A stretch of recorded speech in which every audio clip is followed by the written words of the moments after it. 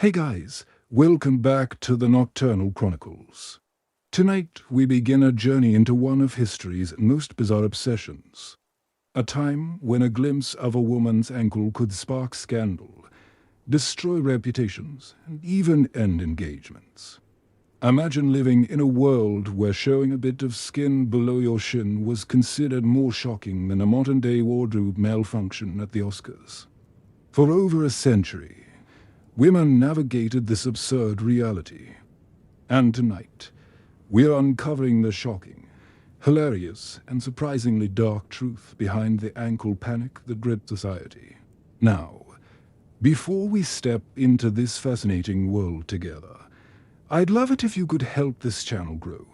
If you're enjoying these stories, hit that subscribe button and give this video a like, but only if it truly resonates with you. And hey, I'm curious. Where are you watching from right now? Your bedroom? A cozy corner somewhere? Drop a comment and let me know. Your thoughts mean the world to me. Alright, dim those lights, get comfortable, maybe turn on a fan for that gentle background hum, and let's dive into tonight's story together. Picture this. London, 1867. A warm summer afternoon. The streets are bustling with horse-drawn carriages, street vendors calling out their wares, and well-dressed ladies strolling through Hyde Park. Among them is a young woman named Margaret, 22 years old, from a respectable middle-class family, engaged to be married in just 3 months. She's wearing the typical fashion of the day, a heavy crinoline skirt that reaches the ground, layers upon layers of petticoats, a tightly laced corset, and of course, boots that cover her feet completely. But here's where things take a turn. As Margaret steps up onto the curb to cross the street, a sudden gust of wind catches her skirt. For just a fraction of a second, maybe 3 seconds at most, her ankle is exposed. Not her entire leg, not even her calf, just her ankle. You might think, so what? Big deal. But in that moment, Margaret's life changed forever. 3 women nearby gasped audibly. One clutched her chest as if she'd witnessed a murder. A gentleman passing by quickly averted his eyes, his face flushing red with what society called proper embarrassment. And most devastatingly, one of those witnesses happened to be her fiancé's mother, who was returning from the haberdashery across the street. Within 2 days, Margaret's engagement was called off.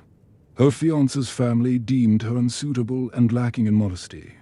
The whisper spread through her social circle like wildfire. At church that Sunday, several families refused to sit near hers. Invitations to tea parties stopped arriving. Margaret, through no fault of her own, except a gust of wind, had become what Victorians called damaged goods. Now, you might be thinking, this sounds like something out of a satirical novel, right? Like someone made this up to mock the Victorian era. But here's the thing, this wasn't fiction. This was reality for millions of women across Britain, America, and much of Europe for nearly 100 years. The ankle obsession didn't just appear out of nowhere.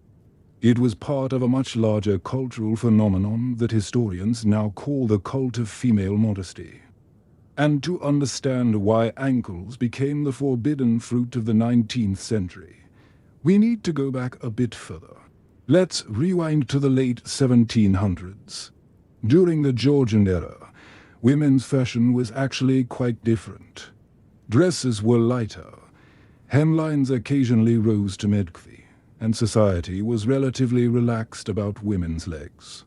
But then something shifted dramatically around the 1830s. Right as Queen Victoria ascended to the throne in Britain, suddenly a new moral panic swept across the Western world. The Victorian era brought with it an obsession with purity and propriety that bordered on the pathological, and women's bodies became the primary battleground for this moral crusade. The reasoning, if you can call it that, went something like this. Women were supposedly delicate, pure creatures who needed protection from the crude animalistic urges of men. And if a woman showed too much skin, any skin really, she was essentially inviting improper thoughts and behavior. But here's where it gets truly bizarre. The Victorians developed this incredibly detailed hierarchy of which body parts were acceptable to see and which weren't. Your hands fine as long as they were gloved in public. Your face and neck acceptable. Your collarbone pushing it, but okay in evening wear. Your ankle absolutely scandalous. Your calf might as well be walking round topless. Doctor William Acton, a prominent Victorian physician, actually published medical texts claiming that the sight of a woman's ankle could cause men to lose control of their faculties. He wrote, and I'm paraphrasing here, that exposing the lower leg would inflame the passions to a degree that no gentleman could reasonably be expected to resist, as if men were just wild animals waiting to pounce at the first glimpse of a fibula. This wasn't just one doctor's eccentric opinion either. This was mainstream medical and moral teaching. Etiquette books of the era dedicated entire chapters to the proper coverage of ankles. One popular guidebook from 1848, the Ladies' Book of Etiquette and Manual of Politeness, instructed women to ensure their skirts touch the ground at all times, even when walking upstairs. The book specifically warned that a lady who allows her ankle to be seen is advertising her availability and loose morals. Think about that for a second. Walking upstairs, something you do multiple times a day, and you had to. Make sure your floor-length skirt didn't rise even an inch or you risked being labeled immoral. The fashion industry, of course, capitalized on this moral panic. Dresses became heavier and longer. By the 1850s and 60s, the average woman's dress weighed between 15 and 30 pounds. That's like wearing a toddler on your body all day, every day. These massive crinolines, the cage-like structures under skirts, could span up to 6 feet in diameter. Women literally couldn't fit through doorways without turning sideways. And here's something that rarely gets talked about. This obsession with covering ankles was actively dangerous. There are documented cases of women dying because their heavy floor-length skirts caught fire from candles or fireplace embers. In one tragic incident in 1858, a young woman named Emily Anderson died when her crinoline brushed against a parlor candle. The entire dress went up in flames in seconds, and the heavy fabric made it nearly impossible for her to remove it quickly enough. But did society respond by saying, "Hey, maybe these ridiculously long, heavy skirts are a safety hazard"? Of course not. Instead, they invented fireproof crinolines treated with chemicals that often cause skin rashes and respiratory problems. The solution to a problem caused by modesty rules was more complicated modesty-preserving inventions. The ankle panic extended beyond just everyday life, too. It invaded every aspect of women's existence. At the beach, women were required to wear full-length bathing costumes that we'll talk about more later in our journey tonight. But even in the water, showing an ankle was considered indecent. Special bathing machines, basically wooden changing rooms on wheels, were rolled into the ocean so women could enter the water without anyone seeing their legs. In photography, which was becoming popular in the mid-1800s, women were instructed to sit in specific poses that absolutely guaranteed no ankle exposure. Portrait photographers kept special draping cloths on hand to cover any accidental gaps between a woman's skirt and the floor. Some photography studios even had modesty assistants whose sole job was to arrange fabric to ensure complete leg coverage. The theater world faced similar restrictions. Actresses were forbidden from wearing anything that showed their ankles, even when playing male roles that required pants. This led to the invention of dress trousers, essentially loose skirt-like pants that maintained the illusion of modesty while technically being masculine attire. But perhaps the most telling aspect of the ankle obsession was how it revealed the deep anxiety Victorian society had about female sexuality. See, ankles weren't actually inherently sexual or provocative. They were sexualized because they were forbidden. It's the classic forbidden fruit phenomenon. By making ankles taboo, society created the very problem it claimed to be preventing. Women understood this paradox, even if they couldn't speak about it openly. In their private letters and diaries, sources that historians have only recently begun to fully explore, many women expressed frustration, confusion, and even amusement at the ankle rules. One diary entry from 1871, written by a woman named Charlotte Peaton, says, "Today I tripped on my hem and nearly fell into the fishmonger's stall. For a brief moment, my boot was visible. 3 ladies tutted at me as if I'd committed murder, yet not one asked if I was injured. What strange times we live in, where a boot is more offensive than indifference to another's suffering." There's something both heartbreaking and darkly funny about that entry, isn't there? A woman nearly injures herself because of impractical clothing designed to hide her ankles. And the social response is to shame her for the visibility rather than question the absurd fashion that caused the near accident in the first place. The economic implications of the ankle obsession were staggering. 2.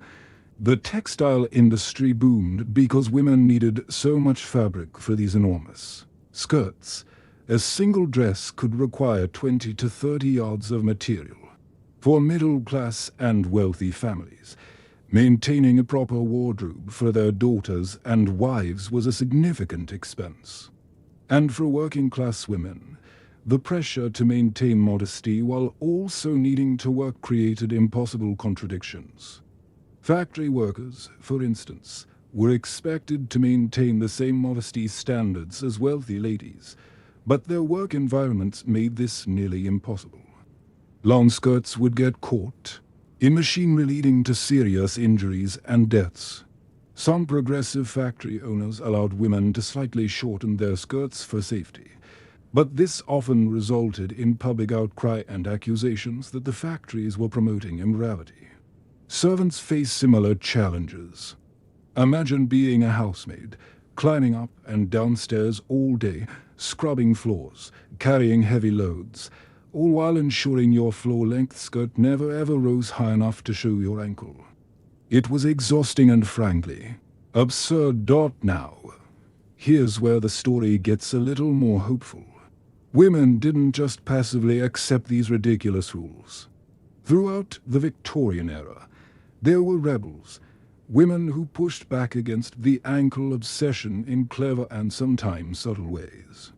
The rational dress movement began in the 1850s and gained momentum over the following decades. Women like Amelia Bloomer advocated for practical clothing that allowed freedom of movement. Bloomer famously promoted loose trousers worn under a knee-length skirt, an outfit that seems incredibly modest by today's standards, but was considered absolutely scandalous at the time. She received death threats. Newspapers published vicious cartoons mocking her. Clergy members denounced her from pulpits, but she persisted, and so did thousands of other women who were tired of being prisoners to absurd fashion rules. By the 1890s, the bicycle craze began to change things, too. Bicycles offered women unprecedented mobility and freedom, but you simply couldn't ride a bicycle in a floor-length crinoline. Women who wanted to cycle began wearing shorter skirts or even bloomers. And despite the initial outrage, society gradually began to accept this because bicycles were seen as healthy and modern. It's fascinating how technology sometimes forces social change in ways that moral arguments alone can't achieve. The bicycle did more for revealing women's ankles than decades of rational dress advocacy. The early 1900s brought World War I and with it a dramatic shift. Women entered the workforce in unprecedented numbers, taking on roles previously reserved for men. They needed practical clothing. Hemlines rose to mid-cuff, then to the knee. And you know what happened. Society didn't collapse. Men didn't lose their minds en masse. Life went on. Looking back at the ankle panic now, it seems ridiculous, and it is ridiculous. But it's also important to understand that the women who lived through this weren't fools. They were trapped in a system that punished deviation and rewarded conformity. A woman like Margaret, whose engagement was broken over a gust of wind, wasn't weak or silly. She was a victim of a society that valued the appearance of female purity over women's actual well-being, safety, and autonomy. The ankle obsession was never really about ankles. It was about control. It was about limiting women's mobility, both literally and socially. It was about enforcing a strict hierarchy where women's bodies were constantly monitored, judged, and restricted. And here's something worth thinking about as we get comfortable here tonight. While we've obviously made tremendous progress since the Victorian era, are we really that far removed from these attitudes? We still please women's clothing in schools, workplaces, and public spaces. We still have debates about hemlines and necklines being distracting or inappropriate. The language has changed, but some of the underlying assumptions about women's bodies being inherently problematic or provocative persist. The ankle apocalypse of the Victorian era is a reminder of how arbitrary and absurd social rules can become when we don't question them. It is a reminder that tradition isn't always wise and propriety can sometimes be a mask for oppression. As we close this first chapter of our journey tonight, take a moment to appreciate the freedom you have. The freedom to wear what you want, to move how you want, to show your ankles without fear of social ruin. It's a freedom that women fought hard for, often facing ridicule, ostracism, and worse. But the ankle story is just the beginning. Because if you think the ankle rules were absurd, wait until you hear about what happened when women tried to speak at dinner parties. The silent dinner rule was perhaps even more suffocating than the fashion restrictions, and the consequences for breaking it could be just as devastating. In just a moment, we'll explore how women were literally silenced at their own tables, treated as decorative objects rather than human beings with thoughts and opinions worth hearing. Trust me, this next part will make you grateful for every conversation you've ever had over a meal. So, we've talked about ankles being scandalous. Now, let's talk about something even more fundamental that was taken away from women: their voices. Imagine you're invited to an elegant dinner party. The table is beautifully set with fine china, crystal glasses catching the candlelight, and the aroma of roasted meats and fresh bread filling the air. You're seated among a dozen guests. Interesting, accomplished people. The conversation is about to begin and you have thoughts, opinions, insights to share. But there's just one problem. You're a woman and you're not allowed to speak unless a man speaks to you first. This wasn't just a suggestion. This was an ironclad rule of etiquette that governed dinner tables across Europe and America for generations. And the women who broke this rule, they paid dearly for it. Let me introduce you to someone who learned this lesson the hard way. Her name was Elizabeth Candish, and in 1823, at the age of 19, she attended her first formal dinner party at a nobleman's estate in Hampshire, England. Elizabeth was well educated, fluent in 3 languages, an accomplished pianist, and blessed, or perhaps cursed, with a naturally curious mind and an enthusiasm for conversation. The dinner began as it always did. The men seated themselves first, then the women. Servants brought course after course. The gentleman to Elizabeth's left began discussing the recent political developments in Parliament. He made a factual error, nothing major, just a small mix-up about which committee had proposed a certain bill. Elizabeth knew the correct information. She'd read about it extensively in her father's newspapers, and in what seemed like a helpful gesture, she politely corrected him. "Pardon me, sir, but I believe it was actually the Finance Committee, not the Trade Committee, that proposed that measure." The table went silent. Every fork paused mid-air. The gentleman turned to her with an expression somewhere between shock and disgust. The hostess, seated at the far end of the table, visibly palled. Elizabeth had committed what society considered a grave offense. She had spoken to a gentleman without being addressed first, and worse, she had contradicted him in public. The dinner continued, but Elizabeth was effectively frozen out. No one directed conversation to her for the remainder of the meal. When the ladies withdrew to the drawing room afterward, a custom we'll explore more deeply as our night continues, the older women took her aside and scolded her severely. Her mother was mortified. Word of Elizabeth's forwardness spread through social circles, and for the next seasons, she received significantly fewer invitations to events. Several potential suitors who had shown interest suddenly became unavailable, all because she spoke when she wasn't supposed to. Now, you might be wondering, where did this insane rule come from? What twisted logic convinced society that women shouldn't be allowed to initiate conversation at their own dinner tables? The roots go back surprisingly far. Medieval banquet etiquette already established hierarchies of speech. Servants couldn't speak to nobility without permission. Children couldn't speak to adults unbidden. But the specific silencing of women intensified during the Renaissance and reached its peak in the Georgian and Victorian eras. The reasoning documented in countless etiquette manuals from the period was built on several deeply flawed assumptions. First, there was the idea that women's minds were naturally inferior and their opinions less valuable. An etiquette book from 1774 called The Polite Lady explicitly states, "A woman's thoughts are like children, charming in their innocence, but requiring the guidance and correction of masculine wisdom before being shared in company." Can you imagine reading that and being told to accept it as truth about yourself?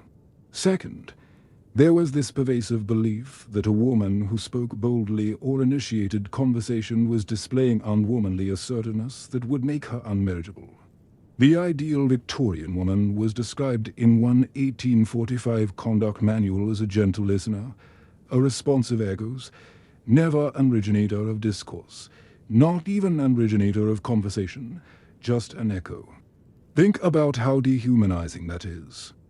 Third, and perhaps most insidiously, the dinner table silence was part of a larger system of control. If women couldn't speak freely in social settings, they couldn't share ideas, form alliances, or develop the kind of social capital that comes from being recognized as an interesting, intelligent conversationalist. The practical rules around dinner conversation were incredibly specific and suffocating. Let me walk you through what a woman had to navigate at every formal meal. Rule 1. Wait to be addressed. A woman could not begin a conversation with any gentleman at the table unless he spoke to her first. This included her own husband in formal settings. Rule 2. Respond briefly and modestly. If a gentleman did address you, your response should be concise, differential, and ideally include some form of agreement with whatever he'd said. Disagreeing, even politely, was considered argumentative. Rule 3. Never interrupt. If a man was speaking, you absolutely could not interject, even if he was taking forever to make a point or had wandered completely off topic. Women were expected to wait in silence, maintaining an expression of interested attentiveness. Rule 4. Defer to male expertise on any topic of substance, politics, business, science, current events. Women were expected to acknowledge male authority. Even if you were more knowledgeable about a subject, you couldn't demonstrate that knowledge in a way that might overshadow a man. Rule 5. Avoid controversial topics. Women were discouraged from discussing anything that might lead to passionate debate. Politics, religion, money, and social issues were all off limits. Instead, women were expected to make pleasant small talk about weather, fashion, music, or innocuous domestic matters. Here's what's particularly maddening about these rules. They created a self-fulfilling prophecy.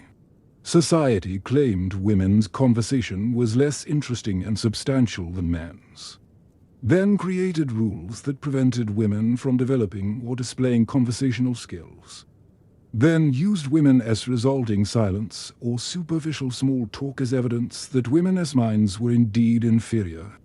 The enforcement of these rules was often brutal in its subtlety. There weren't dinner table police arresting women for speaking out of turn. Instead, the punishment was social death by 1,000 cuts. A woman who spoke too freely might find herself the subject of gossip. Other women desperate to protect their own reputations would distance themselves from her. Hostesses would stop inviting her to events. Men would avoid her, seeing her as difficult or unladylike. For unmarried women, this could mean the difference between a good marriage and spinsterhood. For married women, it could mean social isolation and embarrassment for their husbands. There's a heartbreaking letter from 1852 written by a woman named Catherine Walsh to her sister that illustrates this perfectly. Catherine had been married for 3 years to a merchant. She wrote, "Last evening at the Hendersons' dinner, I made the grave error of expressing an opinion about the new railway expansion before Mr. Henderson had offered his own thoughts. My husband did not speak to me the entire carriage ride home. This morning he informed me I have embarrassed him and shall not attend the next gathering. I feel I'm disappearing piece by piece until there will be nothing left but a silent shadow. I want you to sit with that for a moment. A grown woman, intelligent and capable, being made to feel that she's disappearing because she dared to have and express an opinion." The dinner table silence rule had particularly devastating effects on women's intellectual development. Think about it. Dinner parties and social gatherings were where ideas were exchanged, where people debated current events, where professional connections were made and business opportunities discussed. By excluding women from meaningful participation in these conversations, society effectively locked them out of intellectual and professional networks. Some women found clever workarounds. There are records of women who became masters of the meaningful glance and the strategic question. Instead of stating their own opinions directly, they would ask carefully crafted questions that led men to the conclusions they wanted discussed. It was a form of intellectual puppeteering, getting ideas into the conversation without technically violating the rules. One woman, a salon hostess named Harriet Martineau in the 1830s, became famous for this technique. She would host dinners where she supposedly sat quietly, occasionally asking innocent, seeming questions, but those questions were so precisely formulated that they would spark exactly the debates and discussions she wanted to facilitate. She was conducting the conversation like an orchestra, but she had to pretend she was just a spectator. Other women noticed and began adopting similar strategies. But here's the thing. Even clever workarounds required accepting the fundamental injustice of the system. Women shouldn't have had to manipulate conversations from the shadows. They should have been able to participate openly and equally. The children at these dinners absorbed these lessons too. Young girls watched their mothers and older sisters sitting in virtual silence, speaking only when spoken to, and they learned that this was their future. Boys watched their fathers dominate conversations and learned that male voices mattered more. These dinner table dynamics weren't just affecting one generation. They were perpetuating gender hierarchies into the next. There were, of course, exceptions and rebels. Certain aristocratic women, particularly widows who had inherited wealth and thus had some social independence, could get away with more conversational freedom. Women, like Lady Mary Wortley Montague in the 18th century or George Sand in the 19th century, defied conventions and faced intense criticism for it. But their wealth and status provided some protection. But for the average middle class or upper middle class woman, the dinner table silence was absolute, and it extended beyond just formal dinners. The expectation carried over into nearly all mixed-gender social situations. At balls, during social calls, even at family gatherings, women were expected to be responsive rather than initiatory in conversation. The medical establishment predictably backed up these social rules with pseudo-scientific nonsense. Some Victorian doctors claimed that too much intellectual conversation could damage women's delicate constitutions. There was a genuine belief in some medical circles that using one's brain too strenuously could divert blood flow away from the reproductive organs and cause infertility. I know it sounds like something out of a dark comedy, but women were told this by authority figures, by doctors, by their own families. And if you heard this message your entire life from everyone around you, wouldn't part of you start to believe it? The economic angle is worth considering, too. Women's silence at dinner tables reinforced their economic dependence on men. If you couldn't participate in conversations about business, finance, or professional opportunities, you couldn't develop the knowledge or connections to support yourself financially. The dinner table silence helped ensure that women remained economically reliant on fathers, then husbands, then sons. But let's talk about the moments when the system cracked. Because despite all these rules and all this pressure, women's voices couldn't be completely suppressed. There's a wonderful and wonderfully rebellious account from an 1868 dinner party in Boston. A group of women involved in the early suffrage movement were invited to a dinner hosted by a progressive-minded couple. The hostess, intentionally defying convention, encouraged the women to speak freely.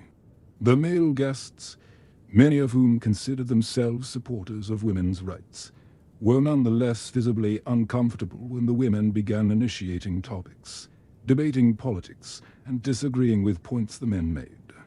One of the women present, Lucy Stone, noted in her journal that several of the men, despite their stated support for equality, kept trying to redirect the conversation back to appropriate topics for ladies. When the women persisted in discussing voting rights and legal reforms, some of the men simply fell silent, unable to reconcile their theoretical support for women's equality with the reality of women actually exercising equal conversational rights.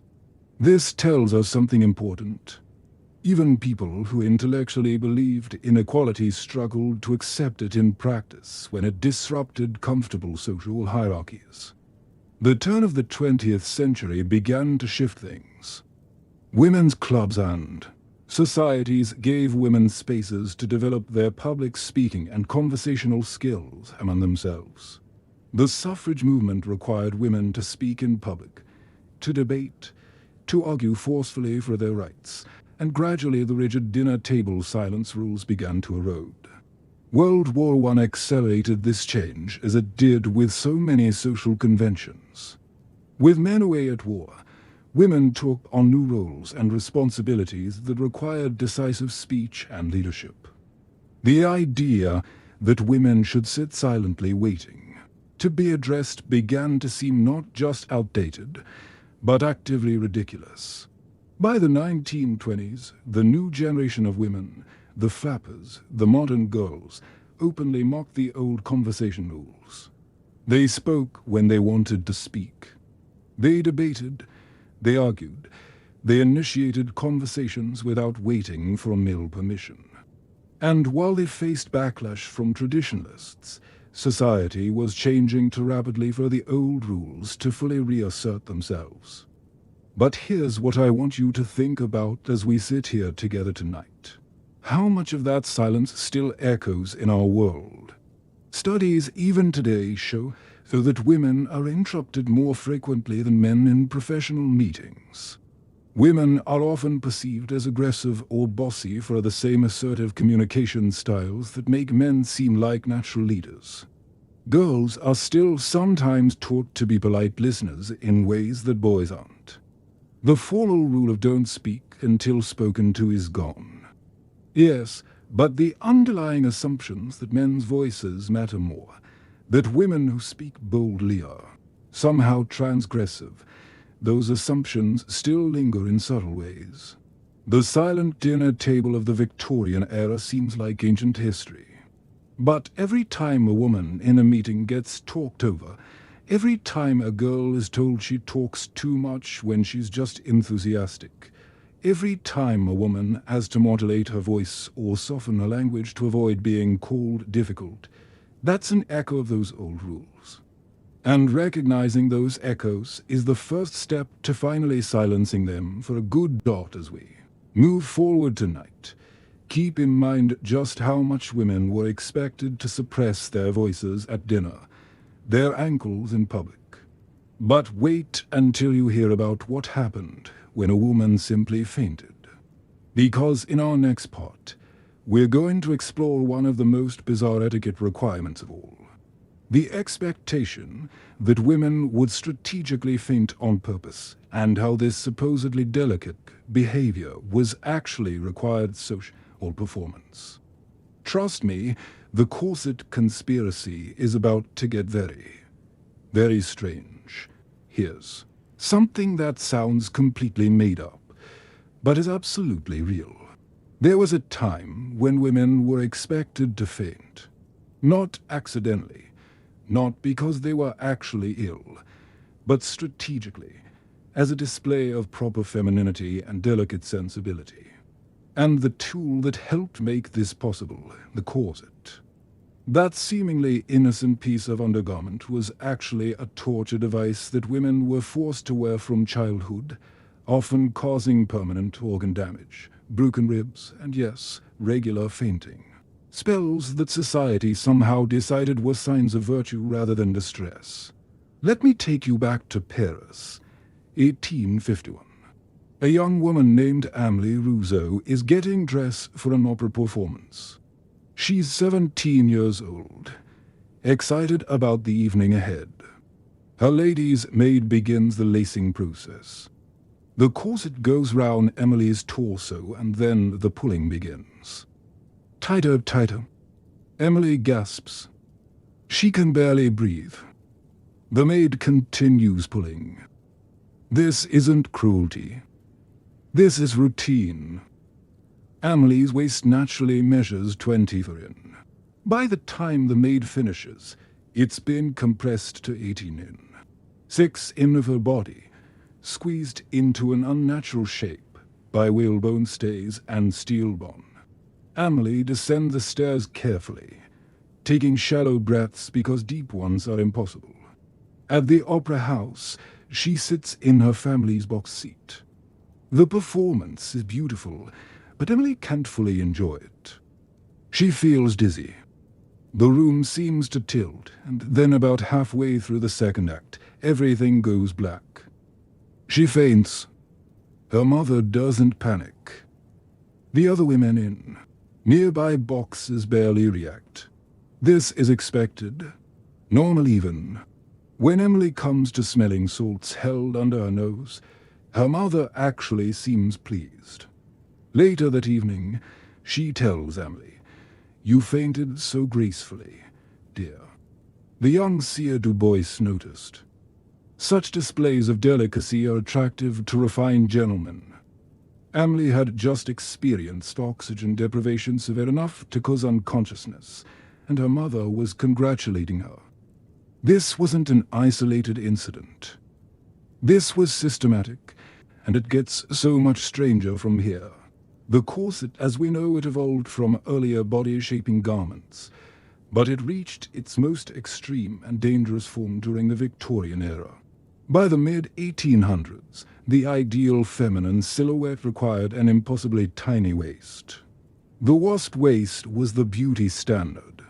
We're talking waist measurements that would make modern fashion models look robust by comparison. Fashion magazines of the era regularly featured illustrations of women with waists so small they looked physically impossible. And you know what? They were impossible for a normally proportioned adult human body. But that didn't stop society from demanding women achieve these proportions anyway. Here's where it gets truly dark. Girls as young as 3 or 4 years old were put into training cassettes. Yes, you heard that right. Toddlers. The idea was to train the body while it was still developing to mold the ribcage and organs into the desired shape before the bones fully hardened. An 1859 medical journal from London documented the practice, noting with concern, but not outright condemnation, mind you, that young girls were being encouraged to embrace the corset as early as possible to ensure the proper feminine flow. The same journal described examining teenage girls whose ribs has been permanently deformed, whose livers had been displaced, and whose reproductive organs had been compressed. And yet the practice continued. The medical consequences of tight lacing, that's what they called extreme corset compression, were absolutely horrific. Let me walk you through what happened to a woman's body when she wore a tightly laced corset for hours every day, year after year. First, the ribs. The lower ribs are somewhat flexible, which is why they could be compressed at all. But constant pressure would cause them to deform permanently, sometimes even fracturing. Museum collections today contain cassettes with visible bloodstains on the interior, evidence of broken ribs puncturing skin. Second, the organs, your liver, stomach, intestines. They all need space. When you compress the torso by 6, 7, even 18, those organs have to go somewhere. They get pushed upward and downward, displaced from their natural positions. This caused chronic digestive problems, liver damage, and reproductive issues. Third, breathing. This is the part that caused the fainting. A tightly laced corset made deep breathing impossible. Women could only take shallow breaths from the upper chest. This meant reduced oxygen intake. And reduced oxygen meant dizziness, weakness, and frequent fainting. But here's the truly insidious part. Society took these symptoms of physical trauma and reframed them as evidence of superior feminine delicacy. A woman who fainted easily was seen as more refined, more sensitive, more feminine than a woman who remained sturdy and upright. Medical texts from the period actually described fainting as a natural feminine response to strong emotion or stimulation. They weren't acknowledging that the fainting was caused by oxygen deprivation from artificial body compression. They were calling it an inherent trait of womanhood. There is a particularly revealing quote from an 1867 etiquette manual called The Young Lady's Friend that states, "A lady of true refinement will exhibit a becoming fragility of constitution. She should be subject to occasional faintness, as this demonstrates the exquisite sensitivity of her nervous system and the purity of her nature." Read that again. Passing out from lack of oxygen was considered proof of purity, and women were actually taught how to faint properly. Yes, there were lessons. The graceful feint was a skill young ladies were expected to master. You couldn't just collapse like a sack of potatoes. That would be undignified. No, You had to sway slightly, place a hand to your forehead, and then descend in a controlled, elegant manner, preferably into the arms of a nearby gentleman. Some women became such experts at strategic fainting that they could do it on cue. Feeling bored at a social gathering, faint. Want to exit an awkward conversation, faint. Need male attention or sympathy, faint. It's almost funny in how manipulative it was, except it was built on a foundation of actual physical suffering. The fashion industry, of course, profited enormously from this system. Corset manufacturers were everywhere. By the 1880s, it was a multi-million-dollar international industry. Some companies advertised cassettes that could reduce your waist by up to 10 in. They marketed these as health products, claiming they provided support and promoted good posture. The reality, they were selling organ damage and oxygen deprivation. And if you think the corset industry would admit any health concerns, think again. When doctors began publishing studies about the dangers of tight lacing in the 1870s and 1880s, the industry fought back hard. They funded their own research, claiming cassettes were actually beneficial. They had celebrity endorsements, famous actresses and socialites who swore by their cassettes. Does this sound familiar? It's the same playbook used by tobacco companies in the 20th century by food industries today. Create a profitable product. Ignore the health consequences. Fund favorable research. Discredit critics. But the human cost was staggering. Women suffered chronic pain that they were expected to endure silently because complaining would be unladylike. They developed serious medical conditions that doctors of the era didn't fully understand or couldn't treat. There's a heartbreaking diary entry from 1873, written by a woman named Sarah Hale. She was 28 years old, married, and had been wearing tightly laced cassettes since age 12. She wrote, "I have not taken a full breath in 16 years. Sometimes I dream I am running through a meadow, breathing deeply, and I wake up gasping in my corset. I wonder if this is what my whole life will be, a slow suffocation that everyone pretends is beauty." That's not poetry. That's a woman describing a lived reality. The psychological impact of this constant physical restriction shouldn't be underestimated either.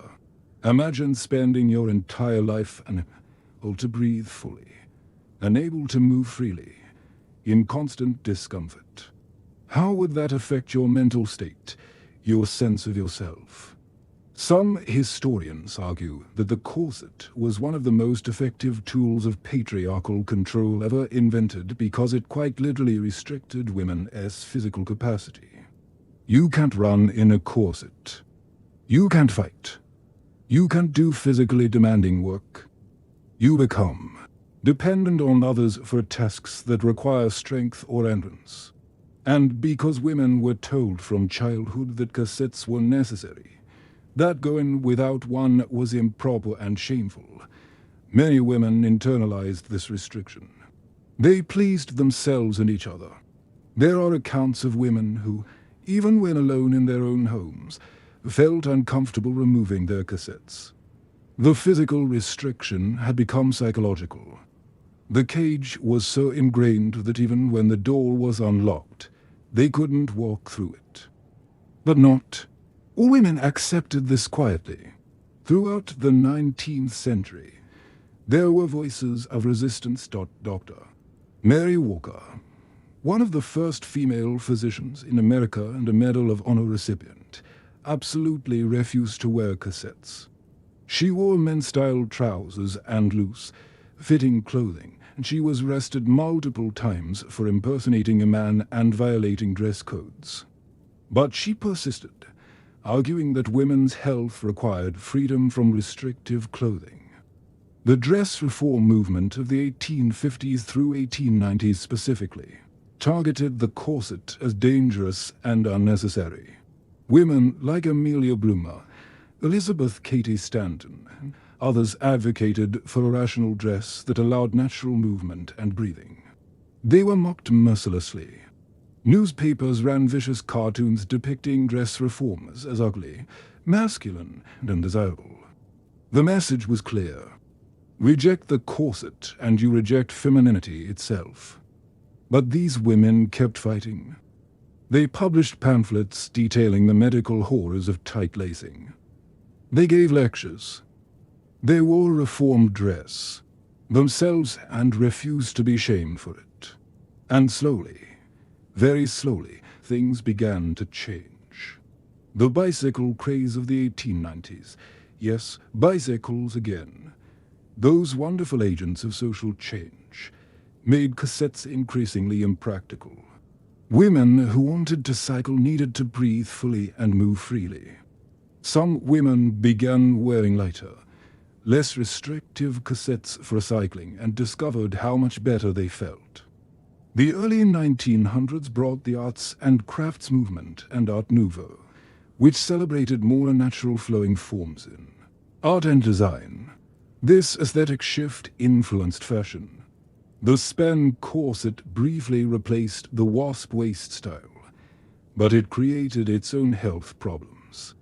World War I delivered the final blow with women entering factories and doing physical labor for the war effort. Cassettes became impossible. You couldn't build munitions or drive ambulances or work in fields while wearing a device that prevented you from breathing or bending. The French designer Paul Poire is often credited with liberating women from cassettes in the 1910s. But let's be clear, women were already liberating themselves. Poire just made it fashionable. By the 1920s, the flapper era had arrived with its straight, boyish silhouettes that required no waist compression at all. The corset industry didn't disappear entirely. It evolved into braziers and girdles which had their own issues. But the era of the bone-crushing, organ-splitting, fainting-inducing corset was finally over. Today, when we look at vintage cassettes in museums, it's hard to believe women actually wore these things. Modern clothing, even shapewear, doesn't compare to the extreme restriction of Victorian cassettes. But here's what we should remember. The women who wore cassettes weren't foolish or weak. They were trapped in a system that gave them very few choices. Rejecting the corset meant social ostracism, reduced marriage prospects, and being labeled as improper or masculine. The real villains were the societal structures that valued women's appearance over their health, that prioritized an arbitrary beauty standard over human well-being, that framed suffering as virtue. And before we get to comfortable thinking we're past all that, consider this. We still live in a world where women undergo painful cosmetic procedures, where eating disorders are epidemic, where women's professional advancement can be affected by their appearance in ways that don't apply to men. The corset is gone, but the underlying message that women's bodies must be modified, controlled, and sometimes damaged to meet social expectations, that message still echoes. So, as we sit here tonight, maybe take a moment to appreciate the simple act of breathing deeply.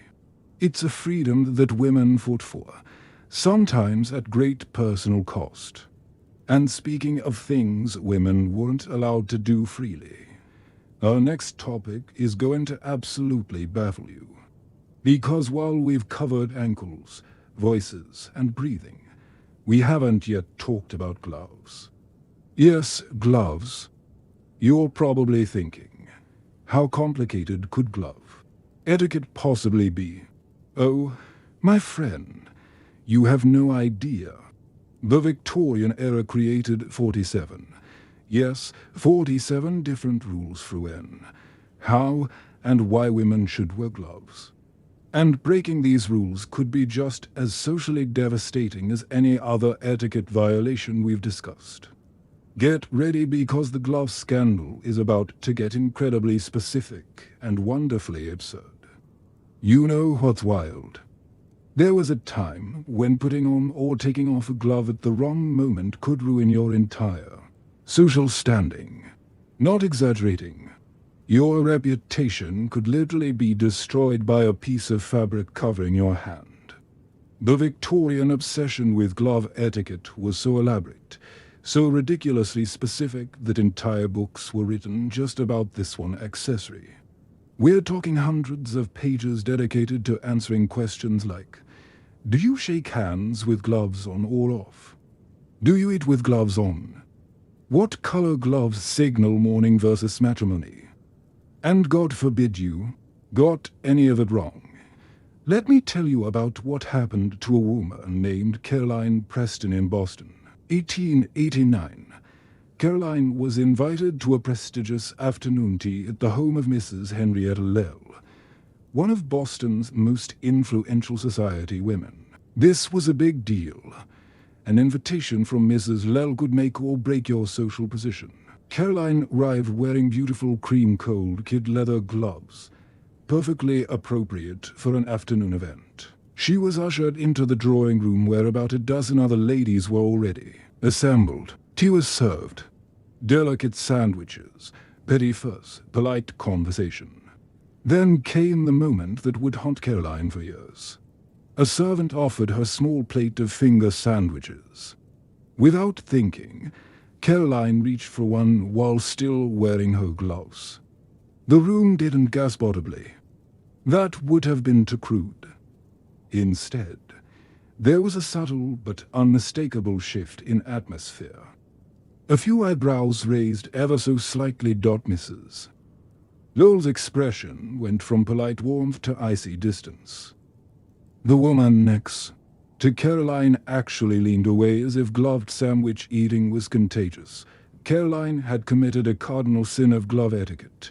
She had touched food while gloved. This was considered not just improper, but genuinely disgusting, equivalent to eating with dirty hands. The tea continued, but Caroline was effectively frozen out. No one addressed her directly for the remainder of the event. When she left, she received no invitation to return. Word spread through her social circle. For the next several months, Caroline found herself gradually excluded from events she would normally have been invited to attend, all because of a glove and a sandwich. Now, you might be asking, why on earth did gloves matter so much?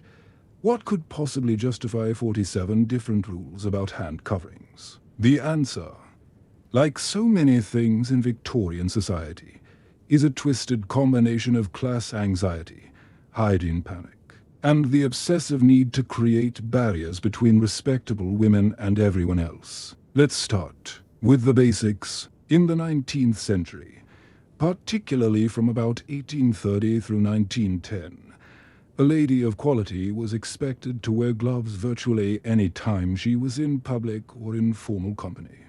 We're not talking about winter gloves for warmth. These were delicate kid leather or fabric gloves that served purely as social markers. The basic rule seemed simple enough. Wear gloves outside the home. But from that foundation came an absolutely Byzantine system of exceptions, specifications, and situational variations. Rule 1. You must wear gloves when walking in public streets. Always, even on the hottest summer day. Bare hands in public suggested you were either poor, unable to afford gloves, or improper. Either way, socially disastrous. Rule 2. The type of glove mattered enormously. Kid leather for formal daytime events, silk for evening wear, cotton or lace for less formal occasions. Wearing the wrong material for the wrong event was like showing up to a wedding in gym clothes. Rule 3. Color codes were strictly enforced. White or light. Colors for unmarried young women. Darker colors for married women. Black for mourning with specific shades indicating different stages of grief. Lavender or gray for have mourning. Getting this wrong didn't just violate fashion. It could be seen as disrespectful to the dead. But here's where it gets truly absurd. The putting on and taking off of gloves became a complex social choreography with rules that seemed designed specifically to trip people up. The handshake dilemma was perhaps the most confusing. When meeting someone, do you remove your glove before shaking hands, or is it acceptable to shake while gloved? The answer depended on multiple factors. Were you indoors or outdoors? Was the other person gloved or ungloved? Were you of equal social status? Was this a formal introduction or a casual encounter? An 1882 etiquette manual called The Habits of Good Society dedicates 17 pages 17 to the glove handshake question alone. The conclusion, if you can call it that, is essentially it depends on dozens of contextual factors. And if you guess wrong, you've insulted someone. Generally speaking, men were expected to remove their gloves before shaking a woman's hand, but women could keep theirs on unless the woman was significantly lower in social status, in which case she should remove hers. Unless the meeting was outdoors, in which case different rules applied. Unless. Can you imagine the mental calculation required for every single social interaction? It's exhausting just thinking about it, though. Dining glove rules were even more specific. At a formal dinner, women wore gloves into the dining room and during the initial gathering. But when the meal was actually served, the gloves had to come off. However, and this is important, you couldn't just yank them off like you were getting ready to do dishes. No, there were proper glove removal technique. You are supposed to gracefully peel each glove off, starting with the right hand, taking care not to turn the glove inside out in the process. The removed glove should then be folded neatly and placed in your lap, never on the table. At the end of the meal, before leaving the dining room, you would put them back on again in a specific manner. One particularly ridiculous detail: if you needed to adjust your hair or touch your face during dinner, you were not supposed to use your bare hands. You should first put your gloves back on, make the adjustment, then remove them again, because apparently bare hands touching your own face was somehow more offensive than the complicated glove gymnastics. There is a wonderful account from a young woman's diary dated 1876 where she describes attending her first formal dinner and becoming so anxious about the glove choreography that she barely ate anything. She wrote, "I was so occupied with watching when others removed and replaced their gloves that I could hardly taste the food. I removed mine when I saw Mrs. Hartwell remove hers. But then I noticed Miss Peaton still had hers on, and I panicked, wondering if I had heard. The entire meal was an agony of uncertainty. That's what these rules did. They turned basic human activities like eating and greeting people into minefields of potential humiliation. The absurdity extended to specific activities, too. There were different rules for gloves at the opera versus the theater, different rules for garden parties versus indoor receptions, different rules for church versus shopping. At church, you kept your gloves on during the service, but removed them when taking communion. At the opera, you wore full-length gloves, but could push them down to your elbows during the performance, but only during, not during intermission. When shopping, you wore gloves, but might remove one hand if you needed to handle money, though some etiquette books suggested you should keep them on and have the shopkeeper handle the coins for you. And then there were the dance gloves. Evening balls had their own entire subset of glove rules. Women wore long gloves that extended past the elbow. These had to stay on during dancing, even though your hands would get sweaty and uncomfortable. But if refreshments were served, you needed to remove them, eat, then put them back on for more dancing. Some evening gloves had dozens of tiny buttons running up the arm. Getting them on and off required assistance, which meant you needed to bring a maid with you to balls or impose on a friend. The whole system basically required you to be wealthy enough to have help with your clothing. This brings us to an important point. Glove etiquette was inherently classist. Poor women couldn't afford multiple pairs of gloves in different materials and colors for different occasions. Working women couldn't keep their gloves pristine. Gloves got dirty and cleaning them was expensive. So glove rules became a way to immediately identify and exclude people who weren't of the right class. A woman with worn gloves, or the wrong color gloves, or heaven forbid no gloves at all was immediately marked as low-ras and could be dismissed or excluded. The glove industry naturally loved this system. By the 1890s, glove manufacturing was a massive international business. France, particularly the town of Grenoble, became famous for fine glove making.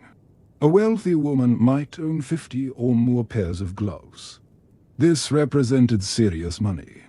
The industry had every incentive to keep the rules complicated and ever-changing.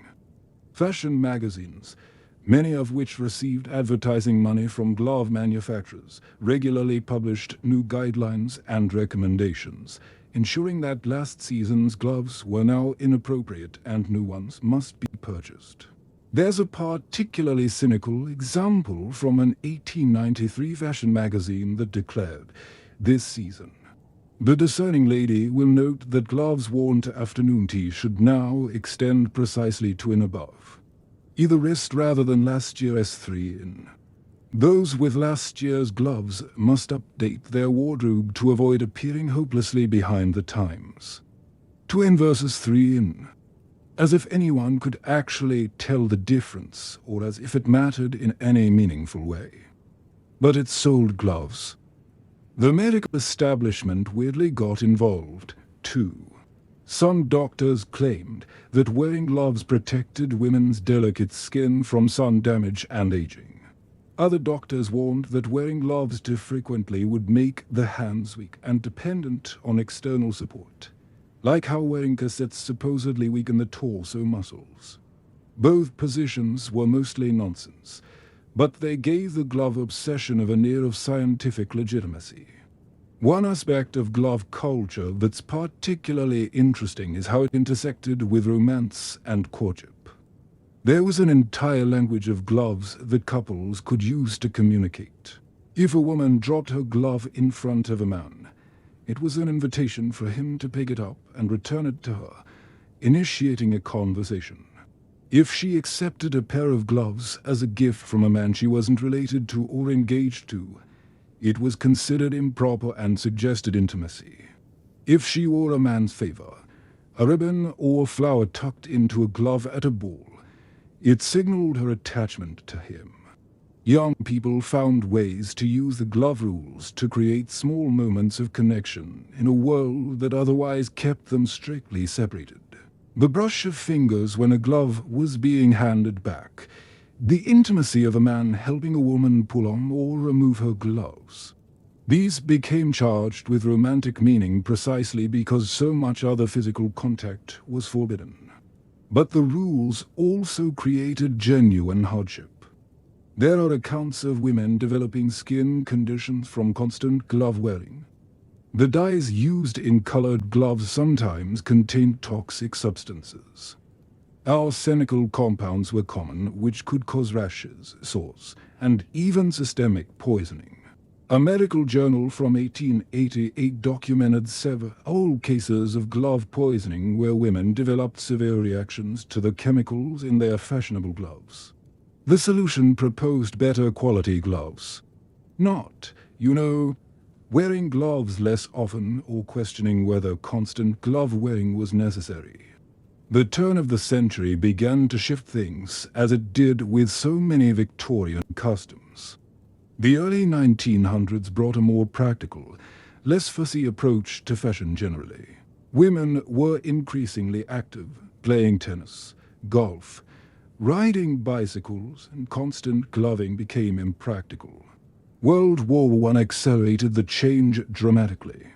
Women working in factories, driving ambulances, farming, and doing other war work simply couldn't manage complicated glove etiquette. Practicality won out over propriety.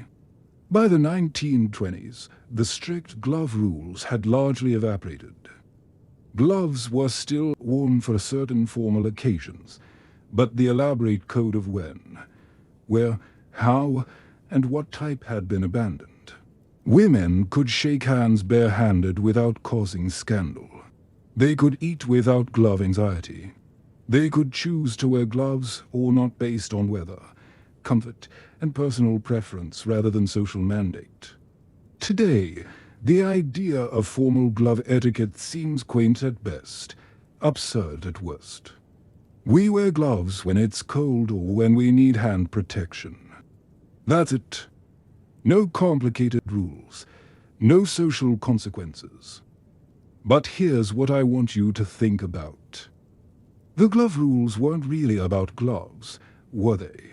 They were about creating an elaborate system of social control where women had to constantly monitor their behavior, where one small mistake could have serious consequences, where navigating daily life required extensive knowledge of arbitrary rules that serve no practical purpose. The gloves were just a tool. The real goal was to keep women occupied with trivial concerns, to make them anxious about their social standing, to create barriers between classes, and to enforce conformity through fear of exclusion. And while we don't have 47 rules about gloves anymore, think about the ways women's appearance is still policed. Dress codes that only apply to women. Professional settings where women are judged more harshly for their clothing choices. The mental energy women still spend worrying about whether their outfit's appropriate. Professional enough, not too sexy, but not too frumpy. The gloves are gone, but the underlying mechanism using appearance-based rules to control women is still with us, just in different forms. So tonight, as we continue this journey together, maybe wiggle your fingers a bit. Appreciate the freedom to touch things, shake hands, eat food without a complex calculation about fabric and propriety. And get ready because what comes next might be even more claustrophobic than glove rules. We're about to explore the chaperone system, the Victorian practice that meant a woman was literally never allowed to be alone with a man, even her fiancé, until her wedding night. The lengths women went to for even a few moments of privacy and the industry that grew up around monitoring women's every move. It's a story of surveillance, rebellion, and the desperate human need for freedom. Stay with me because the Chaperone Chronicles are about to reveal just how far society would go to control women's bodies and choices. What if I told you that grown women, educated, intelligent adults, were not allowed to be in a room alone with a man? Not just any man, but even their own fiancés. Not for 5 minutes, not with the door open, not ever until their wedding night. This wasn't paranoia, this was policy. And an entire industry of professional surveillance grew up around making absolutely certain that women were monitored every single moment of their lives. Welcome to the world of the chaperone system, possibly the most claustrophobic, invasive, and psychologically damaging etiquette rule we'll explore tonight. Let me take you to New York City, 1895. Meet Elinor Hartley, 21 years old, engaged to a man named Thomas, whom she's known for exactly 6 months through carefully supervised courtship. They've never been alone together, not once. Every conversation, every walk in the park, every visit has been monitored by Elinor's aunt, her mother, or a hired chaperone. Thomas has proposed with Eleanor's father present in the room. Naturally, they're planning to marry in 3 months, but they still cannot be alone together. They cannot have a private conversation about their future, their feelings, their hopes or fears. Every word they speak is overheard by a third party. One afternoon, Thomas comes to call at the Hartley residence. Ella and Nana's mother has stepped out briefly, just gone upstairs to retrieve some embroidery she wants to show him. For approximately 90 seconds, Eleanor and Thomas are alone in the parlor. They don't kiss. They don't embrace. They simply sit closer together on the sofa than they normally would, and Thomas takes Eleanor and Nana's hand, just holds it. For a moment, they're looking at each other without someone else's eyes on them. The maid walks by the open door because the door must always remain open and sees this. Within the hour, Ella and Nana's mother knows. By that evening, Ella and Nana's father is informed. A family conference is held. Thomas is banned from the house for 2 weeks as punishment. Ella and Nana is confined to her room for 3 days. The wedding is postponed by a month to ensure proper reflection on the gravity of maintaining propriety. They held hands. Two adults who are planning to spend their lives together held hands for 90 seconds, and it triggered a family crisis. That's how extreme the chaperone system was. The concept of chaperoning young women wasn't new to the Victorian era. Wealthy families had been providing supervision for unmarried daughters for centuries, but the 19th century transformed it from occasional oversight into an all-encompassing system of surveillance that governed nearly every moment of a young woman's life outside her bedroom. The fundamental rule was simple and absolute. An unmarried woman of respectable class could not be in the presence of a man who was not a close relative without a chaperone present. The chaperone was typically an older woman, a mother, aunt, older married sister, or paid companion whose job was to sit there and make sure nothing inappropriate happened. But what counted as inappropriate was defined so broadly that virtually any unsupervised interaction was suspect.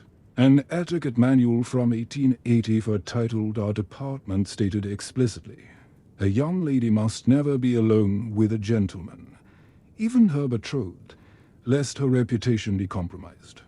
The appearance of impropriety is as damaging as impropriety itself. And a wise woman guards not only her virtue, but the perception of her virtue with equal vigilance. Notice that phrasing the appearance of impropriety is as damaging as impropriety itself. This wasn't about actual behavior. This was about what other people might think you were doing. Your actual innocence didn't matter if someone could imagine you weren't innocent. The chaperone requirements extended far beyond just social visits. If an unmarried woman needed to travel anywhere, to the shops, to visit a friend, to church, she needed to be accompanied. Going out alone was simply not done in respectable society. For wealthy families, this meant employing chaperones as part of the household staff. These were usually older women, often widows or spinsters, who needed employment, whose sole job was to accompany young ladies wherever they went. There are employment records from the 1870s showing that upper-class households in London and New York would spend between $50 and $200 per year, significant money at the time, on chaperone services. Some families employed multiple chaperones if they had several daughters. But here's where it gets really interesting. The chaperone industry became remarkably sophisticated. In major cities, agencies existed specifically to provide chaperone services. You could hire a chaperone by the hour, by the day, or on permanent retainer. An 1892 advertisement in a New York newspaper reads, "Madame Beaumont's chaperone service. Discreet, refined ladies available to accompany young women of quality to all social engagements. References available. Rates negotiable based on the delicacy of the situation." That last line, the delicacy of the situation, is fascinating. It suggests that some chaperone needs were more challenging than others, requiring special discretion or perhaps a willingness to overlook minor indiscretions. Because here's the thing, The chaperone system was rigid in theory, but had to bend somewhat in practice, and that created opportunities for both abuse and resistance. Some chaperones took their duties with almost military seriousness. There are accounts of chaperones who would sit exactly equidistant between a courting couple who would interrupt any conversation that seemed to intimate. Who would insist on reading any letters exchanged between an engaged couple before allowing them to be delivered. One particularly zealous chaperone, a woman named Mrs. Theodora Pennington, who worked for several Boston families in the 1880s, kept detailed daily logs of her charge's activities. Her journals, which survive in historical collection, make for fascinating reading. She recorded things like Miss J and Mr. are conversed for 47 minutes in the garden. One maintained position 6 feet distant. Conversation topics: the weather, upcoming concert, current novels. I appeared to lean slightly closer at 3:20 p.m. I coughed loudly. Appropriate distance resumed. 47 minutes, 6 feet. The level of documentation is almost comical. Except these were real people whose privacy was being invaded in the name of propriety. But other chaperones were more sympathetic to young love and could be, let's say, creatively lenient with the rules. Some would conveniently fall asleep during courting visits. Others would develop sudden needs to step out of the room for extended periods. Some could be bribed with small gifts or kind treatment to allow young couples slightly more privacy.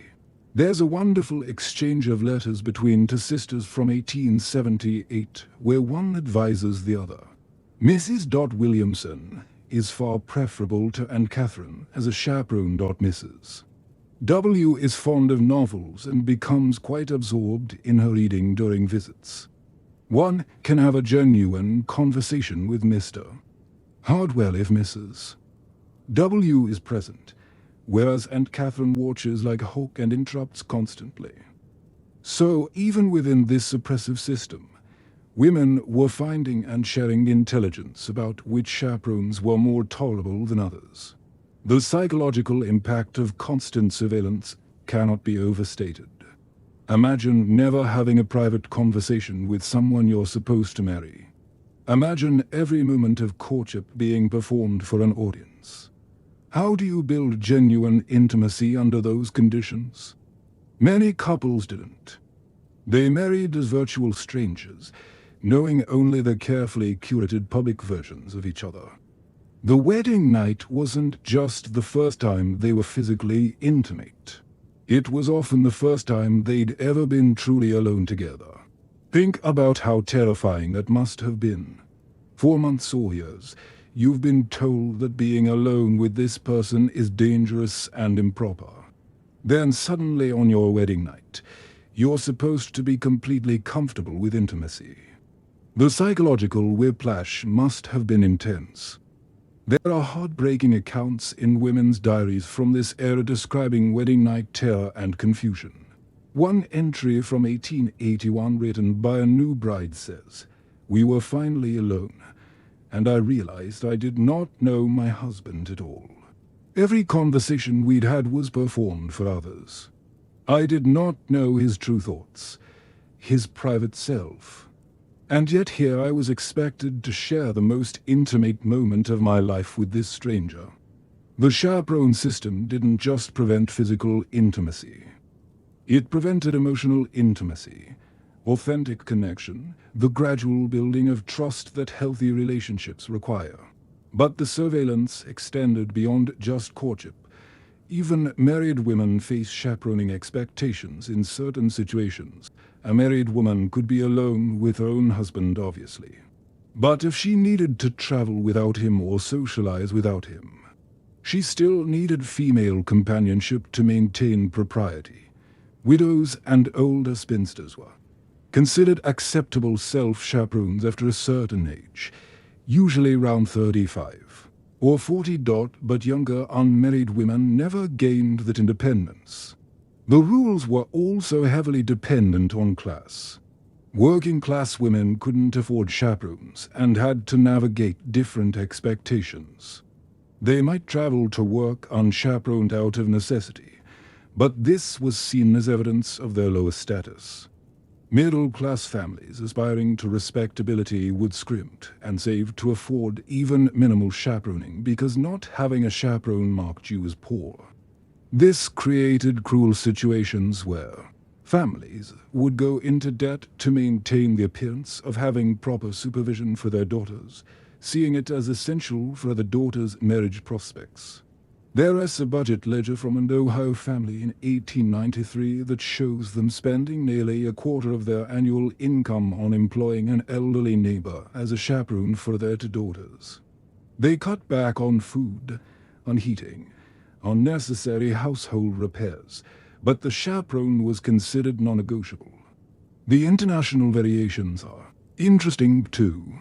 The chaperone system was strictest in Britain and America, somewhat more relaxed in France, and almost non-existent in Scandinavian countries. American women traveling to France were often shocked and secretly delighted to discover they could walk unaccompanied on Parisian streets without causing scandal.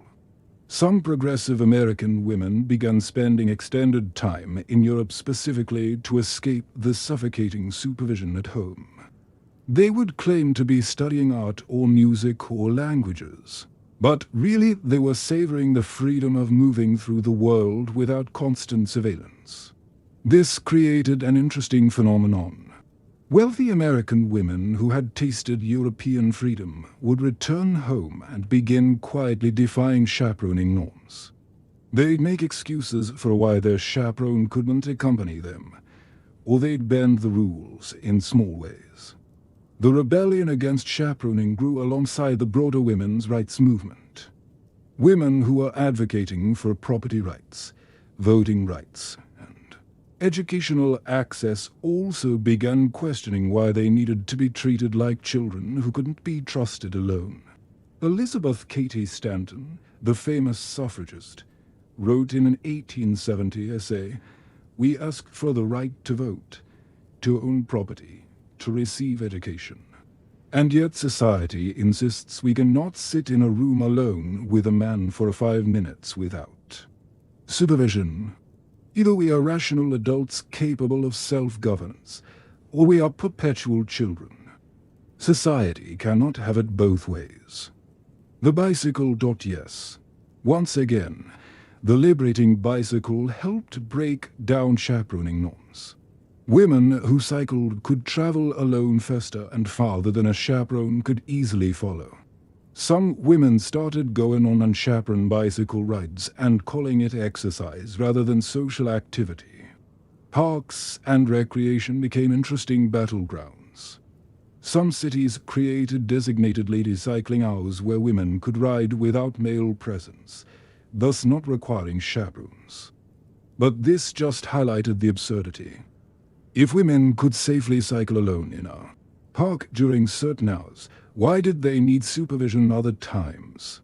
World War I delivered the final blow to strict chaperoning, as it did to so many Victorian conventions. With millions of men at war, women took on jobs that required unchaperoned travel and interaction with male colleagues. Female ambulance drivers, munitions workers, nurses. They couldn't function with chaperones hovering over them. The war made it impossible to maintain the fiction that women needed constant supervision for their own protection. Women were clearly capable of navigating the world independently. By the 1920s, the strict chaperone system had largely collapsed. Young women went on unchaperoned dates, shocking. They traveled alone. They had private conversations with men and society didn't implode. But the legacy of the chaperone system lingered in subtle ways. The idea that women in public spaces are inherently vulnerable and need male protection. The notion that a woman alone is somehow incomplete or suspicious. The assumption that women and men cannot have purely platonic interactions without romantic or sexual implications. These ideas still surface in modern discussions about women's safety, workplace interactions, and social dynamics. We've moved past literal chaperones, but the underlying beliefs about women's autonomy and trustworthiness are still being negotiated. Here's something to consider. The chaperone system wasn't really about protecting women's virtue. If it were, men would have been chaperoned too, right? Why were men trusted to be alone with women, but women couldn't be trusted to be alone with men? The system was about control. It was about limiting women's mobility, preventing independent relationships, ensuring that women's social connections were monitored and approved by family and society. It was about making sure women couldn't form alliances, share information, or develop autonomy outside approved channels. The chaperone was a human leash, and the message was clear. You cannot be trusted to govern yourself. So tonight, as we sit here in the quiet, think about the simple freedom of privacy, the ability to have an unmonitored conversation, to go for a walk alone, to choose your own company without justifying it to someone else. These aren't small freedoms. They're fundamental to human dignity and autonomy, and they were systematically denied to women for generations. Now, if you thought constant surveillance was invasive, wait until you hear about the calling card system. A social ritual so complex and time-consuming that women could spend entire afternoons just delivering and receiving tiny pieces of printed cardstock. The rules were so specific that one wrong fold or one missed visit could end a friendship or ruin a social season. This wasn't just etiquette. It was a full-time job with no pay and devastating consequences from mistakes. Let us dive into the calling card catastrophe, because you won't believe how much of women's lives were consumed by this elaborate performance. There's exhausting. And then spending 3 hours every Tuesday and Thursday afternoon driving round town in a carriage, stopping at house after house, leaving tiny pieces of cardstock with your name printed on them. Engaging in exactly 15 minutes of polite conversation at each stop, and meticulously recording who was home, who wasn't, and whether the corners of their cards were folded. This wasn't a hobby. This was mandatory social maintenance for any woman who wanted to remain a part of respectable society. And getting it wrong, folding the wrong corner, staying too long, visiting on the wrong day could mean social exile. Let me introduce you to the calling card catastrophe through the experience of a woman named Beatrice Morton, Philadelphia, 1887.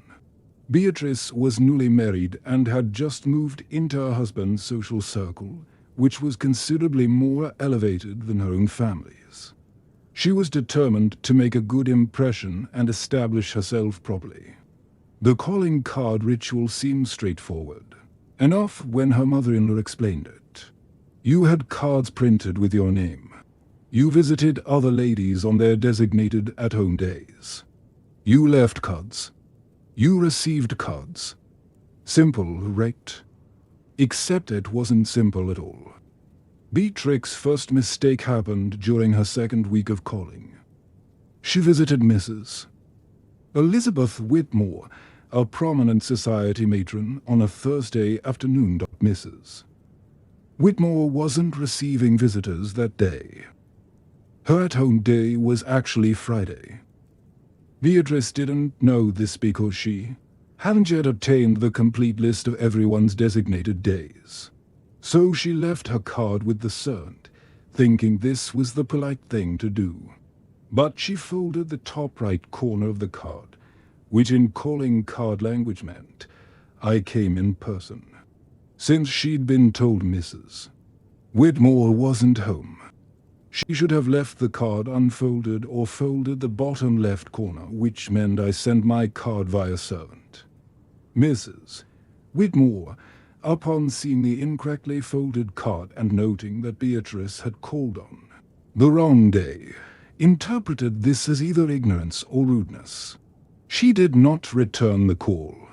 In calling card etiquette, if someone calls on you and you don't return the call within 1 week, you've essentially declared that you do not wish to continue the acquaintance. It's a social cut delivered silently through the absence of a tiny piece of paper. Beatrice, not understanding what had happened, made another mistake. She called on Mrs. Whitmore again the following week, trying to be friendly. This was seen as pushy and inappropriate. Once your call has been ignored, you don't try again unless the other person initiates. Word spread through Philadelphia society that the new Mrs. Morton was socially clumsy and didn't understand proper calling etiquette. Several other women became not at home when she called. Her mother-in-law was mortified. Beatrice spent the next 6 months trying to rebuild her reputation, studying calling card rules with desperate intensity, all because of folded corners and timing. The calling card system reached its peak of absurd complexity in the second half of the 19th century, particularly in Britain and America. What started as a practical way to let someone know you'd stopped by evolved into an incredibly elaborate social code with rules so specific that entire books were written just about card etiquette. Let us break down how this system actually worked, because understanding the details really drives home how time-consuming and mentally exhausting this was. First, you needed cards, not just one set, but multiple sets. Married women had cards with their husband's full name, Mrs. John Robert Ashworth. They also had cards with just their own formal name. Some occasions required joint cards showing both the husband's and wife's names. If you had adult daughters living at home, you needed cards that listed them Mrs. Ashworth and the Mrs. Ashworth. The cards themselves had to be precisely the right size and quality. An 1882 etiquette guide specifies. Cards should measure 3.5 in by 2.5 in for married ladies, slightly smaller for unmarried ladies. The paper must be of good quality Bristol board, ivory or cream colored. The printing should be in black using a refined script. Any deviation from these standards marks one as either ignorant or pretentious. The printing alone was an expense. Quality engraved cards cost money, and you went through them quickly if you were actively maintaining a social life. Women would order cards by the hundreds. Account books from the period show regular expenses for card printing, sometimes representing a significant portion of a household's discretionary budget. Now, once you had your cards, you had to understand when and how to use them. Every woman of social standing had designated at-home days, specific afternoons each week when she would receive visitors. These weren't open houses. They were scheduled times when you sat in your parlor, dressed formally, waiting for other women to call. You had to publicize your at-home day somehow through word of mouth, through announcements in society columns, by including the information on your cards. If you were new to an area, you had to call on established residents first, essentially asking to be accepted into the social circle. The visiting itself followed rigid protocols. You arrived during the designated afternoon hours, typically between 2 p.m. and 5 p.m. If the lady was at home, meaning she was receiving that day, you were shown into the parlor. If she was not at home, which might mean she was actually out, or might mean she didn't want to receive visitors that day, or might mean she specifically didn't want to receive you, you left your cards with the servant. Here's where the corner folding code came in. And trust me, this gets complicated. An unfolded card left with a servant meant you sent it via courier, and hadn't come in person. A card with the top right corner folded meant you'd come in person, but the lady wasn't receiving. A card with the top left corner folded meant congratulations. Bottom right corner folded meant condolences. Bottom left corner meant you were leaving town or saying goodbye. But wait, there's more. The number of cards you left also mattered. If you were calling on a household with multiple adult women, you needed to leave the correct number of cards. If Mrs. Smith had 2 adult daughters, you left 3 of your cards, 1 for Mrs. Smith, and technically 2 more to acknowledge the daughters, though they might share 1 card depending on specific local customs which varied by city and even by neighborhood. If you were married, you also left 1 of your husband's cards, even though he wasn't present and wasn't expected to be. This was to acknowledge Mr. Smith, the male head of household, from your male head of household. So now you're leaving for all 5 cards for 1 household visit. Are you keeping track? Because women had to keep track constantly. The timing of return calls was equally specific. If someone called on you, you were expected to return the call within 1 week. Not immediately. That seemed desperate. Not after a week. That was rude. Exactly within the 7-day window. When you did return the call, you stayed for a precisely calibrated amount of time. 15 minutes was standard. 10 minutes was acceptable if you were very busy. 20 minutes was the maximum unless you were invited to stay for a tea, which was a separate ritual with its own rules. Staying too long was presumptuous. Leaving too quickly was insulting. During these 15-minute visits, conversation followed strict guidelines. You discussed light, pleasant topics. The weather, upcoming social events, mutual acquaintances, but no scandalous gossip, art, music, or literature. You absolutely did not discuss politics, religion, money, health problems, or anything controversial. One etiquette book from 1876 advises the art of calling lies and being agreeable without being interesting, pleasant without being intimate, and leaving the hostess neither exhausted by your presence nor offended by your absence. Think about that phrasing. You are supposed to be so bland, so neutral that you made no impression at all except one of general pleasantness. 15 minutes of performative mediocrity repeated multiple times per week. For women with active social lives, calling consumed enormous amounts of time. Afternoon after afternoon spent getting dressed in formal visiting attire, traveling from house to house, making small talk, leaving cards, receiving calls, returning calls. There is a diary entry from a New York socialite named My Fish from 1891 where she calculated that she spent approximately 18 hours per week on calling-related activities during the social season. That's nearly a part-time job, entirely unpaid, producing nothing of value except the maintenance of social connections. And it was work that only women did.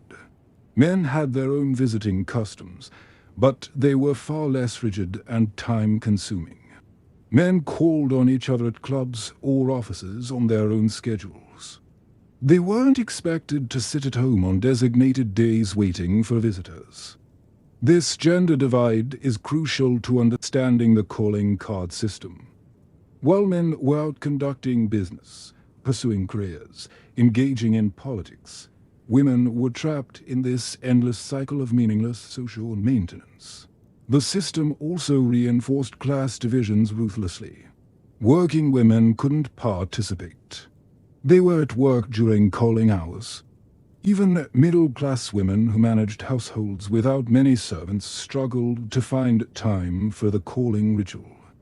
The ability to spend entire afternoons doing nothing productive except exchanging cards was itself a status marker. Some women tried to game the system by leaving cards without actually calling in person. They'd send servants to drop off cards at multiple houses, saving time. But this was considered cheating and was harshly judged. One Society column from 1889 casually noted, "We observe certain ladies attempting to maintain social obligations through servant-delivered cards alone, never bothering to make personal visits.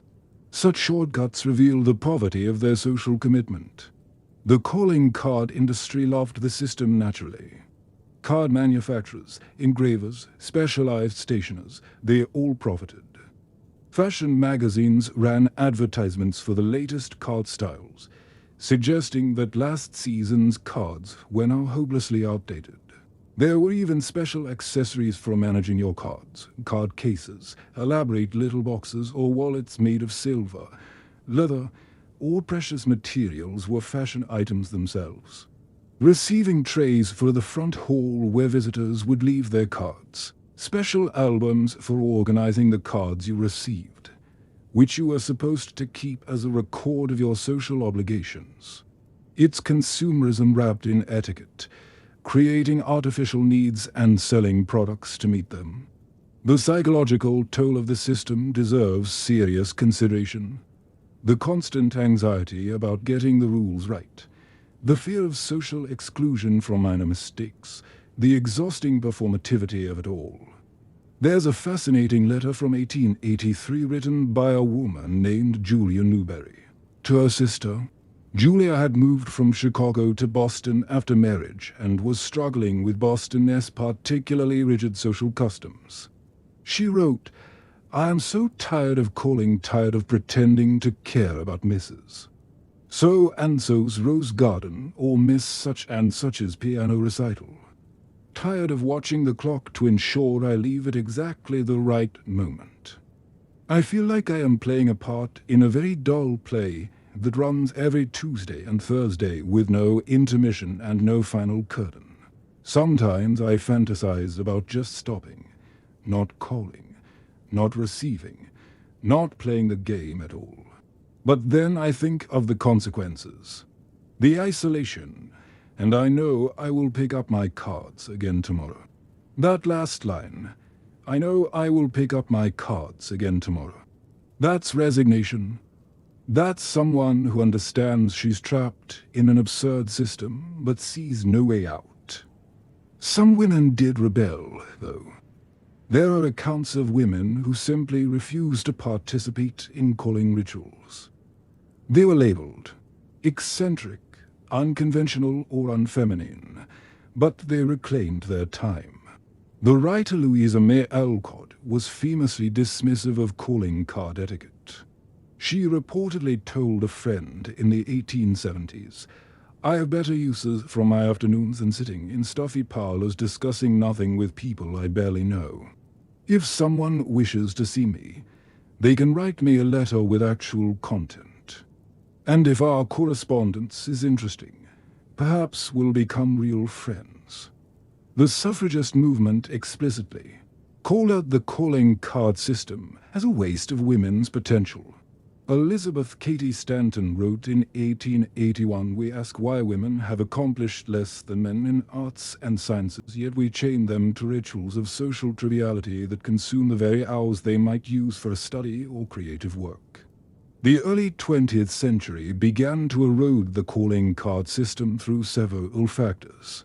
The telephone became more common, allowing people to communicate without physical visits. Automobiles made transportation easier, but also made people's schedules more unpredictable, making rigid at-home days impractical. World War I, as usual, accelerated the change. With women working outside the home in unprecedented numbers, sitting home on designated afternoons became impossible.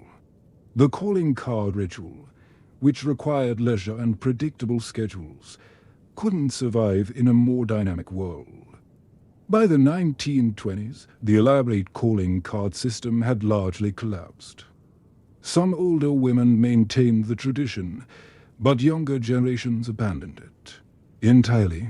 The cards themselves evolved into simple business cards or informal personal cards without the complex folding and timing rituals. Today, The idea of spending 18 hours a week leaving cards stuck at people's houses seems insane. But before we feel too superior, think about modern equivalents. How much time do we spend maintaining social media presence? Posting, liking, commenting on people's content not because we genuinely care, but because we feel obligated. The platform and technology are different, but the performative social maintenance, the anxiety about getting it right, the fear of exclusion for not participating, those dynamics are hauntingly similar. The calling card wasn't really about communication. If it were, letters would have sufficed. It was about demonstrating that you had time to waste, that you knew the rules, that you were willing to conform. It was a class marker and a control mechanism disguised as politeness. And the women who spent their afternoons in this ritual weren't stupid or vain. They were navigating the only social system available to them, trying to maintain the connections and status that might protect them and their families in a world that gave them few other forms of power. So tonight, as we continue exploring these absurd historical rules, remember the calling card catastrophe wasn't about cards. It was about consuming women's time, energy, and potential with meaningless, busy work, then calling that work feminine and virtue. But we're not done with the ways women's behavior was policed and controlled. Next, we're going to explore something that might seem less serious, but reveals even deeper anxieties about women's bodies and emotions. Because apparently, women weren't allowed to smile too much or laugh too loudly, expressing joy, showing your teeth, or heaven forbid actually goring at something funny. These could mark you as coarse, unladylike, and unmarriageable. The laughter lockdown is about to show you just how far society went to suppress women's natural expressions of happiness and emotion. And trust me, the reasons behind it are darker than you might expect. Quick question. When was the last time you laughed out loud at something genuinely funny? That full body, can't help yourself, throw your head back kind of laugh. Now imagine being told that doing that made you vulgar, and marriageable, and possibly even morally corrupt. For centuries, women were taught to suppress one of the most natural human expressions. Joy, a genuine smile, was suspect. A real laugh was scandalous. And showing your teeth while doing either, that was practically obscene. This is the story of how society decided that women's happiness needed to be controlled, measured, and above all muted. Let me take you to a finishing school in London, 1858. Young women, mostly between the ages of 14 and 18, sit in a classroom learning what society calls graceful deport. The instructor, Miss Adelaide Thornton, is teaching the proper way to express amusement. A lady, Miss Thornton, in tones, does not laugh. She may smile, but only gently with lips closed. The corners of the mouth may rise ever so slightly, but the teeth must never be visible. A lady may emit a soft musical sound of amusement, something between a sigh and a gentle exhale, but nothing approaching actual laughter. She demonstrates. It's this weird suppressed sound, like someone trying not to sneeze. The students practice. One girl, maybe 16 years old, can't quite manage it. She hears something amusing and lets out a genuine giggle. Miss Thornton's face goes cold. Miss Peaton, she says icily, that unseemly outburst would mark you as coarse and common in any respectable drawing room. A gentleman of quality would never consider such a woman as a wife. Again, properly this time. The girl tries again, this time successfully smothering her natural response to humor. She's learning to kill her own joy. This wasn't one eccentric teacher's quirk. This was standard curriculum in finishing schools across Europe and America. Young girls were systematically trained to suppress genuine emotional expression, particularly expressions of happiness and amusement. The reasoning behind the laughter prohibition reveals some deeply disturbing assumptions about femininity, sexuality, and women's place in society. First, there was the idea that uncontrolled laughter was unladylike because it suggested a lack of self-discipline. An etiquette manual from 1848 states, "A lady is distinguished by her composure and restraint. Boisterous laughter indicates a want of proper breeding and self-governance. Just as a lady controls her physical movements, she must control her emotional displays." Notice the word control appearing repeatedly. Women's bodies, women's movements, women's emotions, all needed to be controlled, preferably by the women themselves through internalized discipline. But it gets worse. There was also a sexual dimension to the laughter prohibition that was rarely stated explicitly, but was absolutely present in the subtext. An 1865 conduct book titled The Young Lady's Companion contains this revealing passage. Excessive mirth in a young woman, particularly when accompanied by physical expressions such as thrown back head, open mouth, or convulsive movements, suggests an unbecoming sensuality. The passions once roused, whether through laughter or other stimulation, can lead a woman toward impropriety. Let me translate that Victorian speak. They were literally suggesting that laughing too hard was sexually arousing and might make women lose their virtue. As if there's some slippery slope from genuine amusement to sexual deviance. The obsession with teeth showing is particularly bizarre, but also particularly revealing. Visible teeth while smiling or laughing was considered vulgar for several reasons. 1. It was associated with working-class women and low-status people who supposedly lacked the refinement to control their expressions. 2. An open mouth was seen as suggestive and improper. There was this weird Victorian anxiety about women's mouths being open for any reason. And 3. Showing teeth was thought to make women look aggressive or masculine. There's an etiquette guide from 1871 that actually says a lady's smile should be as soft and closed as a rosebud. The display of teeth creates an impression of animal vitality rather than feminine delicacy. Animal vitality. They literally compared women's natural expressions of joy to animal behavior that needed to be civilized out of them. The training to suppress laughter started young. Mothers would correct daughters for laughing too loudly. Governesses would punish displays of excessive mirth. Finishing schools, as we saw, had entire lessons devoted to proper emotional restraint. One particularly cruel training method involved having young girls practice the demure expression for extended periods.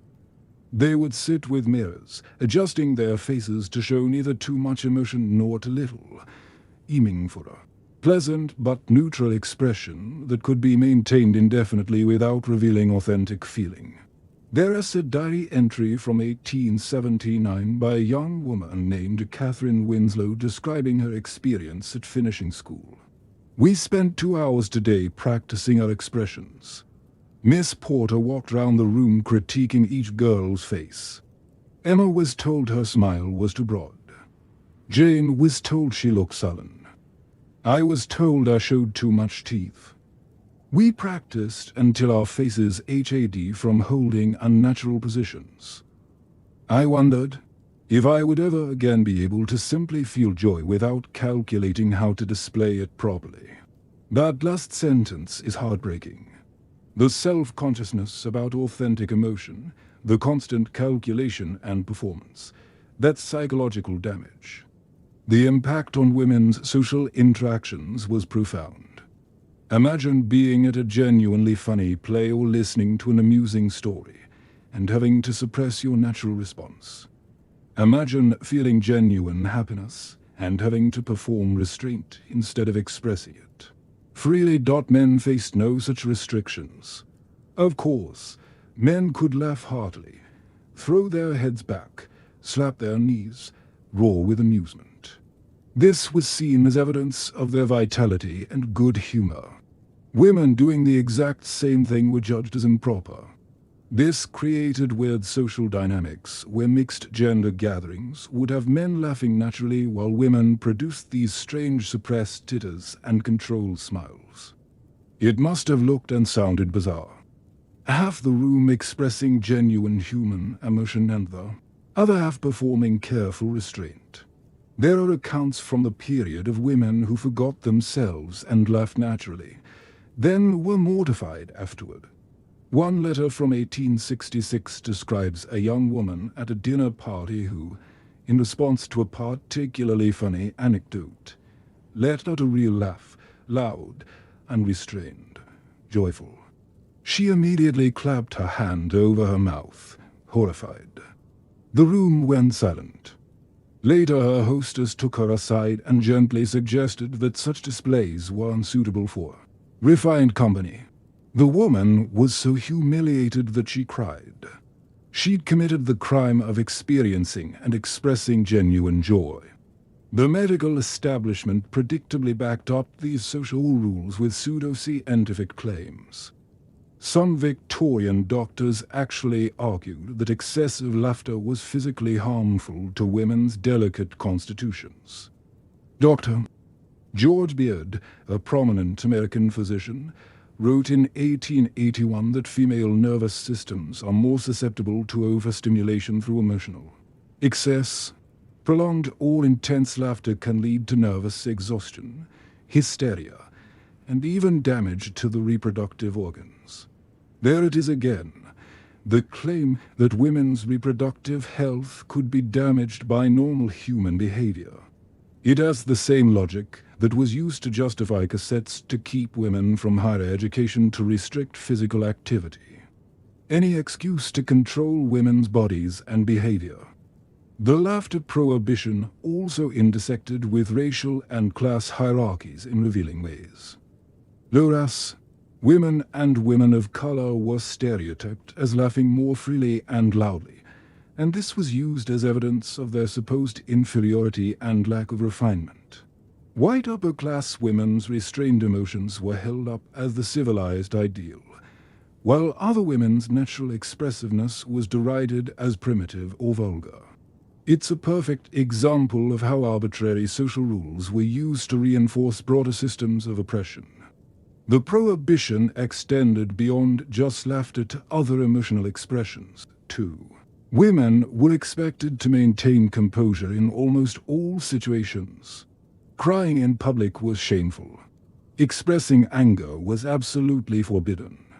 A woman who showed temper was called hysterical or unbalanced. Even expressing enthusiasm too strongly was suspect. The acceptable emotional range for women was incredibly narrow. Pleasant serenity, mild agreeableness, gentle sympathy. Anything more intense than that gentle range was considered evidence of poor breeding or weak character. Think about what this does to a person psychologically. If you spend your entire life suppressing authentic emotional responses, if you're constantly monitoring and controlling your natural expressions, it creates a disconnect between your internal experience and your external presentation. Some psychologists today would recognize this as a form of emotional invalidation and dissociation. You learn that your natural feelings are wrong or inappropriate. So you learn to not trust them, to suppress them, to perform something else instead. There's a fascinating account from the diary of Alice James, sister of the writer Henry James. Alice struggled with what Victorians called nervous illness throughout her life. Modern scholars suspect she may have had depression and anxiety, but her diary suggests that at least part of her distress came from the constant suppression of genuine feeling required by Victorian womanhood. She wrote in 1890, "I have spent my life trying to feel less, to want less, to express less, to need less. And now I find I've become less than a full human being. More of a decorative automaton that performs the correct gestures without genuine inner life. Sometimes I want to scream, to rage, to laugh until I cannot breathe. But I have forgotten how. That's not just one woman's individual struggle.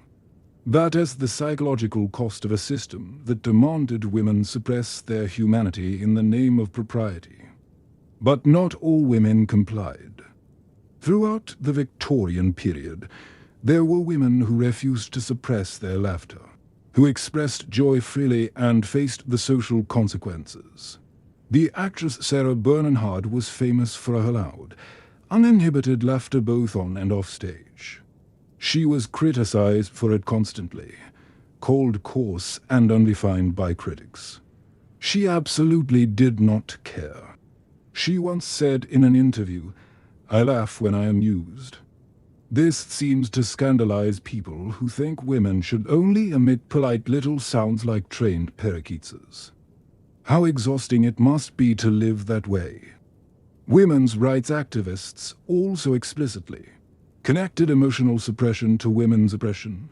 Frances Power Cobb, a British feminist writer, published an essay in 1869 titled "The Final Cause of Woman" that included this passage. "We train women from childhood to suppress their natural spirits, to smile quietly when they wish to laugh freely, to remain composed when they feel passionate emotion. And then we wonder why women seem less vital, less creative, less dynamic than men. We have literally trained the life out of them." The early 20th century began to shift attitudes about women's emotional expression. The Gibson girl era celebrated a more active-spirited kind of femininity. Women who played sports, who engaged in outdoor activities, who lived less restricted lives, naturally expressed themselves more freely. The 1920s flapper culture openly rejected Victorian emotional restraint. Flappers laughed loudly, danced wildly, expressed themselves without apology. They were criticized by older generations as improper and unfeminine. But younger women embraced this new freedom of expression. Hollywood and popular culture played an interesting role too. Early film actresses needed to express emotion visibly for the camera. Silent films in particular required exaggerated emotional expressions. This helped normalize women showing genuine feeling, including joy and laughter. By mid-century, the strict prohibition on women's laughter had largely evaporated. Women could laugh freely without being considered vulgar. But the underlying message that women's emotional expression should be carefully controlled and modulated, that lingered even today. We see echoes of the laughter lockdown. Women are told not to be too loud or too much. Female politicians and leaders are criticized for laughing at inappropriate moments or for having annoying laughs. Women's expressions of joy are still sometimes policed in ways men's aren't. And there's still this cultural message that women should be pleasant and agreeable. That expressing strong emotions, whether joy, anger, or grief, is somehow less acceptable for women than for men. The Victorian laughter prohibition seems extreme to us now, and it was. But it's worth asking, in what ways are women still expected to modulate and control their emotional expressions? In what ways are authentic feelings still being suppressed in favor of socially acceptable performances? Because the fundamental issue wasn't about laughter. It was about denying women full humanity. It was about treating women's natural responses as problems to be corrected rather than valid human experiences to be respected. Tonight, as we sit here in the quiet, I hope you're free to smile, to laugh, to express whatever you're genuinely feeling without fear or self-consciousness.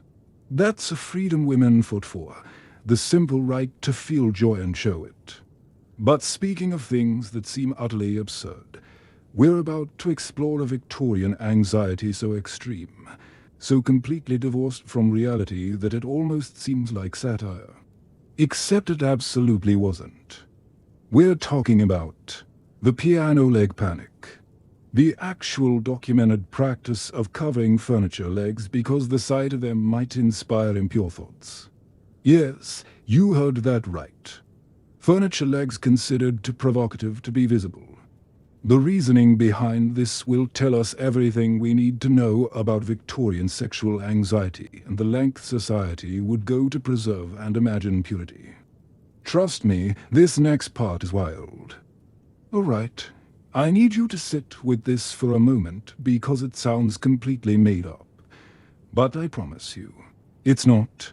There was a time when people, serious, educated people, believed that the sight of a piano leg could inspire sexual thoughts. Not a woman's leg, a piece of furniture. Specifically the curved wooden supports holding up a musical instrument. And the solution: cover them up, drape them in fabric, hide them from view, because apparently Victorian society had become so obsessed with propriety that even inanimate objects needed to be modest. This is the piano leg panic, and it reveals something profound about how completely unhinged Victorian anxiety about sexuality had become. Let me paint you a picture. It's 1840 Hartford, Connecticut. A respectable middle-class family, the Whitneys, has just purchased a beautiful new piano, a major investment and a symbol of their cultural refinement. Mrs. Whitney is thrilled. Her daughters will learn to play, demonstrating their accomplishments to potential suitors. But there's a problem. The piano, like most pianos of the era, sits on four elegantly curved legs. Cabrio legs they're called. Gracefully curved supports that were standard furniture designed. Mrs. Whitney's visiting sister-in-law takes one look at the piano and gasps. Surely you're not going to leave it like that. Uncovered. Mrs. Whitney is confused. I'm sorry, the legs. Her sister-in-law hisses as if the furniture might overhear and be offended. They're completely exposed. It's indecent. Within a week, Mrs. Whitney has commissioned special fabric coverings, little fitted skirts that drape over each piano leg, hiding the curved wood from view. The piano's now properly modest. I know what you're thinking. This has to be exaggerated, right? Some kind of urban legend about Victorian prudery. Except it's not. The practice is well documented in household accounts, furniture catalogues, and contemporary commentary. People really did cover their furniture legs, and the reasons given were explicitly about sexual propriety. Now, here's where it gets complicated. Because historians debate exactly how widespread this practice was and what it really meant. Some argue that piano leg covering was relatively rare and has been exaggerated in popular memory as an example of Victorian excess. Others point to substantial evidence that it was common enough to be noteworthy. What is not debatable is that the anxiety about furniture legs was real and was connected to broader Victorian obsessions with covering anything that might remind people of human anatomy. Let's dig into where this bizarre practice came from and what it tells us about Victorian sexuality and gender relations. First, understand the context. Victorian middle and upper classes were experiencing what historians call the Great Repression, an intensification of sexual prudery that went far beyond previous eras. This wasn't just about controlling actual sexual behavior. It was about controlling anything that might trigger sexual thoughts. And the Victorian imagination apparently could be triggered by almost anything. The word leg itself became problematic. In polite society, you weren't supposed to say leg when referring to furniture or even to chicken at dinner. The preferred euphemism was limb, as in, please pass the chicken limb, or the table limb is wobbly. An etiquette book from 1853 titled The Canons of Good Breeding explicitly advises a lady does not use the word leg in mixed company. This indelicate term should be replaced with limb when referring to furniture or animals. Direct references to the lower extremities are vulgar and suggest a coarseness of mind. So, we've already established that even the word for a body part was too scandalous to say, even when talking about furniture. That's the level of anxiety we're dealing with. The piano leg situation specifically came about because pianos were prominently placed in parlor, the most public room in middle-class homes. The parlor was where you received guests, where courtship happened under chaperone supervision, where families displayed their respectability. And pianos, particularly the grand pianos that wealthy families owned, had very visible legs, often beautifully carved, sometimes quite curvaceous in their design. In a culture that was obsessed with covering women's actual legs to the point of health-damaging fashions, having furniture with exposed curved legs apparently created psychological dissonance. There's a bizarre logic to it if you squint. If the sight of a woman's ankle is sexually provocative, if any curved line suggesting the female form is dangerous, then maybe curved furniture legs could be problematic, too. It's insane, but it follows from the foundational assumption that curves sexuality danger. The fabric industry absolutely capitalized on this anxiety. By the 1850s and 1860s, furniture modesty became a minor industry. You could purchase ready-made furniture, like covers in various fabrics and styles. Furniture catalogs advertised tables and pianos with built-in fabric panels or decorative coverings.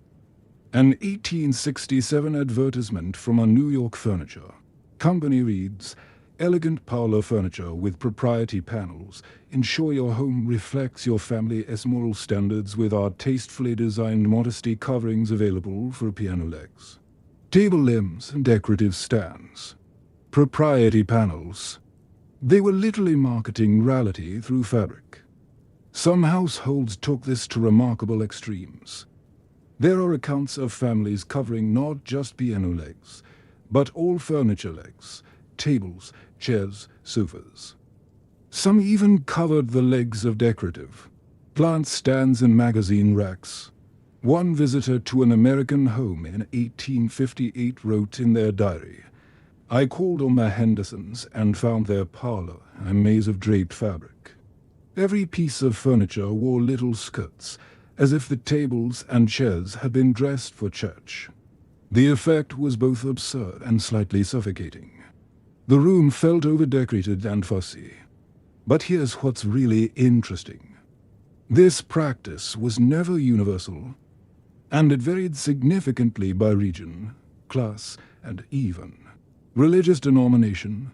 It was more common in America than in Britain, though both places had practitioners. It was more common among middle-class families trying to prove their respectability than among established aristocracy who didn't need to prove anything.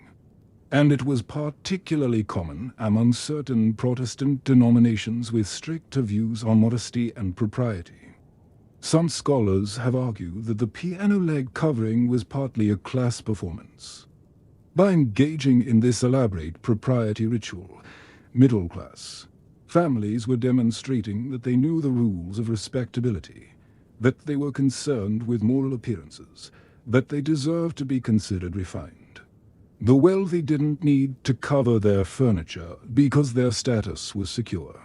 The working class couldn't afford to because they had more pressing concerns.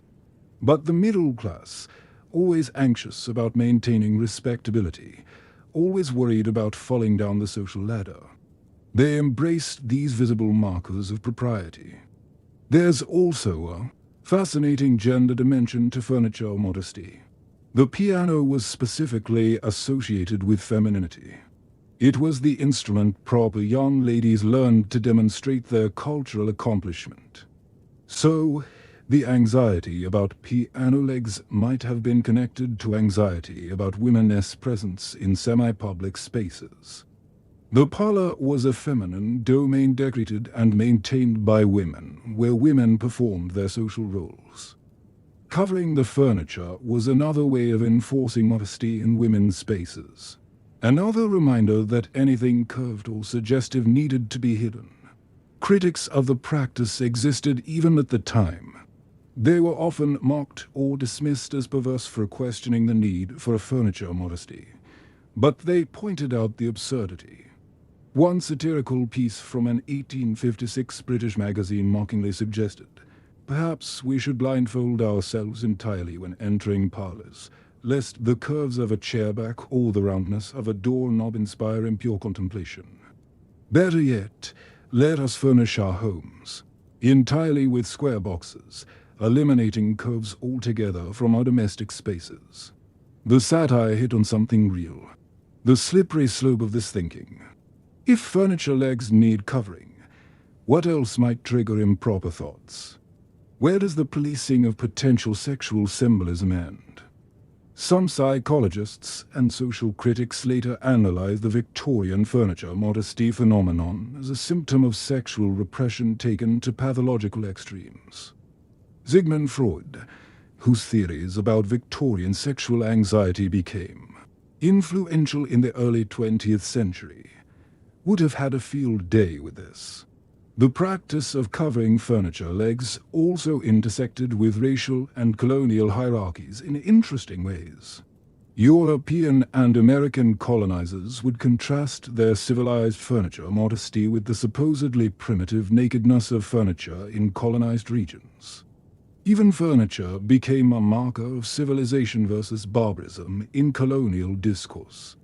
It's worth noting that not everyone who covered their furniture legs did so because of sexual anxiety. Some people simply thought the fabric coverings were decorative. Some followed the practice because it was fashionable without thinking deeply about the purported moral reasoning behind it. But the fact that the practice existed at all, that it was widespread enough to spawn an industry and appear in etiquette guides and household manuals, tells us something important about Victorian culture. The decline of furniture leg covering came gradually. By the 1880s and 1890s, it was beginning to be seen as old-fashioned and overly fussy. Newer design aesthetics influenced by the arts and crafts movement celebrated natural wood and visible furniture construction rather than hiding it under fabric. The early 20th century brought a reaction against Victorian decorative excess. Modernist design principles emphasized clean lines, functional forms, and honest materials. Covering furniture legs seemed ridiculous to the newer generations.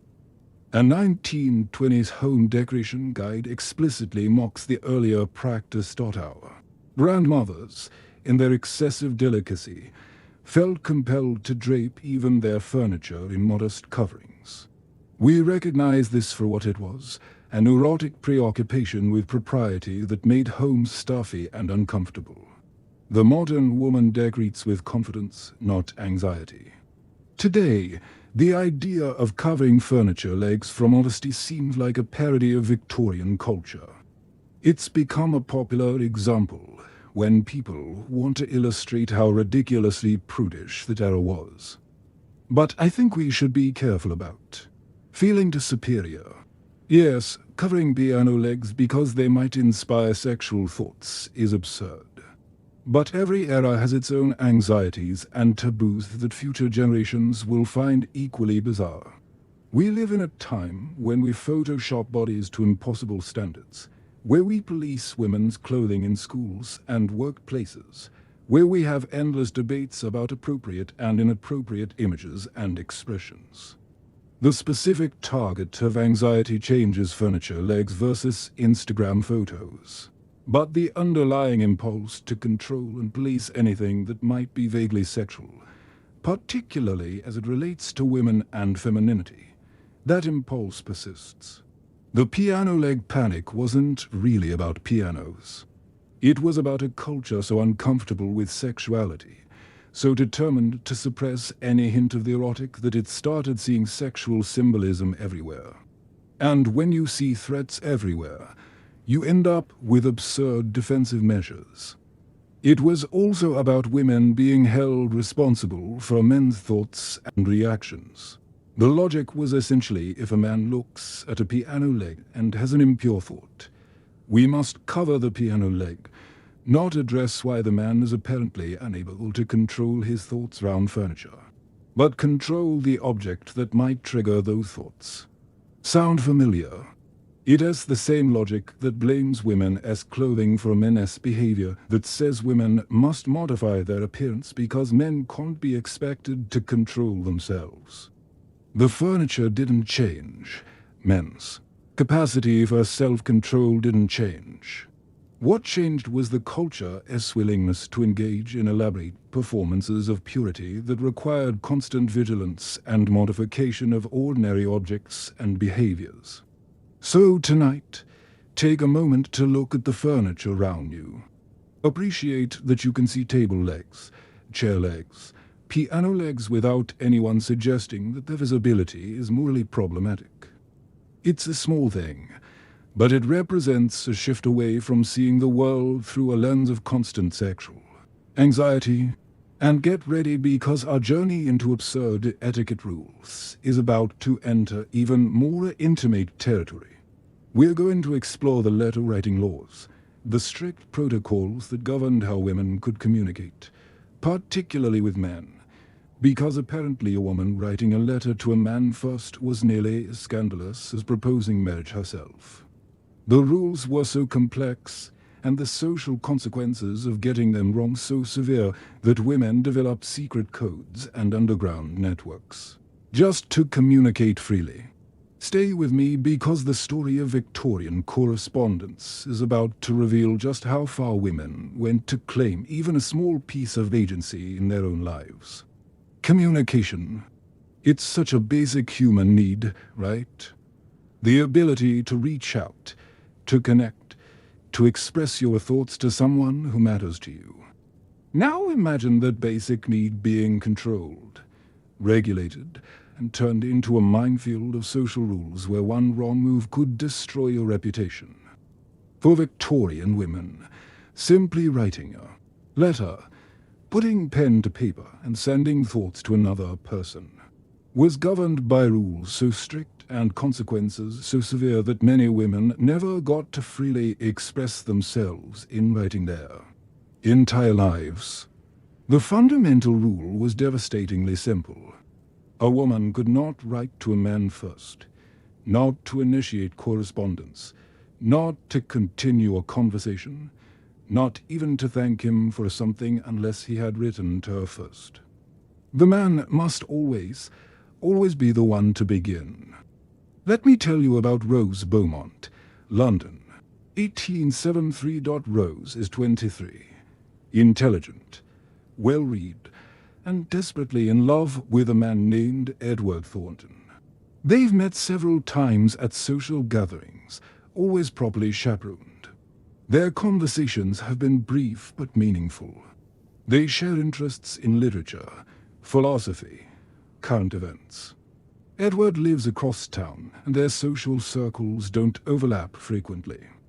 After their last meeting, weeks pass without another encounter. Rose wants to write to him.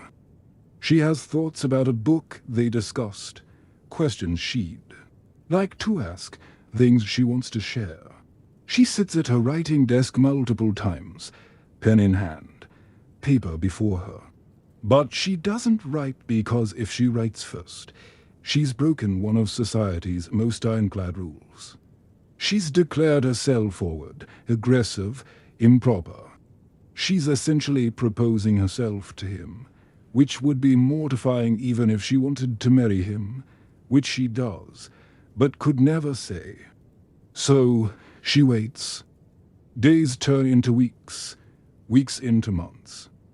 Edward never writes, because perhaps he is waiting for some signal of her interest that she is not allowed to give. Or perhaps he's not interested, and her writing would have revealed her feelings only to be rejected. Or perhaps he's simply busy and assumes if she were interested, she'd find a way to communicate. Eventually, Rose hears through mutual acquaintances that Edward has become engaged to someone else. She never got to express her feelings, never got to explore what might have been because the rules of correspondence made it impossible for her to reach out. Her diary entry from November 1873 says, "I have lost him not through any failure of feeling or compatibility, but through the silence imposed upon my sex. I had words I wanted to write, thoughts I wanted to share, but I was forbidden the simple act of putting them on paper and sending them. How many connections have been severed? How many possibilities destroyed by these arbitrary barriers to communication?" This wasn't unusual. This was the reality for countless women who had to wait, passive and silent, hoping that men would initiate correspondence while being forbidden to do so themselves.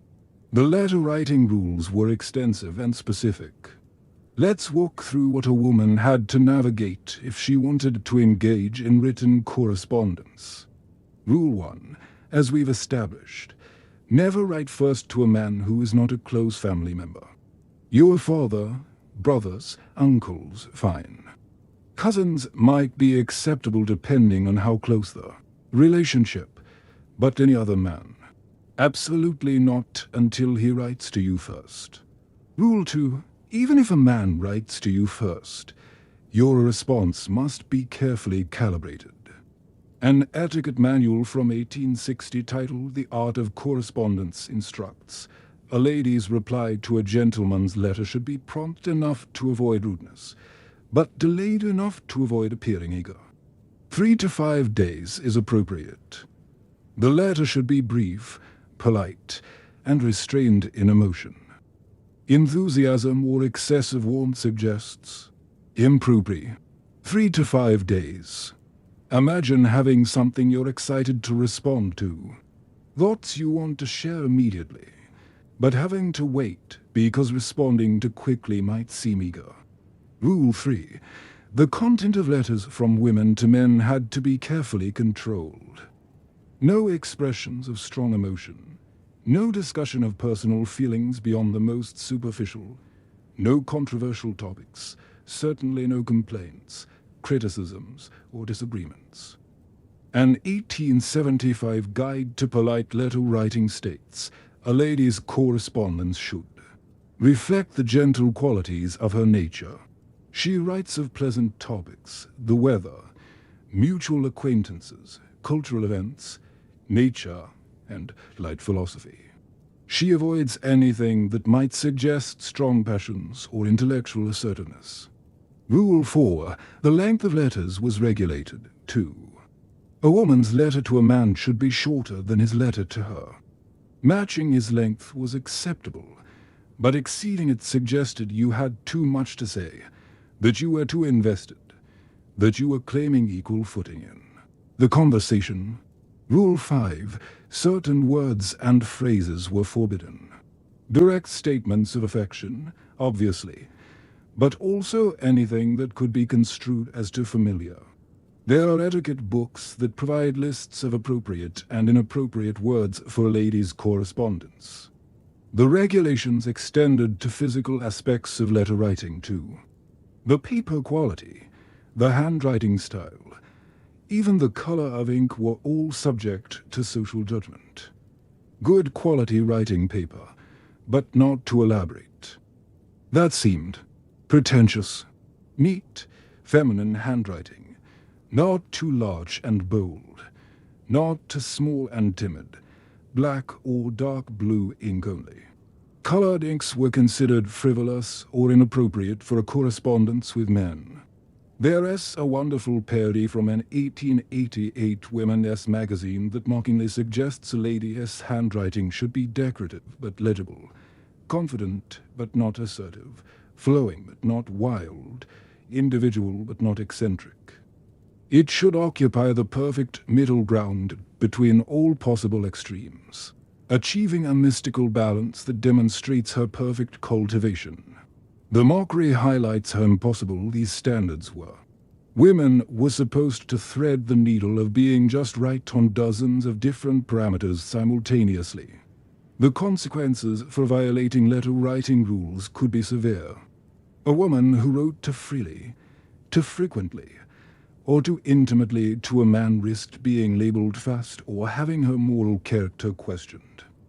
There's a documented case from 1868 involving a young woman in Boston named Clara Henderson. She'd been corresponding with a man she'd met through friends. Their letters were perfectly proper in content, but Clara committed the error of writing slightly more frequently than he did, and her letters were slightly longer and more detailed. Someone, possibly a jealous rival or disapproving relative, saw some of the correspondence and began spreading rumors that Clara was pursuing the man inappropriately. The whispers spread through her social circle. The man, uncomfortable with the scrutiny and pressure, broke off the correspondence. Clara's reputation was damaged for months because she wrote letters that were too long and too frequent. The monitoring of women's correspondence was remarkably thorough. In many households, parents or chaperones would review letters before they were sent and after they were received. The privacy we associate with personal correspondence simply didn't exist for unmarried women. Some families required daughters to leave their letters unsealed so parents could read them before they were posted. Others would intercept and read letters that arrived. The justification was always protection. Protecting young women from inappropriate influences or from making mistakes that could damage their prospects. But the effect was surveillance and control. Women couldn't develop private relationships through correspondence. They couldn't explore ideas or express themselves freely knowing that someone else would read and judge every word. This created a strange, double consciousness in letter writing. Women wrote to letters simultaneously. The actual words on the page and the shadow letter they imagined their parents or chaperones reading. Every sentence had to pass multiple layers of approval, internal and external. Some women developed clever workarounds. They created codes, seemingly innocent phrases that carried hidden meanings. A reference to a specific book might signal a particular feeling. Discussing the weather in certain terms could convey emotional states. There are examples of Victorian correspondence where modern scholars have identified what appear to be coded messages.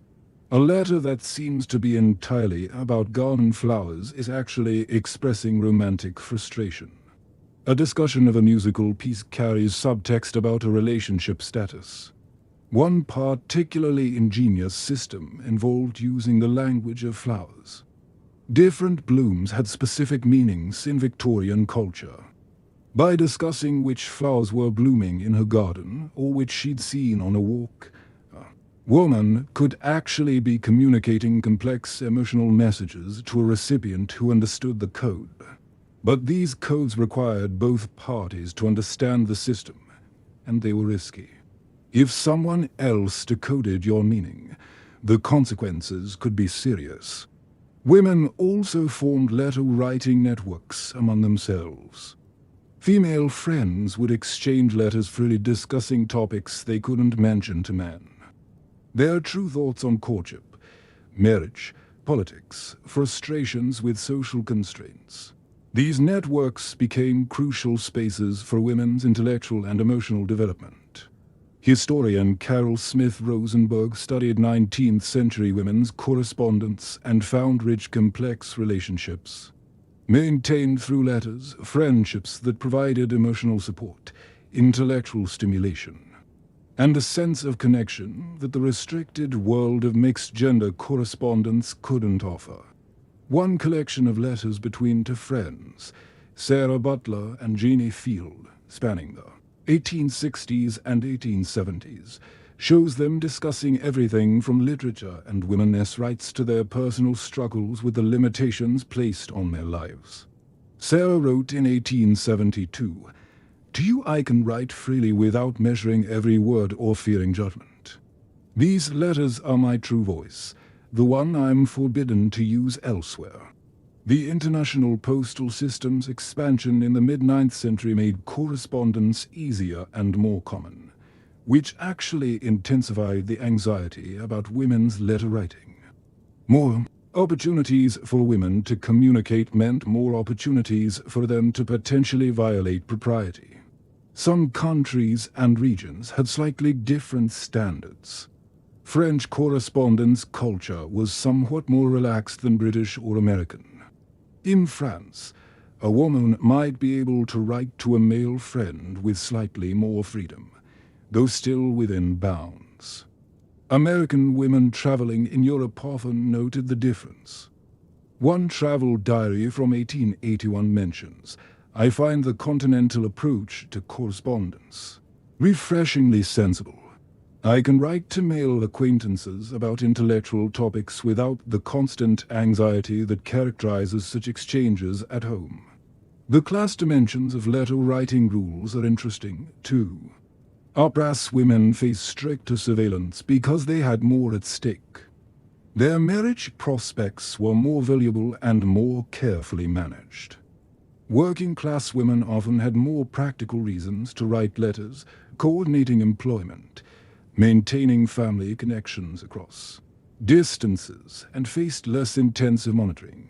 Though their correspondence was still constrained by resources and education, the education factor is crucial. Letter writing required literacy, quality paper, ink, postage, all expenses. Many working-class women couldn't afford regular correspondence even if they wanted to engage in it. But middle and upper-class women who were educated, who had resources, still found themselves limited by rules rather than by material constraints. They had the ability to communicate, but were forbidden to use it fully. The literary world provides some fascinating examples of women pushing back against correspondence restrictions. Many female writers maintained extensive correspondence with male writers, editors, and intellectuals, navigating the social rules while trying to build professional relationships. Charlotte Bronte's letters to her publisher and to other writers show her carefully balancing professional necessity with social propriety.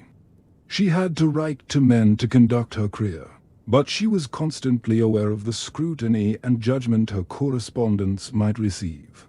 George Eliot, who wrote under a male pseudonym, partly to be taken seriously, also had to manage her correspondence carefully. Her relationship with George Henry Lewis, conducted partly through letters before they lived together, violated multiple social norms and contributed to her social ostracism. The suffragist movement explicitly addressed correspondence restrictions as part of women's broader lack of autonomy. If women couldn't initiate communication, if their letters were monitored and controlled, how could they organize politically, build networks, or engage in public discourse? The early women's rights conventions in the 1840s through 1870s facilitated letter exchanges among activists, creating communication networks that operated somewhat outside normal social restrictions because they framed their correspondence as political rather than personal. The late 19th and early 20th centuries gradually relaxed letter writing restrictions. The typewriter, interestingly, played a role. Typewritten letters seemed more impersonal, more businesslike, and therefore less subject to romantic scrutiny. Women entering professions could write business letters to male colleagues with less anxiety about propriety.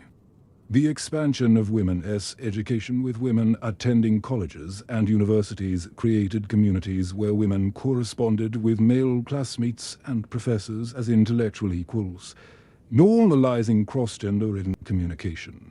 World War I inevitably broke down many of the old barriers.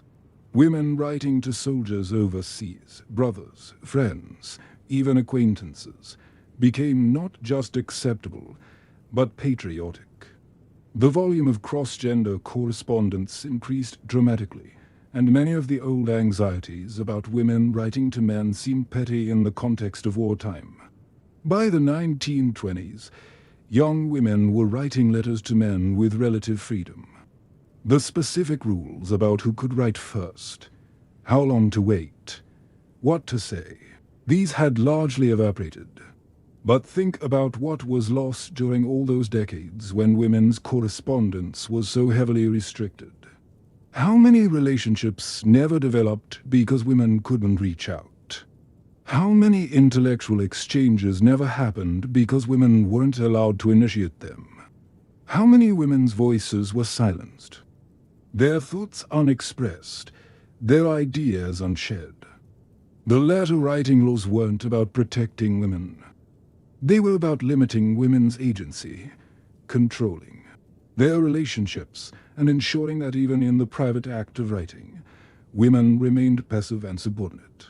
Tonight, if you send a text or email or message to someone without thinking twice about it, appreciate that simple freedom. The ability to communicate when you want, with whom you want, saying what you want. That's a freedom women fought for. Sometimes in ways as simple as writing a letter and sending it despite the rules. Now, we've covered a lot of ground about what women couldn't do. Couldn't show their ankles, couldn't speak first, couldn't breathe fully, couldn't express emotion freely, couldn't write letters on their own terms. But here's something that might surprise you. There were things women were expected to do constantly. Elaborate performances of work that they had to pretend weren't work at all. Because wealthy women were supposed to appear idle and lazily while actually managing complex households. A secret labor that consumed their lives while society pretended they did nothing. The Servant's Secret is about to reveal one of Victorian society's most elaborate hypocrisies. Here's a fascinating paradox that defined wealthy Victorian women's lives. They were expected to run complex households involving dozens of servants, manage intricate budgets, oversee food production and preservation, coordinate social events, and handle what was essentially a small business operation, all while appearing to do absolutely nothing. The ultimate achievement for an oppressed Victorian woman was to make all that labor invisible, to seem as though you spent your days in leisurely pursuits, embroidery, piano practice, reading novels, while behind the scenes you were actually working harder than many people with paid jobs. This is the servant's secret. Wealthy women worked constantly, but admitting it would destroy their social status. Let me introduce you to Margaret Ashford, wife of a successful London merchant, 1885. From the outside, Margaret's life looks like the epitome of leisured elegance. She sleeps late, takes tea in the drawing room, receives visitors, attends social events, and engages in refined hobbies. But here's what's actually happening. Margaret rises at 6 o'clock a.m. before most of her servants to review the household accounts and plan the day's activities. She meets with her housekeeper at 700 a.m. to discuss menu planning, servant assignments, and household maintenance needs. She inspects the kitchen, the larder, the linen closets, checking that everything is properly maintained and nothing is being wasted or stolen. By 9 o'clock a.m., she's reviewing the household budget, which she manages down to the penny. She knows exactly how much is spent on coal, candles, food, servant wages, clothing maintenance, and dozens of other expenses.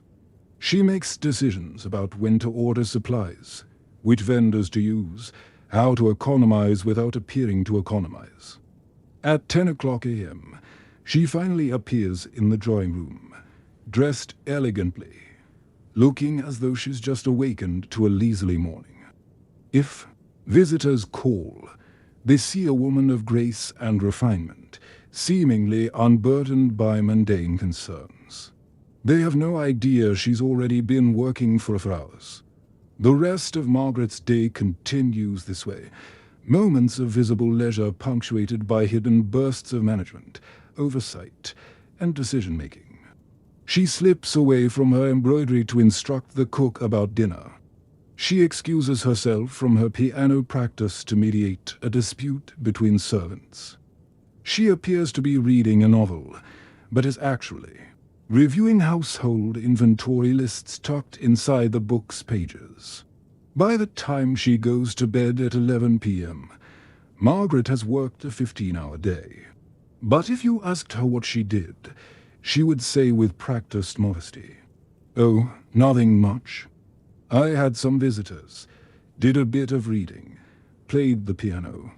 To admit the truth, that she worked constantly and intensely, would be to admit that her husband couldn't afford enough servants to truly free her from labor, or that she was engaging in work, which was considered unladylike and beneath her station. This performance of idleness, while actually laboring in secret, was one of the most exhausting aspects of upper-class Victorian womanhood. The ideology behind this contradiction came from what historians call the cult of domesticity, or the angel in the house mythology. The ideal Victorian woman was supposed to be a moral, spiritual presence in the home, inspiring and uplifting, but not actually doing practical work. An influential book from 1850 called The Women of England by Sarah Stickney. Alice describes the ideal woman's role. She is the presiding spirit of the home, the gentle influence that guides without commanding, the subtle hand that directs without appearing to labor. Her power lies in her seeming powerlessness, her work in her apparent leisure. Notice that phrasing: guides without commanding, directs without appearing to labor. The actual management had to happen, but it had to be invisible. The practical reality was that managing a wealthy Victorian household was genuinely complex work that required intelligence, organizational skills, financial acumen, and interpersonal management abilities. A large household might employ anywhere from 8 to 30 servants, depending on the family's wealth. Each servant had specific duties, and they formed their own hierarchy. Housekeeper, cook, lady's maid, butler, footman, housemaids, scullery maids, and so on. The mistress of the house was theoretically in charge of all of this, though she was supposed to manage primarily through the housekeeper and butler rather than directly supervising lower servants. But that meant she needed to effectively manage her managers, ensure they were competent and honest, and intervene when problems arose. Household account books from the period reveal the complexity of this management. One surviving ledger from an 1870s London household shows detailed tracking of expenses across dozens of categories. The lady of the house recorded every purchase, compared prices from different vendors, noted seasonal variations in food costs, and calculated servant wages, including room, board, and occasional bonuses. This wasn't casual record-keeping. This was sophisticated financial management that would be considered a skilled profession if it had been paid work done by a man. But if a woman discussed her household accounts at a social gathering, she'd be seen as vulgar and money-obsessed. The work had to be done, but talking about it was unseemly. The same applied to other aspects of household management. Menu planning, for instance, was actually quite complex. You needed to plan meals that were appropriate to your social status, elaborate enough to demonstrate wealth, but not so ostentatious as to seem nouveau-riche. You needed to account for seasonal availability of ingredients, nutritional balance, variety, and cost. Recipe books from the era showed this complexity. One cookbook from 1880 titled The Complete Household Manager contains not just recipes, but detailed instructions on menu planning across seasons, how to store food, how to economize on ingredients without appearing to scrimp, and how to supervise kitchen staff. The introduction states, The lady of the house must understand these matters thoroughly, while never appearing to have studied them. Her knowledge should seem instinctive, a natural feminine gift rather than learned expertise. There it is again, the requirement to be knowledgeable and competent while pretending it all comes naturally and effortlessly. Social event planning was another area of hidden labor. Hosting a dinner party, ball, or afternoon tea required weeks of planning and coordination. You had to manage invitations, menu selection, table settings, entertainment, servant assignments, and dozens of other details. A diary entry from 1878 by a woman named Louisa Vanderbilt describes preparing for a dinner party. I spent 3 days this week planning the dinner, consulting with cook about the menu, reviewing the wine cellar inventory with James, ensuring the silver is properly polished, checking that we have enough fine linens, ranging the seating to avoid placing incompatible guests together, and overseeing the flower arrangements. Yet when the guests arrive and compliment me on the lovely evening, I must smile and say it was nothing at all, just a simple gathering. To reveal the work involved would suggest we lack sufficient staff or that I am overly involved in management. That last line is crucial. To reveal the work involved would suggest we lack sufficient staff. The invisibility of work was a status marker. If you had to admit to working, it meant you couldn't afford enough servants to do everything, which meant you weren't as wealthy as you appeared. This created a perverse incentive to hide competence and effort. The more skilled you were at household management, the more you had to pretend you did nothing at all. The servant management aspect had its own complexities and contradictions. The Victorian household was a deeply hierarchical space with intricate social dynamics. Servants had grievances, ambitions, romances, conflicts, all of which the lady of the house had to navigate while maintaining authority and order. One particular challenge was the high turnover rate. Servants, especially younger ones, frequently changed positions seeking better wages or conditions. This meant constant hiring, training, and managing of new staff.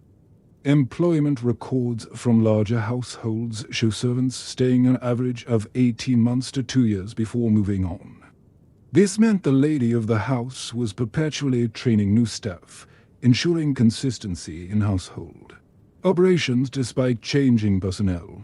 There are accounts of women who were genuinely gifted household managers, brilliant organizers who could have excelled in any business context, but they had to hide the brilliance behind a facade of gentle, effortless femininity. One such woman was Hannah Colwick, though her case is unusual because she left detailed diaries. Hannah worked as a servant, but eventually married a gentleman, Arthur Muni, who was fascinated by class boundaries.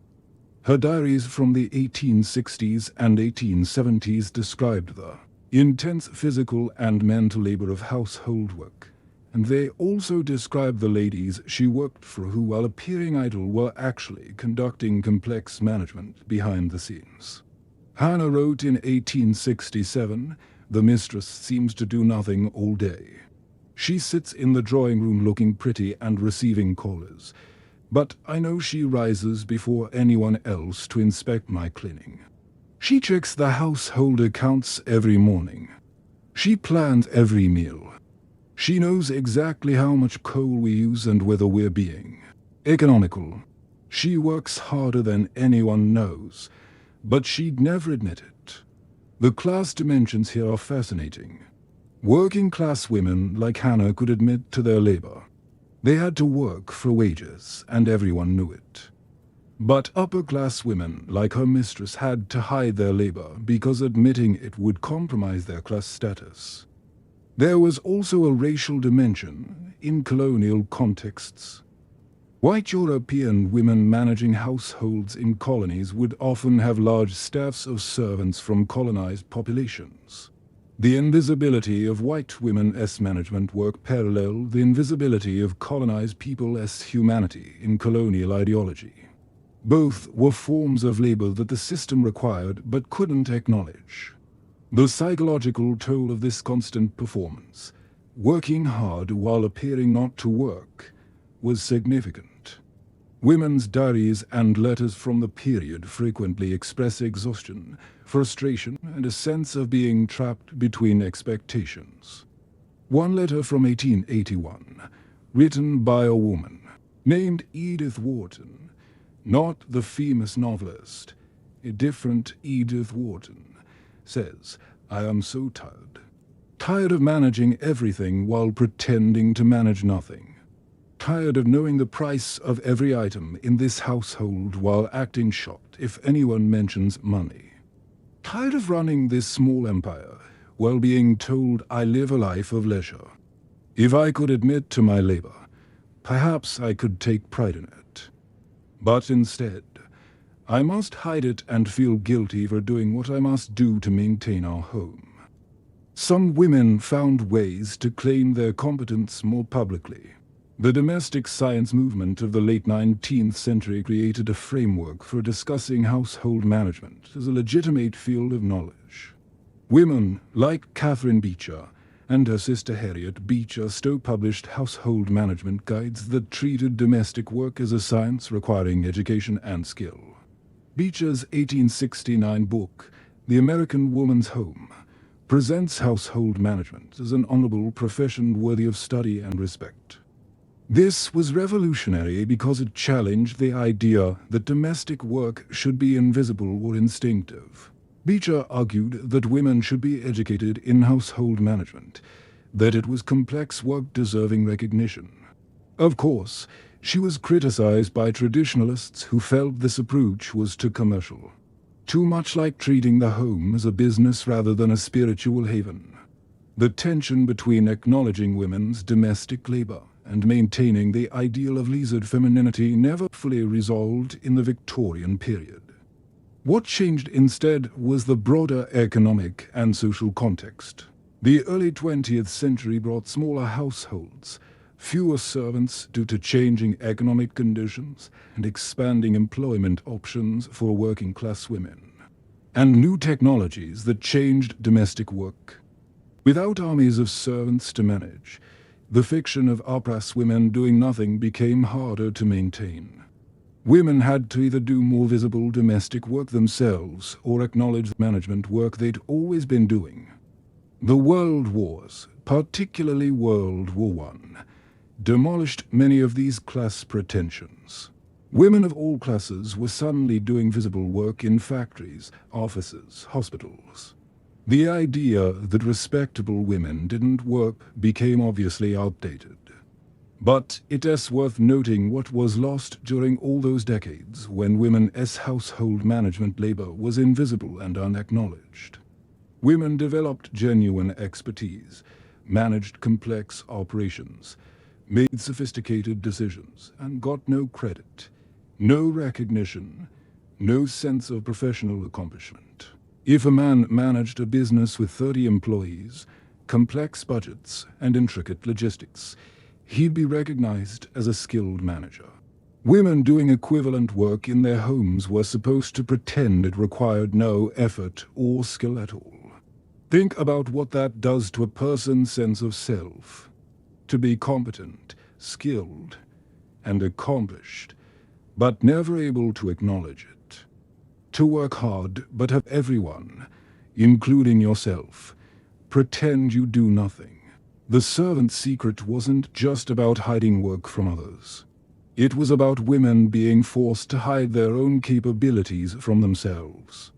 To internalize the idea that their labor didn't count, didn't matter, wasn't real work. So tonight, if you've ever felt like your work was invisible or undervalued, know that this is a very old pattern, particularly for women. The forms change, but the dynamic of unacknowledged labor persists, and as we move forward, brace yourself because we're about to dive into something that combined danger, absurdity, and genuine tragedy in equal measure. We're talking about beach bathing in the Victorian era. Specifically, the requirement that women swim in 40 pounds of clothing, the bathing machines, the drowning risks. The bizarre length society went to ensure women's bodies remained completely hidden even in the water. It's a story that perfectly encapsulates how etiquette rules could literally be life-threatening. Stay with me because the beach bathing battle is about to get very dark before it gets hopeful. Water is supposed to be freeing, isn't it? The feeling of floating, the coolness on a hot day, the simple pleasure of swimming. Now imagine trying to experience any of that while wearing a full-length wool dress, multiple petticoats, stockings, shoes, and a bonnet, all of which become waterlogged and heavy the moment they get wet. Welcome to Victorian beach bathing, where women were required to enter the ocean wearing enough fabric to outfit a small theater production, creating a situation that was not just absurd, but genuinely deadly. This isn't hyperbole. Women drowned because of bathing costume requirements. They died because modesty was valued more than their lives. Let me tell you about what happened on a beach in Brighton, England, in July 1863. A young woman named Sarah Collins, aged 24, went to the seaside with her family for a health cure. Saltwater bathing was prescribed by doctors for various ailments. So, the beach wasn't just recreation. It was considered medical treatment. Sarah was wearing the required bathing costume, a heavy flannel dress that reached from her neck to her ankles with long sleeves and a high collar. Under this, she wore flannel drawers that extended to her ankles. Over everything, she wore a short jacket for additional modesty. The entire outfit, when dry, weighed approximately 12 pounds. When wet, it would weigh 3 to 4 times that. The bathing process itself was elaborate. Sarah entered a bathing machine, essentially a wooden changing room on wheels. She changed into her bathing costume while the machine was on the beach. Then a horse pulled the machine into the water until it was deep enough for bathing. A canvas hood extended from the machine's door, creating a covered passage into the water so that Sarah could enter without anyone on the beach seeing her. Once in the water, Sarah was supposed to stay close to the machine, hold onto a rope attached to it, and simply bob gently in the waves. Swimming, actual swimming, was discouraged.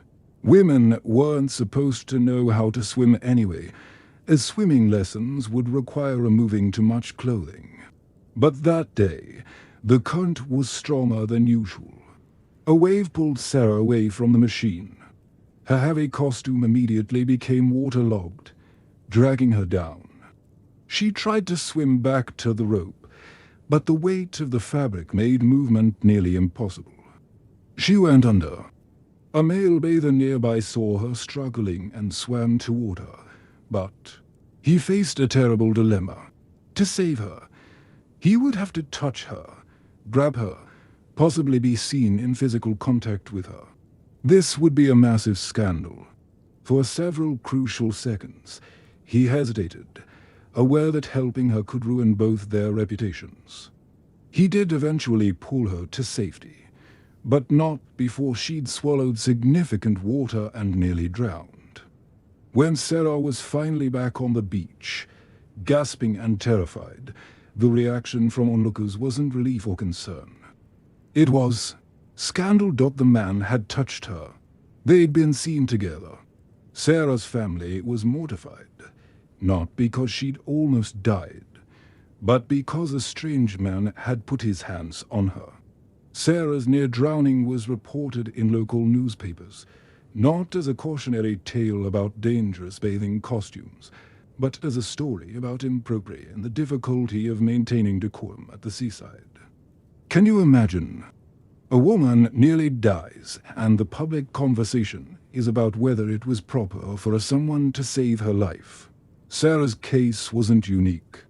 Drowning deaths related to heavy bathing costumes were regular enough that some medical journals began commenting on them. An 1867 article in The Lancet, a respected British medical journal, documented whole cases of women drowning in shallow water due to their bathing costumes becoming waterlogged and dragging them under.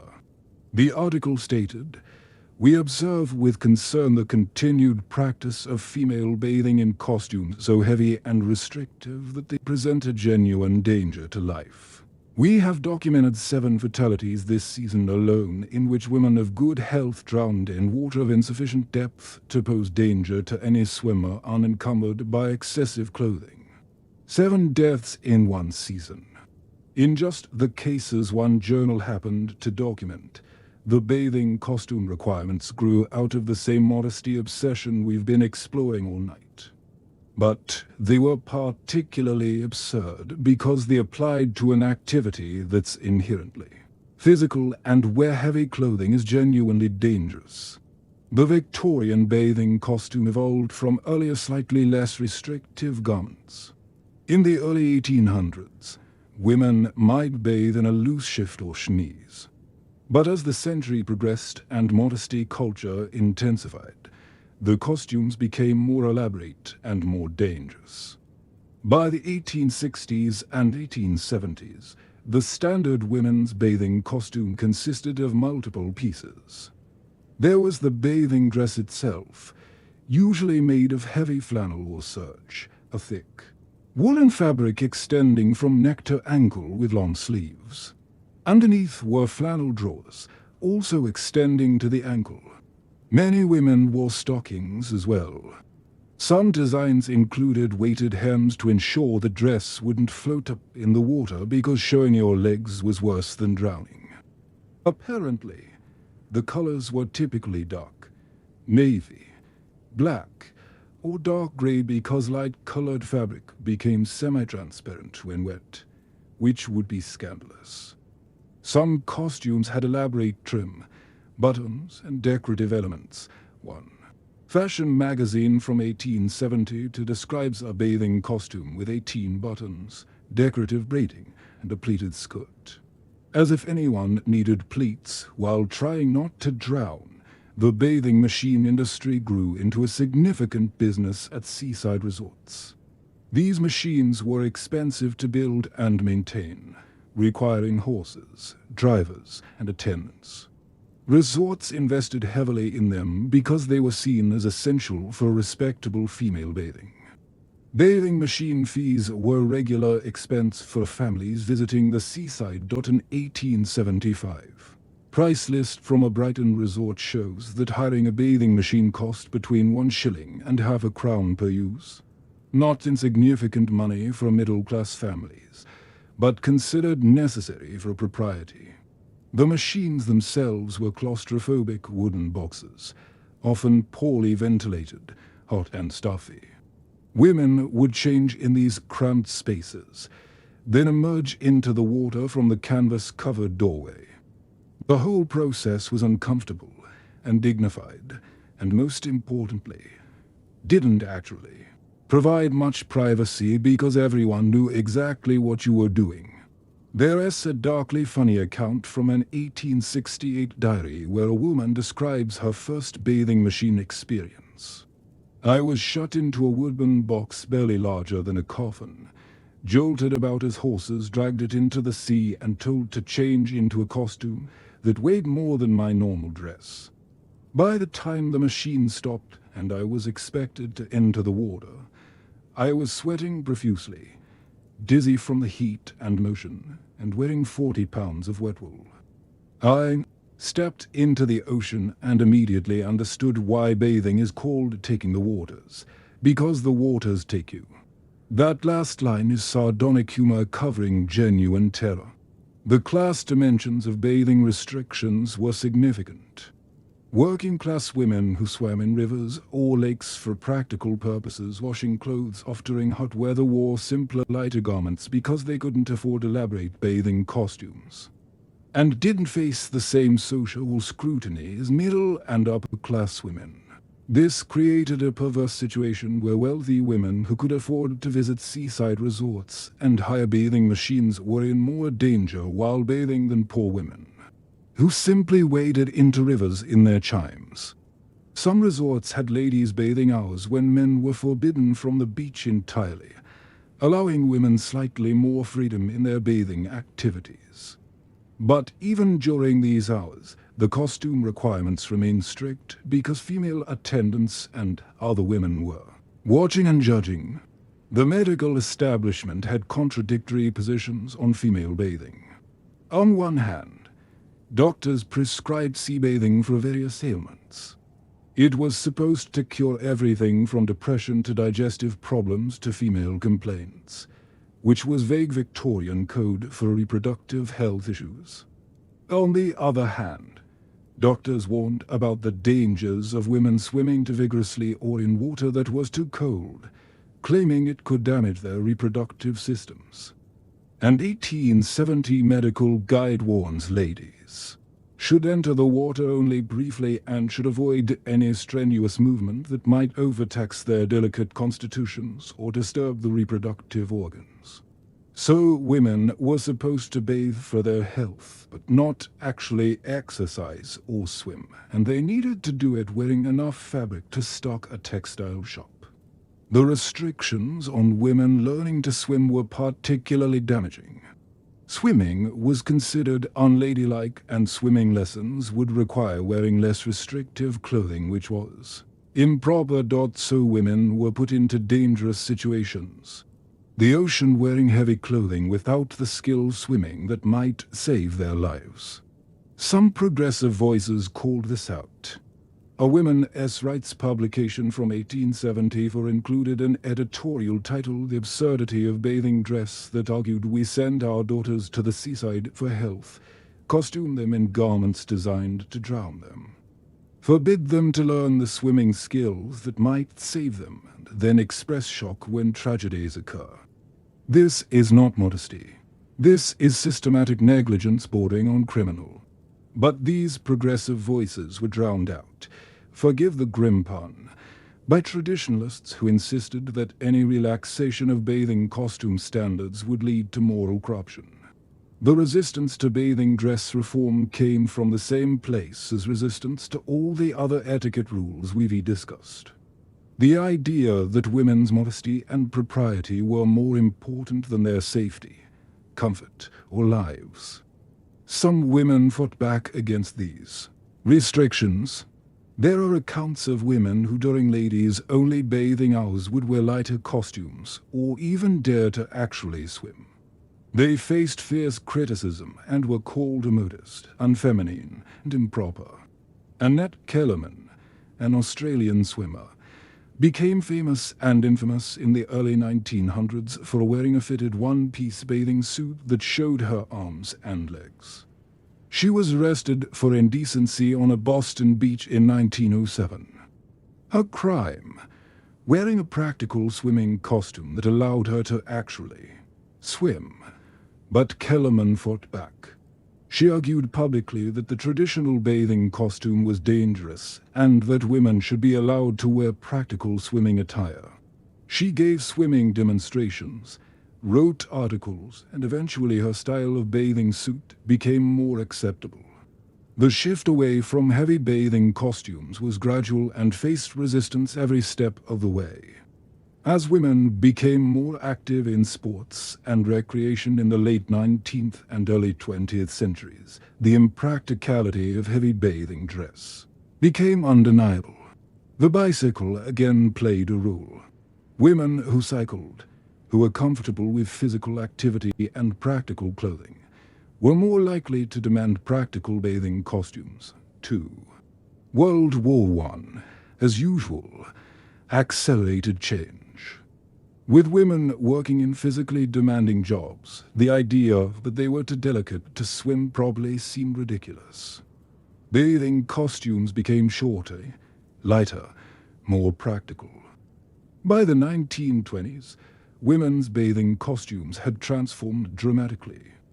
Sleeveless, shorter, made of lighter materials that dried quickly, They were recognizable as actual swimwear rather than drowning hazards. But it is worth remembering what happened during all those decades when women were required to bathe in dangerous costumes. How many women died who might have been saved if they'd been wearing reasonable attire and had been taught to swim? How many women avoided the ocean entirely, missing out on recreation and health benefits because the requirements were so onerous? And how many women suffered near drowning experiences like Sarah Collins, only to be blamed for impropriety rather than having their genuine danger acknowledged? The beach bathing battle reveals something important about how etiquette rules functioned. They weren't just silly or inconvenient. They were sometimes genuinely life-threatening. And even when the danger was obvious, even when women were dying, the rules were defended because maintaining the appearance of modesty was considered more important than women's actual well-being. Tonight, if you've ever been swimming, take a moment to appreciate the simple freedom of it. The ability to wear practical swimming attire, to move through water without being dragged down by fabric, to learn swimming skills without it being considered improper. Women fought for that freedom.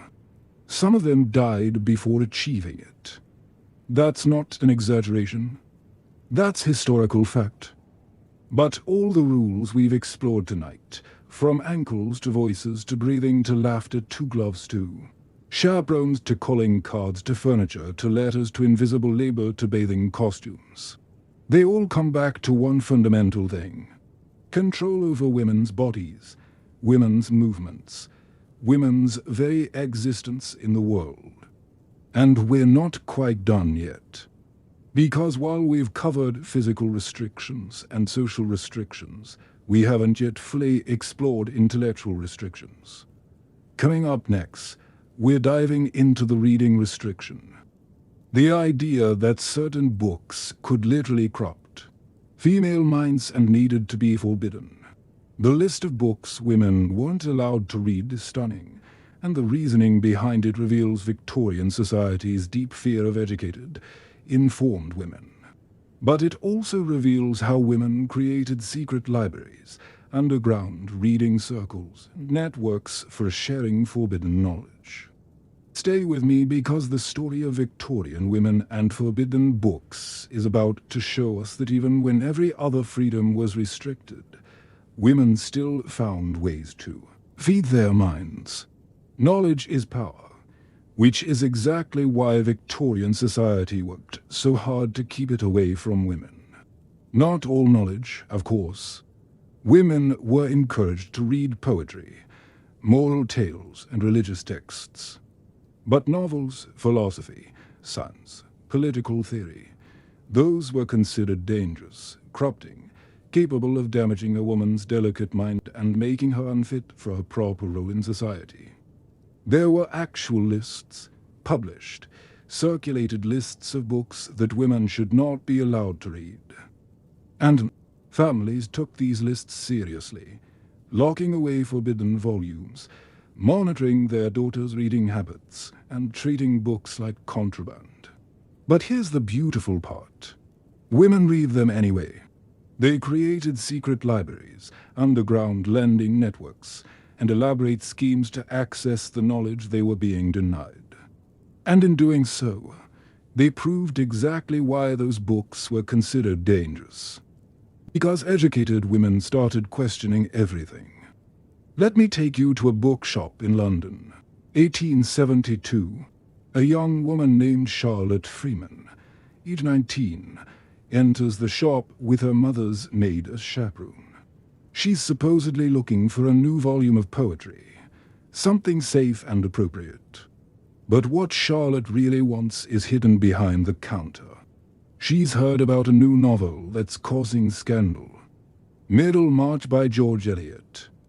It's a complex, intellectually challenging book about a woman who has ambitions beyond marriage, who cares about learning and making a meaningful contribution to the world. Charlotte can't ask for it directly, not with the maid listening. So she uses a prearranged signal with the shopkeeper a progressive-minded man who believes women should be allowed to read what they choose. She asks to see the new volume of botanical illustrations, which is their code. The shopkeeper nods, disappears into the back room, and returns with a package wrapped in plain brown paper.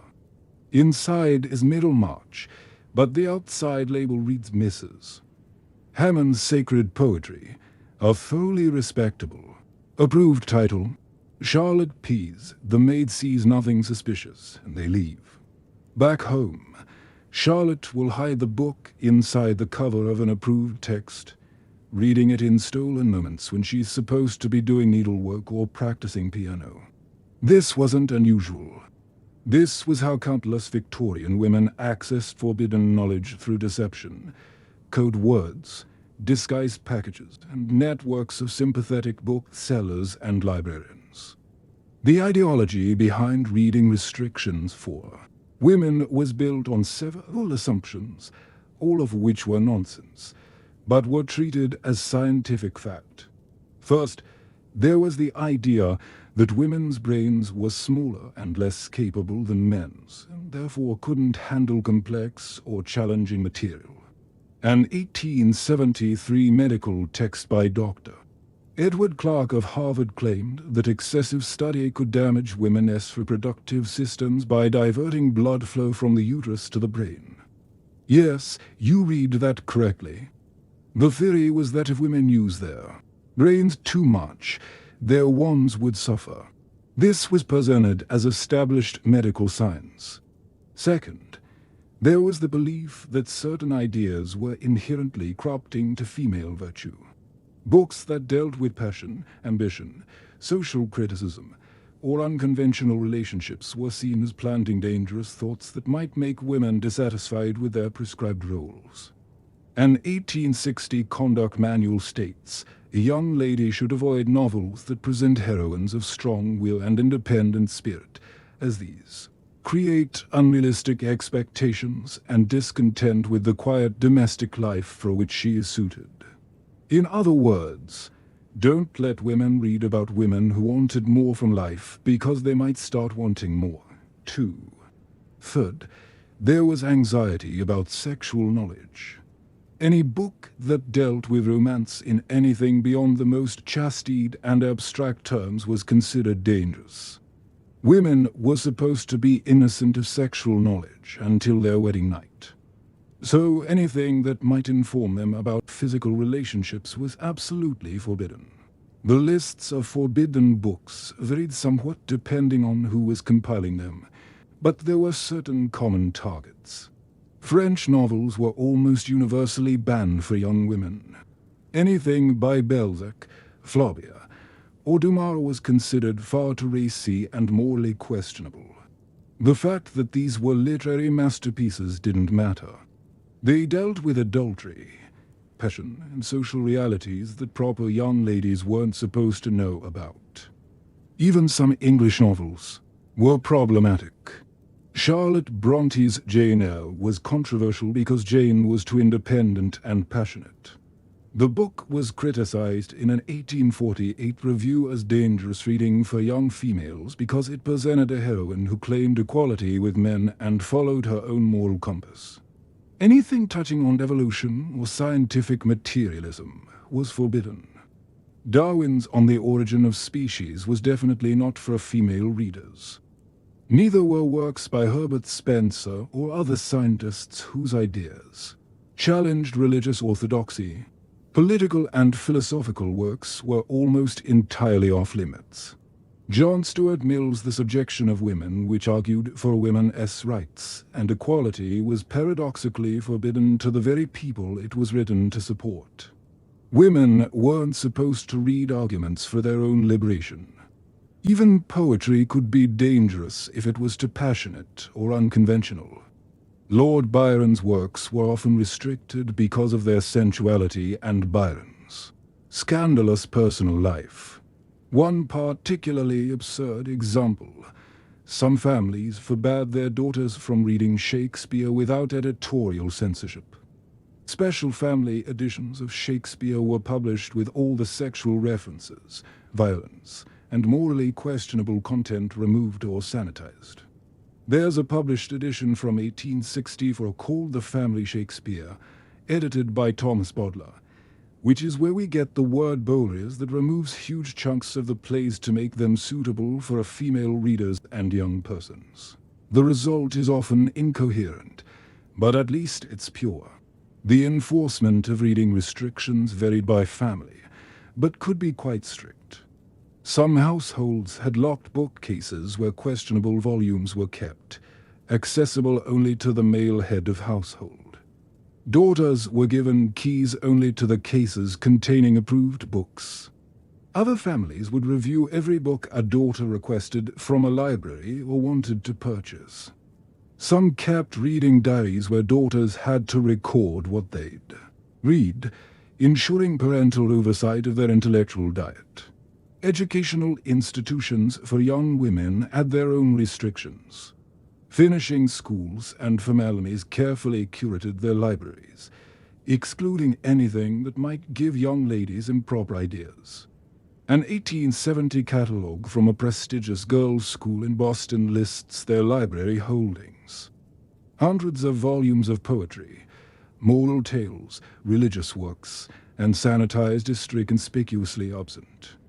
Contemporary novels, political philosophy, scientific works, or anything that might encourage independent thinking. But here's what's fascinating. The restrictions created their own resistance. The very act of forbidding books made them more desirable and led women to go to great lengths to access them. Secret book clubs formed among women.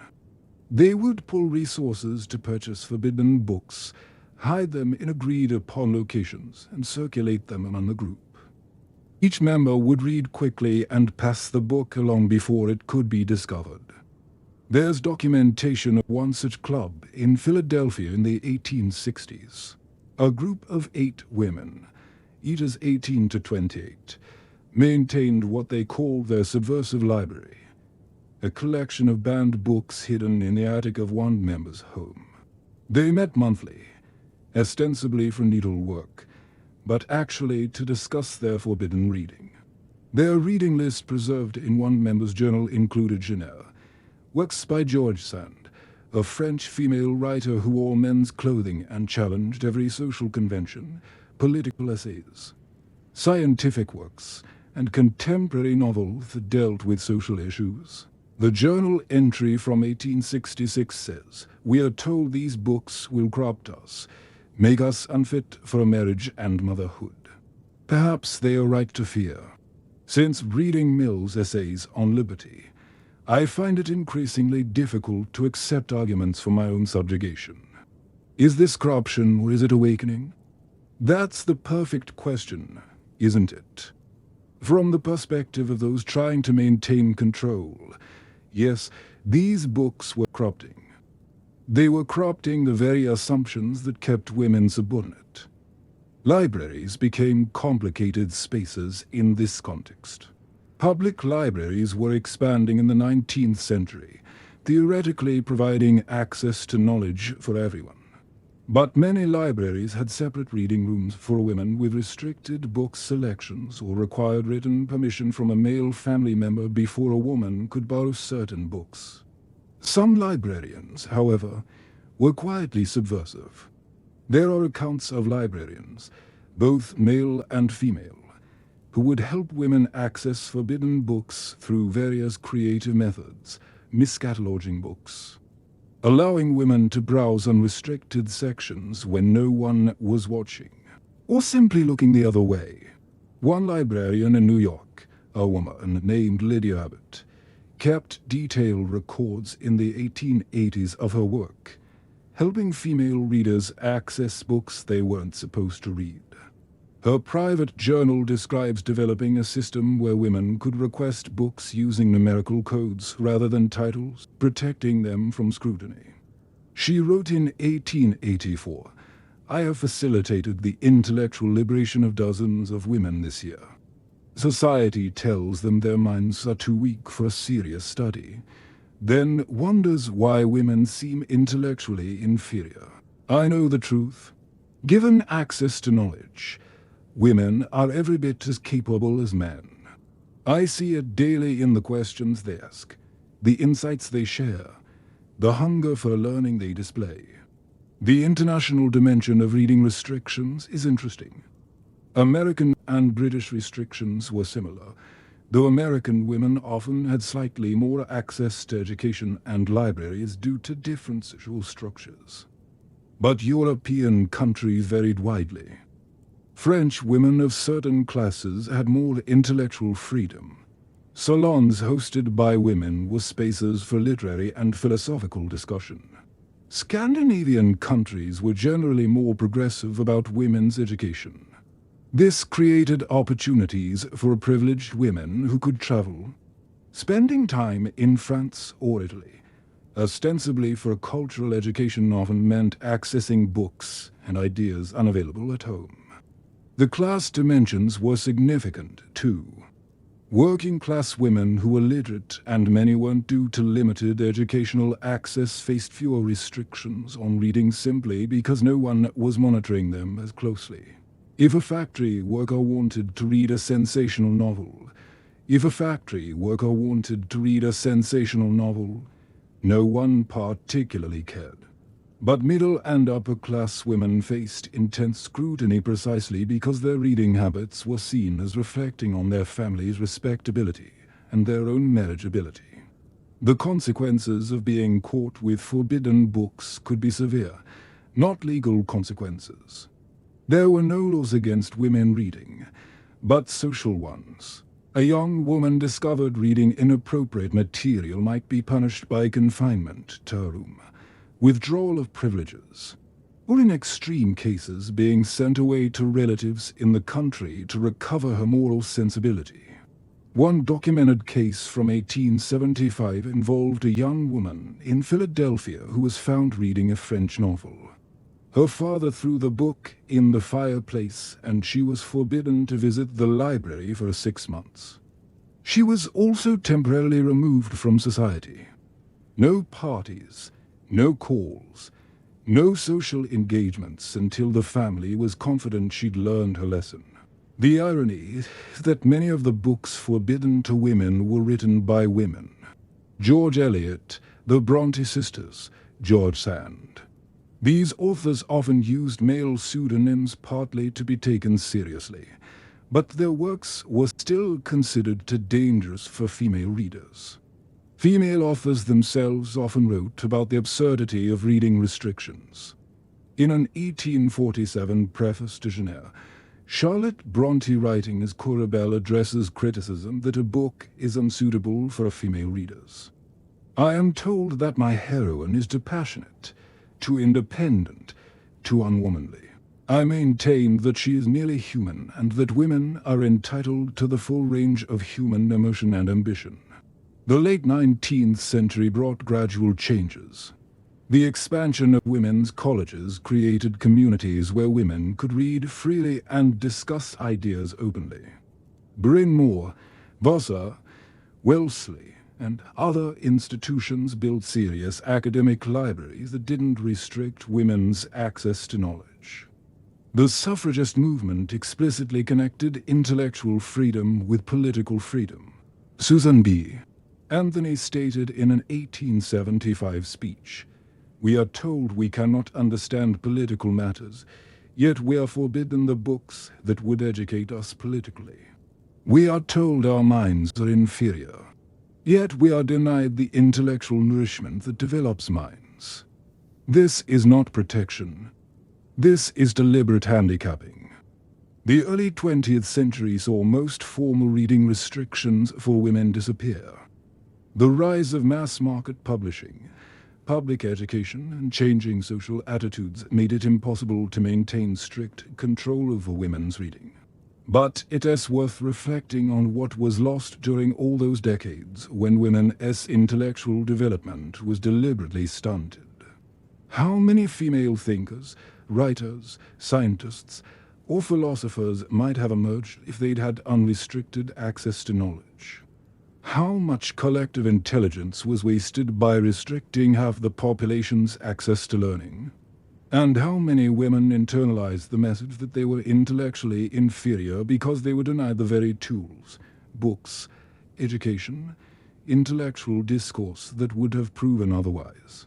The reading restrictions weren't about protecting women. They were about maintaining. Ignorance is a tool of control. An educated woman is a dangerous woman. Dangerous to systems of oppression. That is, so tonight, if you can pick up any book you want, read any website, access any information, appreciate that freedom. It was hard-won. And speaking of bodily functions and social control, we're moving into territory that's going to seem almost comically absurd, but was deadly serious to the people involved. Because Victorian society didn't just police what women could read or wear. It even tried to control how they coughed, sneezed, and breathed in public. The sneeze situation is about to reveal just how far etiquette rules invaded even the most basic, involuntary human functions and the medical consequences. They were more serious than you might think. Your body has involuntary functions. Your heart beats, your lungs breathe, and sometimes when irritants enter your respiratory system, you sneeze or cough. These are automatic protective reflexes that you literally cannot control. Victorian society looked at these basic biological functions and said, "We need rules for those extensive, complicated rules that women must follow even when their bodies are trying to expel dust or pure." Even choking. Yes, there were etiquette guidelines for how women were supposed to sneeze, cough, yawn, hiccup, and even breathe in public. And the consequences of doing any of these things incorrectly range from social embarrassment to actual medical harm. This is the sneeze situation, and it's going to show you just how deeply etiquette rules invaded women's bodies, right down to their autonomic nervous system. Let me paint you a scene. Vienna 1879. A formal dinner party at an aristocratic household. Among the guests is a young woman named Kathinemir, aged 21, visiting from a slightly less wealthy family hoping to make connections in high society. The dinner is proceeding perfectly. Katrina has navigated all the rules successfully.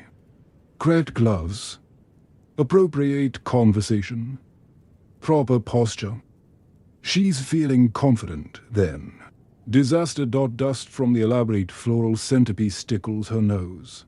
She feels a sneeze coming. Not a small one. A real full-body sneeze that her respiratory system is demanding she expel.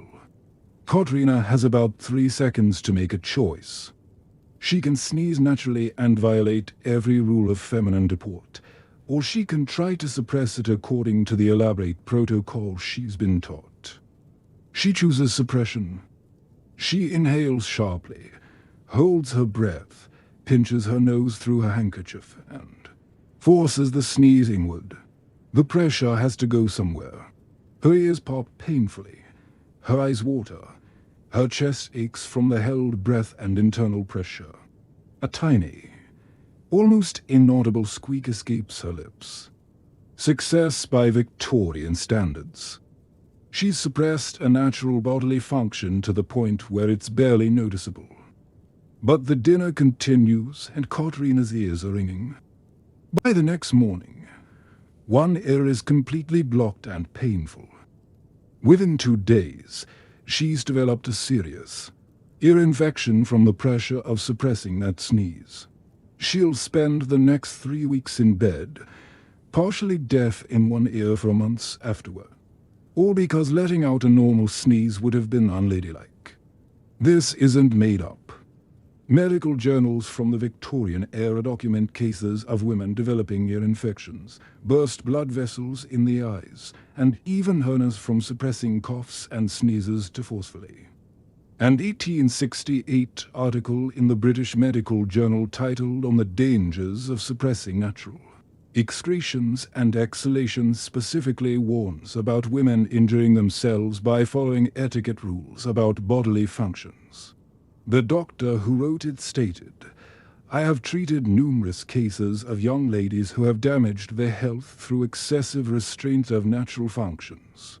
The social pressure to suppress coughs, sneezes, and other bodily sounds has resulted in genuine medical harm." Think about that. Doctors were treating women injured by etiquette rules and writing medical papers about it, and still society insisted women continue following those rules. So what exactly were the rules about sneezing and coughing? Let's break down the absurdity. Rule 1. A lady never sneezes loudly or suddenly. An etiquette manual from 1875 instructs, should a lady feel a sneeze approaching, she must suppress it entirely if possible. If suppression is impossible, the sneeze must be muffled through a handkerchief and reduced to the quietest sound achievable. A loud sneeze is evidence of poor breathing and lack of self-control. Note the language. Lack of self-control over an involuntary reflex. You are supposed to control the uncontrollable. Rule 2. The physical presentation of a sneeze must be minimized. No throwing your head back, no convulsive body movement, no scrunching up your face. You are supposed to sneeze while maintaining ladylike composure, essentially motionless and expressionless. An 1863 Guide to Refined Manners advises the face should remain serene even during the act of sneezing. Practice before a mirror to achieve the ability to expel irritants without facial distortion. Practice sneezing in front of a mirror. Let that sink in. They wanted women to rehearse involuntary reflexes until they could perform them without visible reaction. Rule 3. Never sneeze in the direction of others, and ideally turn away entirely so others barely notice the occurrence.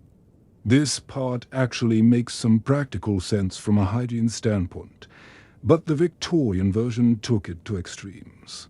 You're supposed to practically disappear if you needed to sneeze. Rule 4. Apologize afterward. Even though sneezing is involuntary and not your fault, you should still offer a quiet apology for the disruption. "Excuse me," or "I beg your pardon," said softly. The coughing rules were similarly elaborate.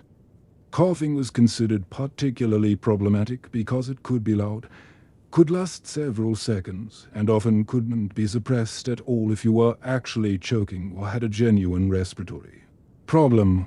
The protocol for a coughing involved holding a handkerchief to your mouth, turning away from company, and producing the quietest cough possible. If you had a persistent cough from illness, you were often expected to simply not appear in public until it subsided. One etiquette book from 1880 states bluntly, a lady suffering from a cough severe enough to be audible in company should excuse herself from social engagements until her health is restored. The disruption of polite gathering by repeated coughing is inconsiderate and offensive.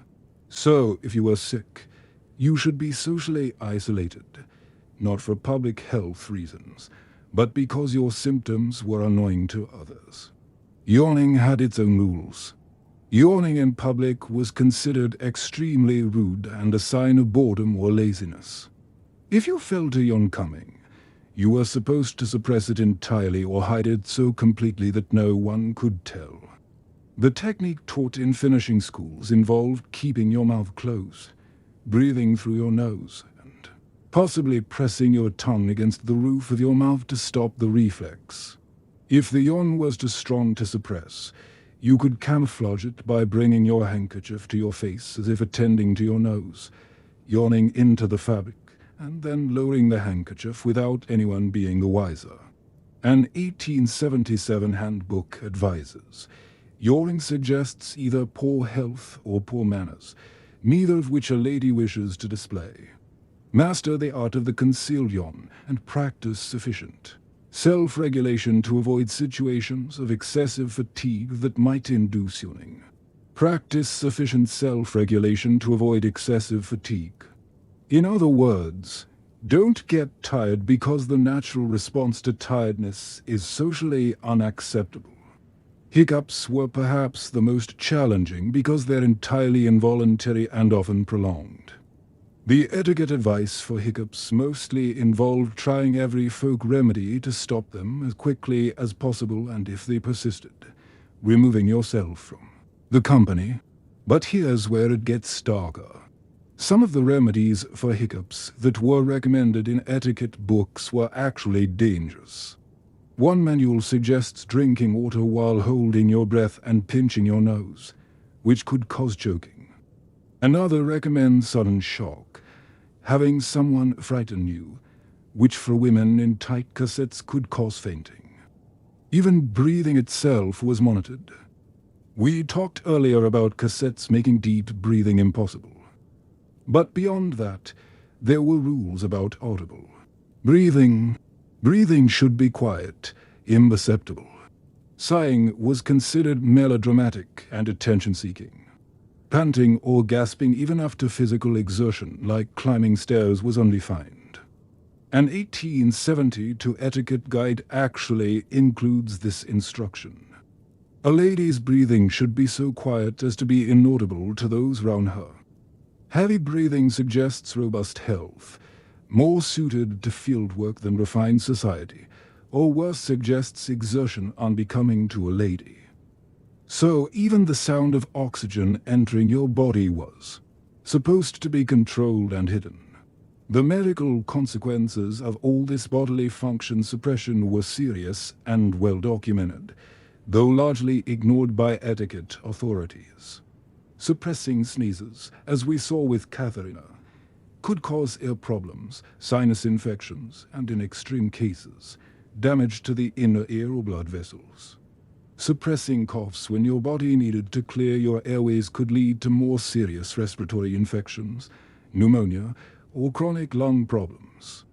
The constant shallow breathing, required by corsets and encouraged by etiquette, led to chronic oxygen deprivation, which contributed to the fainting, fatigue, and nervous disorders that Victorian women were constantly experiencing. A physician named Dr. Arabella Connolly published an article in 1899 titled "The Toilet of Health" that explicitly connected women's health problems to restrictive clothing and etiquette demands. She wrote, "We wonder why women suffer from nervous exhaustion, headaches, and weakness.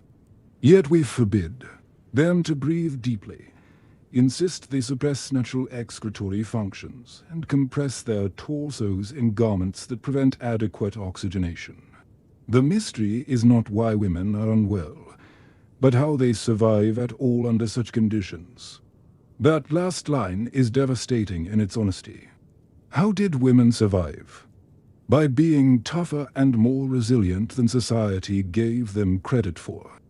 The class and cultural dimensions of bodily function etiquette are revealing.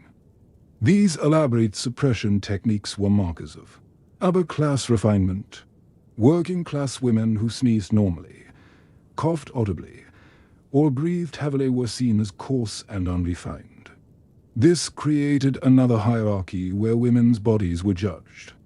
If you could successfully suppress all natural functions, you proved you had the self-control and refinement of the upper classes. If you couldn't, if you sneezed normally or coughed when you needed to, you revealed yourself as low-ras or poorly bred. There's also a gender double standard. As with everything we've discussed tonight, men face some expectations about polite coughing and sneezing, but nothing like the elaborate suppression required of women. A man could sneeze heartily, cough openly when needed, and yawn without extensive camouflage. These were seen as evidence of his vitality and robust health. Women doing the same things were considered vulgar and uncontrolled.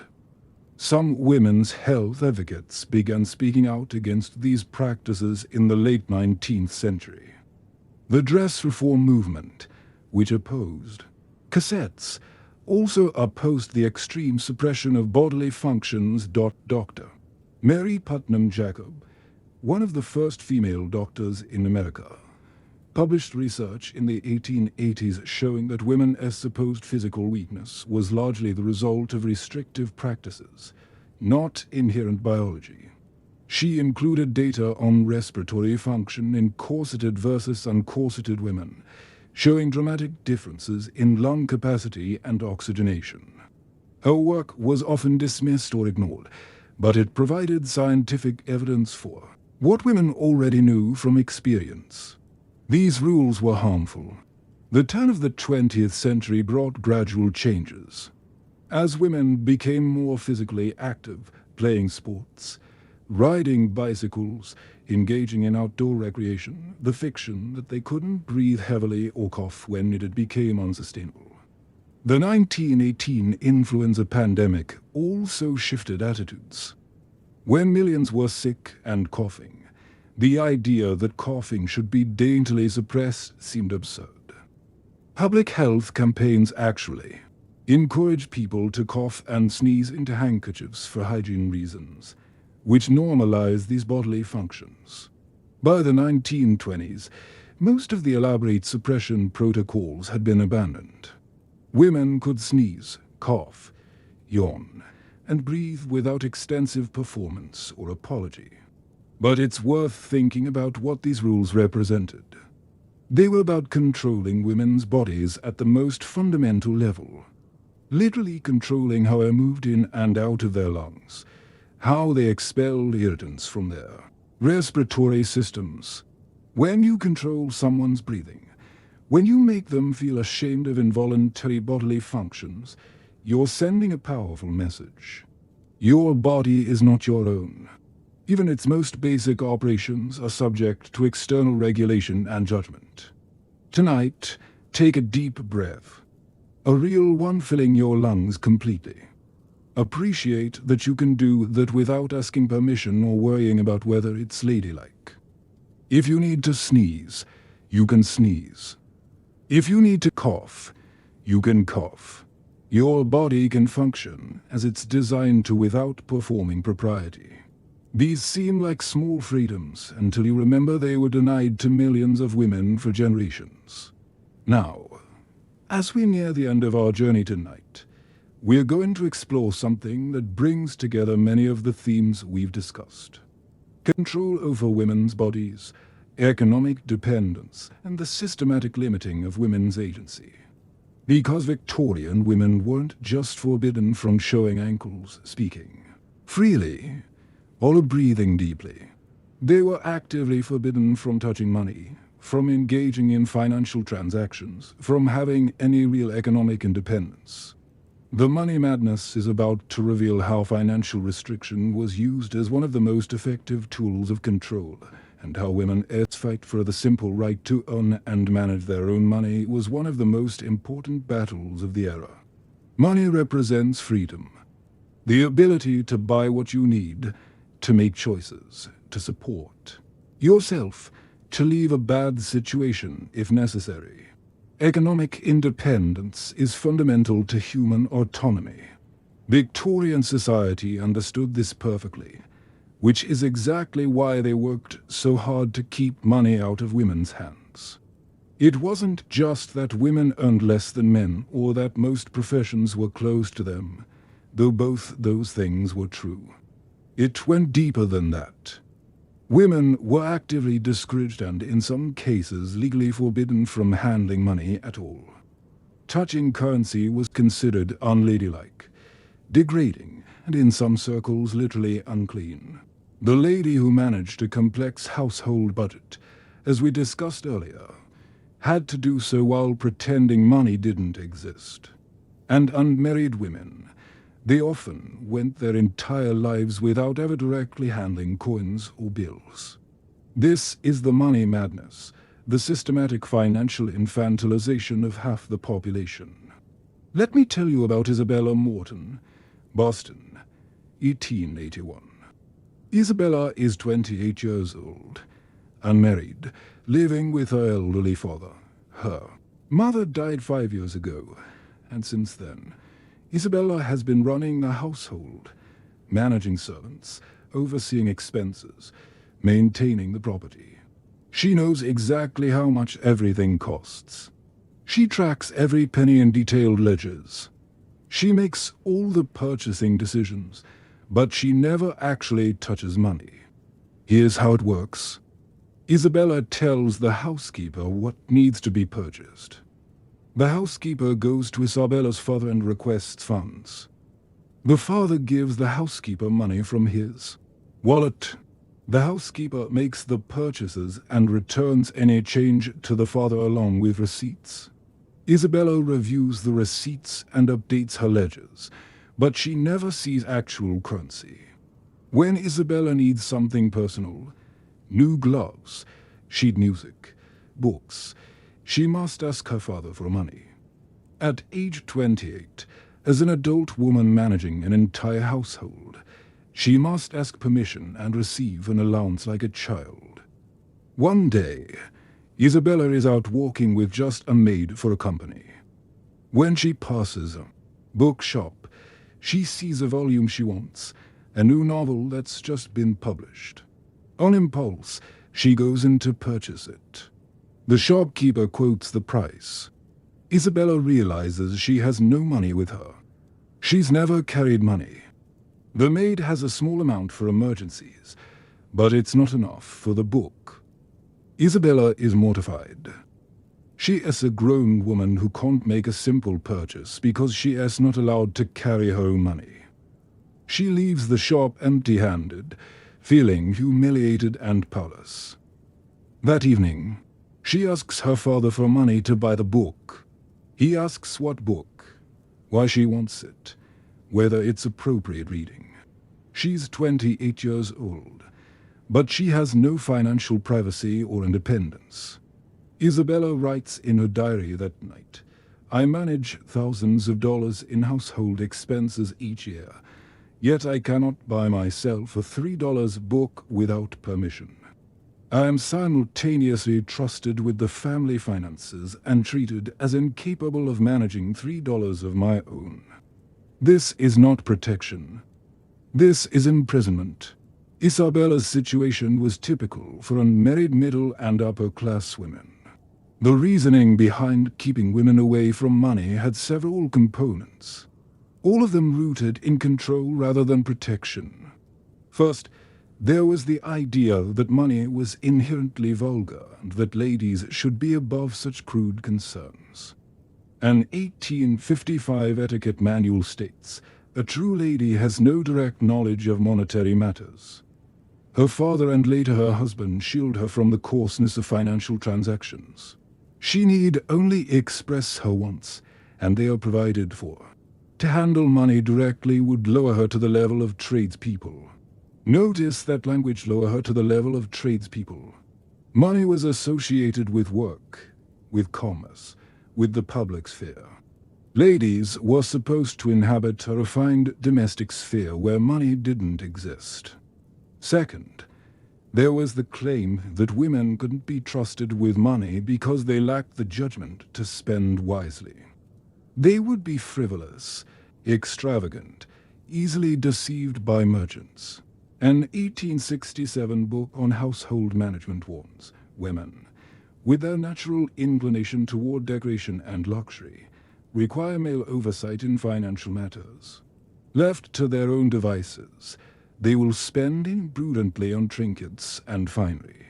This ignored the reality that women were already managing household budgets, making purchasing decisions, demonstrating financial competence daily. They just had to do it through intermediaries. Third, and most importantly, financial dependence ensured women's subordination. If you can't access money, you can't leave a bad marriage. You can't support yourself. You can't make independent choices. You're utterly dependent on male relatives for survival. This wasn't accidental. It was the point.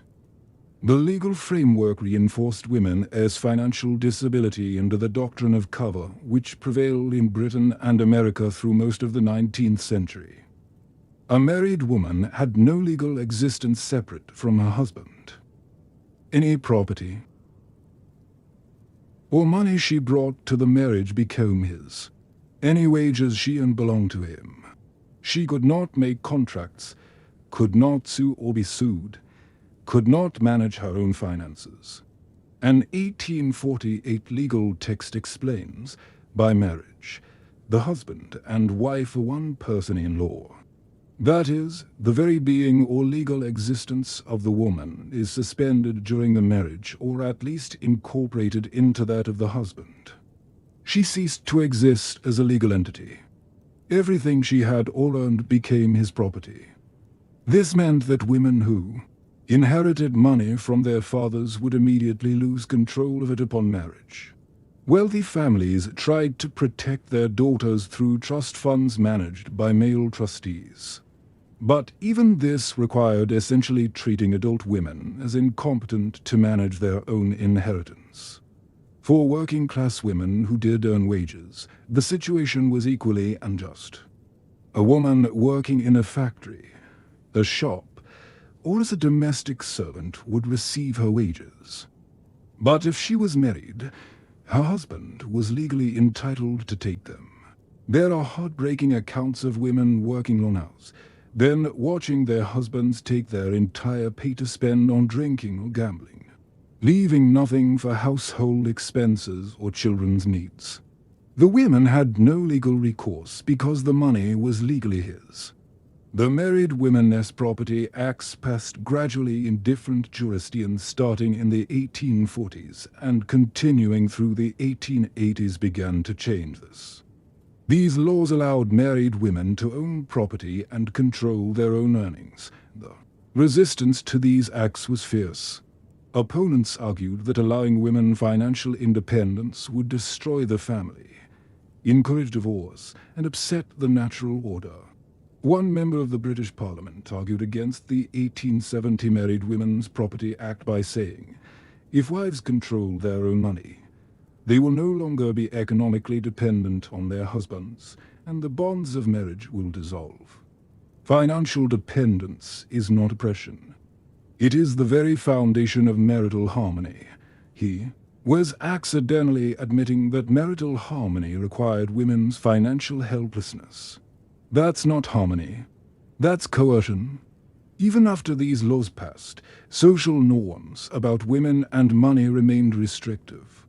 Respectable women were still discouraged from handling currency directly. The practical methods of avoiding money handling were often elaborate.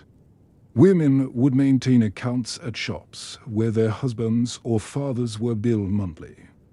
They would never see cash change hands. Goods were delivered, bills were sent to the male head of household, and payments were made behind the scenes. For larger purchases or investments, women would work through male intermediaries, lawyers, bankers, male relatives, even if the money was legally theirs. There is a documented case from 1885 of a wealthy widow named Eleanor Whitmore who inherited a substantial fortune from her late husband. The money was legally hers, but when she wanted to invest in railroad stocks, her banker insisted she have a male relative, her adult son, sign off on the transaction. The banker claimed it was for her protection, but it was actually because he didn't believe a woman could make sound investment decisions. Eleanor eventually found a different banker willing to work with her directly, but she had to shop around because most financial institutions simply wouldn't deal with women as independent actors. The association of money with moral and cleanliness was particularly bizarre. Some etiquette guides literally described currency as dirty and unsuitable for ladies' hands. An 1870 manual advises coins pass through many hands and accumulate dirt and moral contamination from various sources. A lady should avoid handling them when possible, and should certainly wash her hands immediately after any unavoidable contact with currency. Moral contamination, as if coins carried sin that would rub off on pure feminine hands. This created absurd situations where women would use handkerchiefs or gloves as barriers when forced to handle money, treating it like a toxic substance. But of course, This squeamishness only applied to certain women, working-class women, servants, shop girls. They handled money constantly because they had to. The moral contamination argument was selectively applied, revealing that it was really about class and control, not actual concern about cleanliness. The prohibition on women handling money extended to charitable work in interesting ways. Upper-class women were encouraged to do charity work.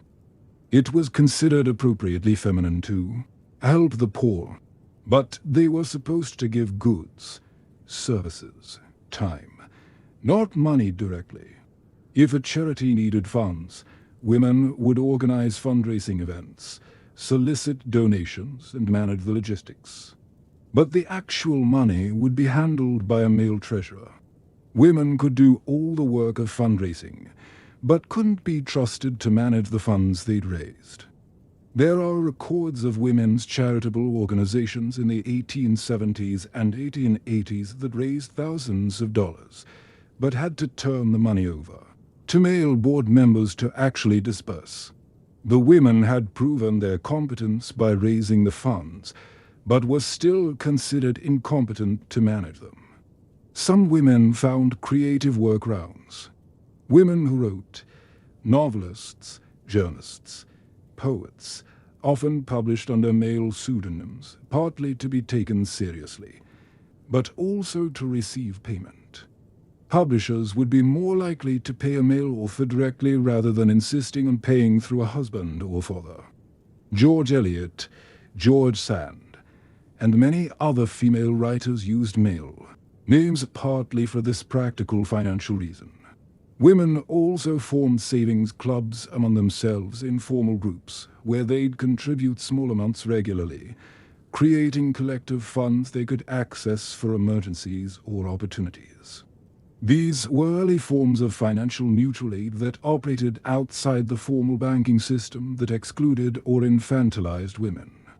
The fight for women's financial rights was central to the broader women's rights movement. Suffragists understood that without economic independence, political rights were limited. Susan B. Anthony famously said in an 1871 speech, "Woman must have a purse of her own.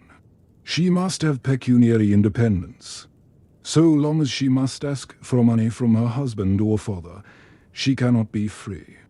Economic dependence is the root of all other dependencies." The turn of the 20th century brought gradual progress. More women entered paid work. More laws recognized women's property rights. More banks and businesses were willing to deal with women as customers. But change was slow and uneven.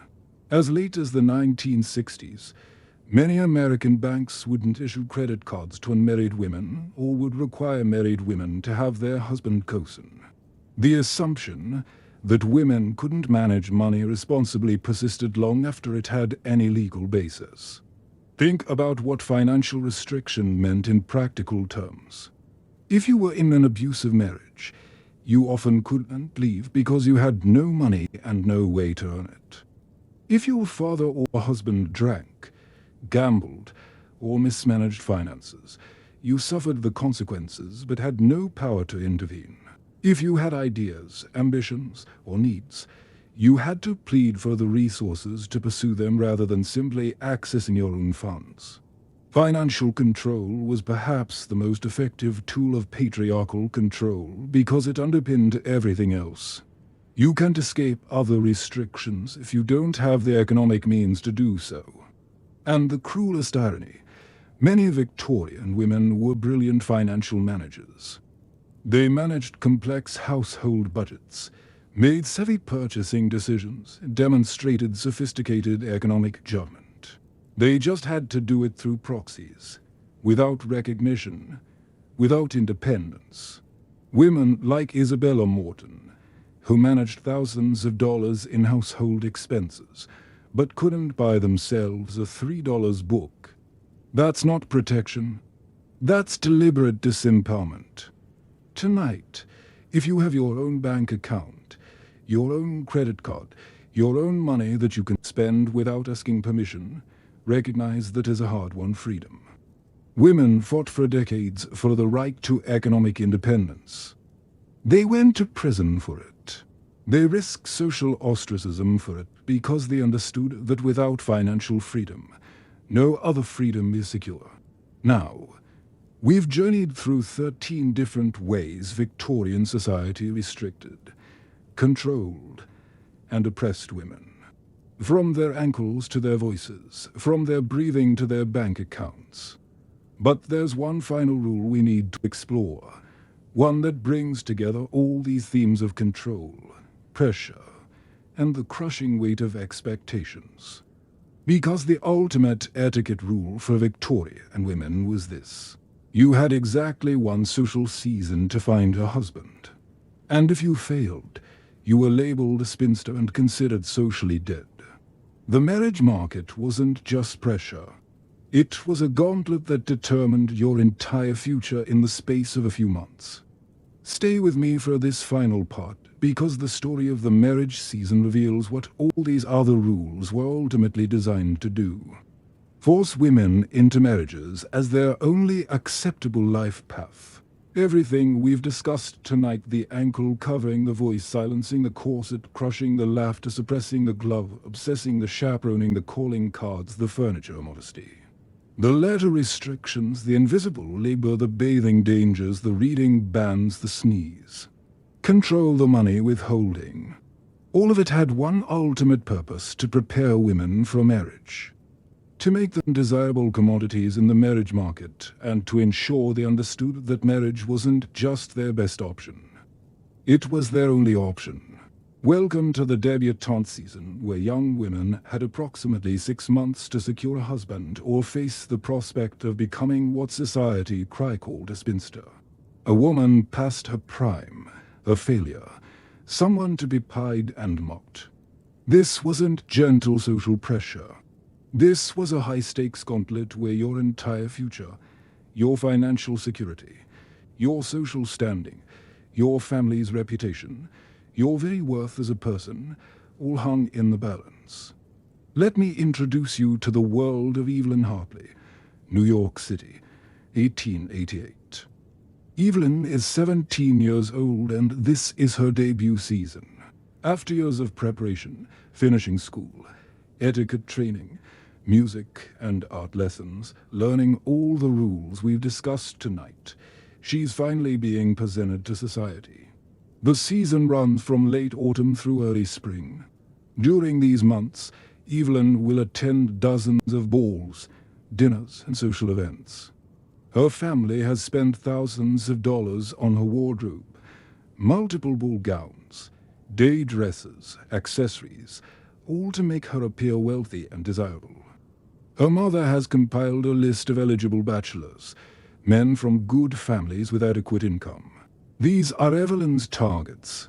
She needs to attract their attention, demonstrate her accomplishments, piano playing, conversation, dancing, prove her suitability as a wife, and ideally receive a proposal before the season ends. The pressure is enormous. Evelyn's family has 2 other daughters who will need their own debut seasons.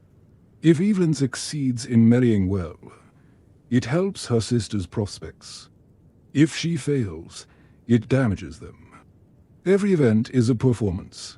Evelyn must be charming but not forward, beautiful but not vain, accomplished but not competitive with men, intelligent but not intellectual, present but not attention-seeking. She must navigate all the etiquette rules we've discussed while also appearing effortlessly natural and appealing. By February, several of Evelyn's friends from finishing school have received proposals. They're celebrating, planning weddings. Evelyn has had pleasant conversations with several men, but no one has asked her father for a permission to court her seriously. March arrives. The season is winding down. Evelyn's mother is growing anxious, making pointed comments about how Evelyn should smile more, talk less about books, not express opinions so readily. The message is clear. You're running out of time and you're doing something wrong. April comes and the season officially ends. Evelyn has not received a proposal. She's not devastated. She's only 17 after all. She can try again next year. But the label has already begun to attach itself. She's had one season and failed to secure a husband. She's been out for months and remains unmarried. If she goes through a second season without success, the whispers will grow louder. By a third season, she'll be considered undesirable, and men will wonder what's wrong with her, that no one has wanted to marry her. The economics of the marriage market were brutal and explicit. Young women were literally referred to as being on the market. Their value was assessed like property or livestock. A woman's worth in the marriage market was calculated based on several factors: her family's social standing, her dowry or expected inheritance, her appearance, her accomplishments, her age, and crucially, her reputation. Which meant her perfect adherence to all those etiquette rules we've spent tonight discussing. An 1875 magazine article about the New York social season actually includes this chilling passage. The annual marriage market opens with much anticipation. This season's crop of young ladies appears promising, with several possessing both beauty and fortune. Wise young men will act quickly to secure the most valuable specimens before they are claimed. Specimens, human beings reduced to specimens to be claimed. The age pressure was particularly cruel. The ideal marriage age for upper-class women was considered to be between 17 and 22. After 23, you were getting old. After 25, you were dangerously close to spinster territory. After 30, you were essentially considered unmarriageable, except in unusual circumstances. An etiquette book from 1880 states bluntly, a lady who remains unmarried past her 25th year must accept that her marital prospects diminish with each passing season. She should moderate her expectations and consider men she might have rejected in her youth.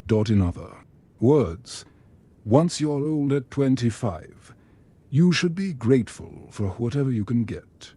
The spinster label was devastating because it wasn't just about marital status. It was about social worth.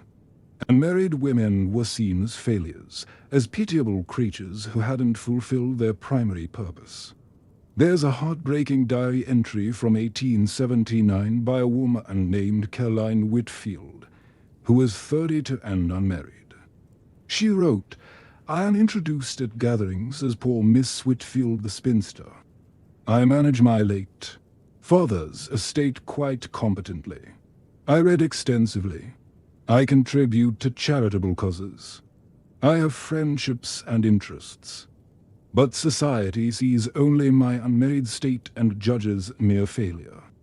I'm financially independent, intellectually engaged, and personally content. Yet I am pied as if I were diseased. The pressure to marry created desperation that led women into unsuitable, sometimes dangerous marriages. If your options were marry anyone or face social death, many women chose poorly out of panic. There are documented cases of women marrying men they barely knew, men who were alcoholics or gamblers, men who were cruel or controlling simply because a proposal came and the alternative, remaining unmarried, seemed worse. One woman writing anonymously in an 1885 women's magazine described her experience. "I married at age 23 to avoid the spinster label. I barely knew my husband. Within a year, I understood I had traded temporary social anxiety for a lifetime of misery. But divorce was impossible. Separation was scandalous. And I was legally, financially bound to a man I neither loved nor respected. I warn young women, the fear of being unmarried is nothing compared to the reality of being miserably married. For women who did remain unmarried, their options were extremely limited. If they came from wealthy families, they might live with relatives. existing in a dependent subordinate position in someone else's household. They could do charitable work, but as we discussed, without control over money or real authority. Some unmarried women became governesses or teachers, one of the few respectable professions open to educated women. But these positions were poorly paid and socially ambiguous. Governesses existed between classes, too educated to be servants, but employees rather than family members. Charlotte Bronte wrote about this painful liminal position in Jane Eyre. The governess who is neither servant nor equal, who must navigate complex social hierarchies while maintaining dignity despite low status. Working-class unmarried women face different challenges. They typically worked for wages in factories as servants in shops. They had more economic independence than wealthy unmarried women in some ways. But they also faced exploitation, low wages, and harsh working conditions. The marriage market also had a racial and class dimension that's important to acknowledge. The rigid debutante season we're describing was primarily a white upper-class phenomenon. Working-class women, immigrant women, and women of color navigated different marital markets with different pressures and different opportunities. But across classes and races, the fundamental pressure existed. Women were defined primarily by their relationship to marriage, and their worth was judged accordingly. Some women rejected the marriage market entirely. They chose to remain single, to pursue education or careers, to live independently or in communities with other women. These women faced social ostracism and financial challenges, but they also found freedom and fulfillment outside the narrow path society prescribed. The Boston marriages of the late 19th century, where two women lived together in committed partnerships, were one such alternative. Some of these were romantic relationships, others were deep friendships and economic partnerships. They offered women companionship and support outside traditional marriage. Women's colleges that emerged in the late 19th century created communities where unmarried women could live as scholars and educators, building lives centered on intellectual pursuit rather than marriage and domesticity. The fight for women's education and professional opportunities was partly about creating alternatives to the marriage or nothing dichotomy. If women could support themselves financially, if they could have meaningful careers, they didn't need to marry for survival. This terrified traditionalists who recognized that economic independence would fundamentally change the marriage market. If women could choose whether to marry based on love and compatibility, rather than economic necessity, the whole system of patriarchal control would be threatened. A conservative writer in 1892 explicitly warned, "The education of women in professions and the granting of economic independence will destroy the institution of marriage. If women can support themselves, they will have no need of husbands and will choose spinsterhood over the duties of wifehood." This represents an existential threat to family and society. He was right that it would change marriage, but wrong that this was bad. When marriage becomes a choice rather than an economic necessity, the marriages that do occur can be based on genuine partnership rather than female dependence. The early 20th century began to shift attitudes. The new woman of the 1890s and 1900s embraced education, delayed marriage, and pursued careers. The suffragist movement fought not just for voting rights, but for economic and social changes that would give women real choices. World War I, as with so many changes we've discussed tonight, accelerated this shift. With millions of men at war, women took on work and responsibilities that demonstrated their capabilities. The idea that unmarried women were useless spinsters became untenable when those same spinsters were driving ambulances, managing factories, and keeping society functioning. By the 1920s, the rigid debutante season and the desperate marriage market pressure had begun to ease. Women could marry later, could pursue careers first, could even choose not to marry without being completely socially ostracized. But we should remember what the marriage market cost during all those decades, when it was the only acceptable path for women. How many loveless marriages? How many women trapped with unsuitable partners? How many brilliant minds confined to domestic drudgery because there were no alternatives? And how many women who might have flourished as scholars, artists, scientists, or in any number of other roles were instead pushed into marriages they didn't want simply because society offered no option.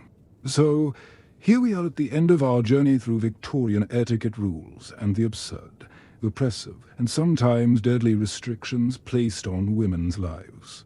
We've covered 15 different aspects of Victorian women's experience. From their covered ankles to their silenced voices. From their crushed torsos to their suppressed laughter. From their monitored gloves to their constant surveillance. From their social calling card performances to their forbidden books. From their controlled bodily functions to their withheld money. And finally to the marriage market that all these rules were ultimately designed to serve. What connects all these rules? Control. The systematic control of women's bodies, women's movements, women's minds, women's emotions, women's relationships, women's finances, and women's life choices. These weren't just silly old-fashioned customs. They were tools of oppression, methods of maintaining patriarchal power, ways of keeping half the population subordinate and dependent. But here's what's equally important to remember. Women resisted at every point in every way they could. Women pushed back. They created secret libraries and reading circles. They formed financial mutual aid networks. They found sympathetic chaperones and used code words with booksellers. They advocated for dress reform and practical clothing. They fought for property rights and educational access. They built alternative communities and chose unconventional paths despite the social costs, and eventually they won. Not completely. We still live with echoes of these old restrictions, but the explicit rules we've discussed tonight are gone. Women can show their ankles, speak their minds, breathe deeply, laugh fully, write letters freely, manage their own money, read what they choose, and decide for themselves whether, when, and whom to marry. These freedoms didn't just happen. They were fought for by brave women and supportive men who recognized injustice and worked to change it, often at great personal cost. So tonight, as we finish this long journey together, I hope you'll take a moment to appreciate the freedoms you have. The simple ability to move through the world without constant anxiety about etiquette violations, the right to express yourself, to learn, to work, to make your own choices. And if you notice echoes of these old restrictions in modern life, the ways women's appearance is still policed, the ways women's voices are still diminished, the ways women's bodies are still controlled, the ways women's choices are still constrained. Recognize them for what they are. They're not natural or inevitable. They're remnants of systems, of oppression that women have been fighting against for generations. The fight isn't over, but knowing the history helps us understand what we're fighting for and why it matters. Thank you for spending these hours with me tonight, exploring this fascinating and often infuriating history. I hope these stories have given you something to think about, made you grateful for progress achieved, and perhaps inspired you to question restrictions that still exist today. If you enjoy this journey through history's absurd etiquette rules, make sure to subscribe to the channel, leave a comment below telling me which rule shocked you the most, or share a story about etiquette rules you've encountered in your own life or family history. And Stay tuned because there are so many more stories to explore. Other eras, other cultures, other fascinating glimpses into how people lived and what they fought against. History is full of lessons for us if we're willing to listen. Until next time. Sleep well and remember the freedoms you enjoy tonight were someone else's dreams and battles. Honor them by using those freedoms fully and fighting to extend them to everyone who still lacks them. Good night.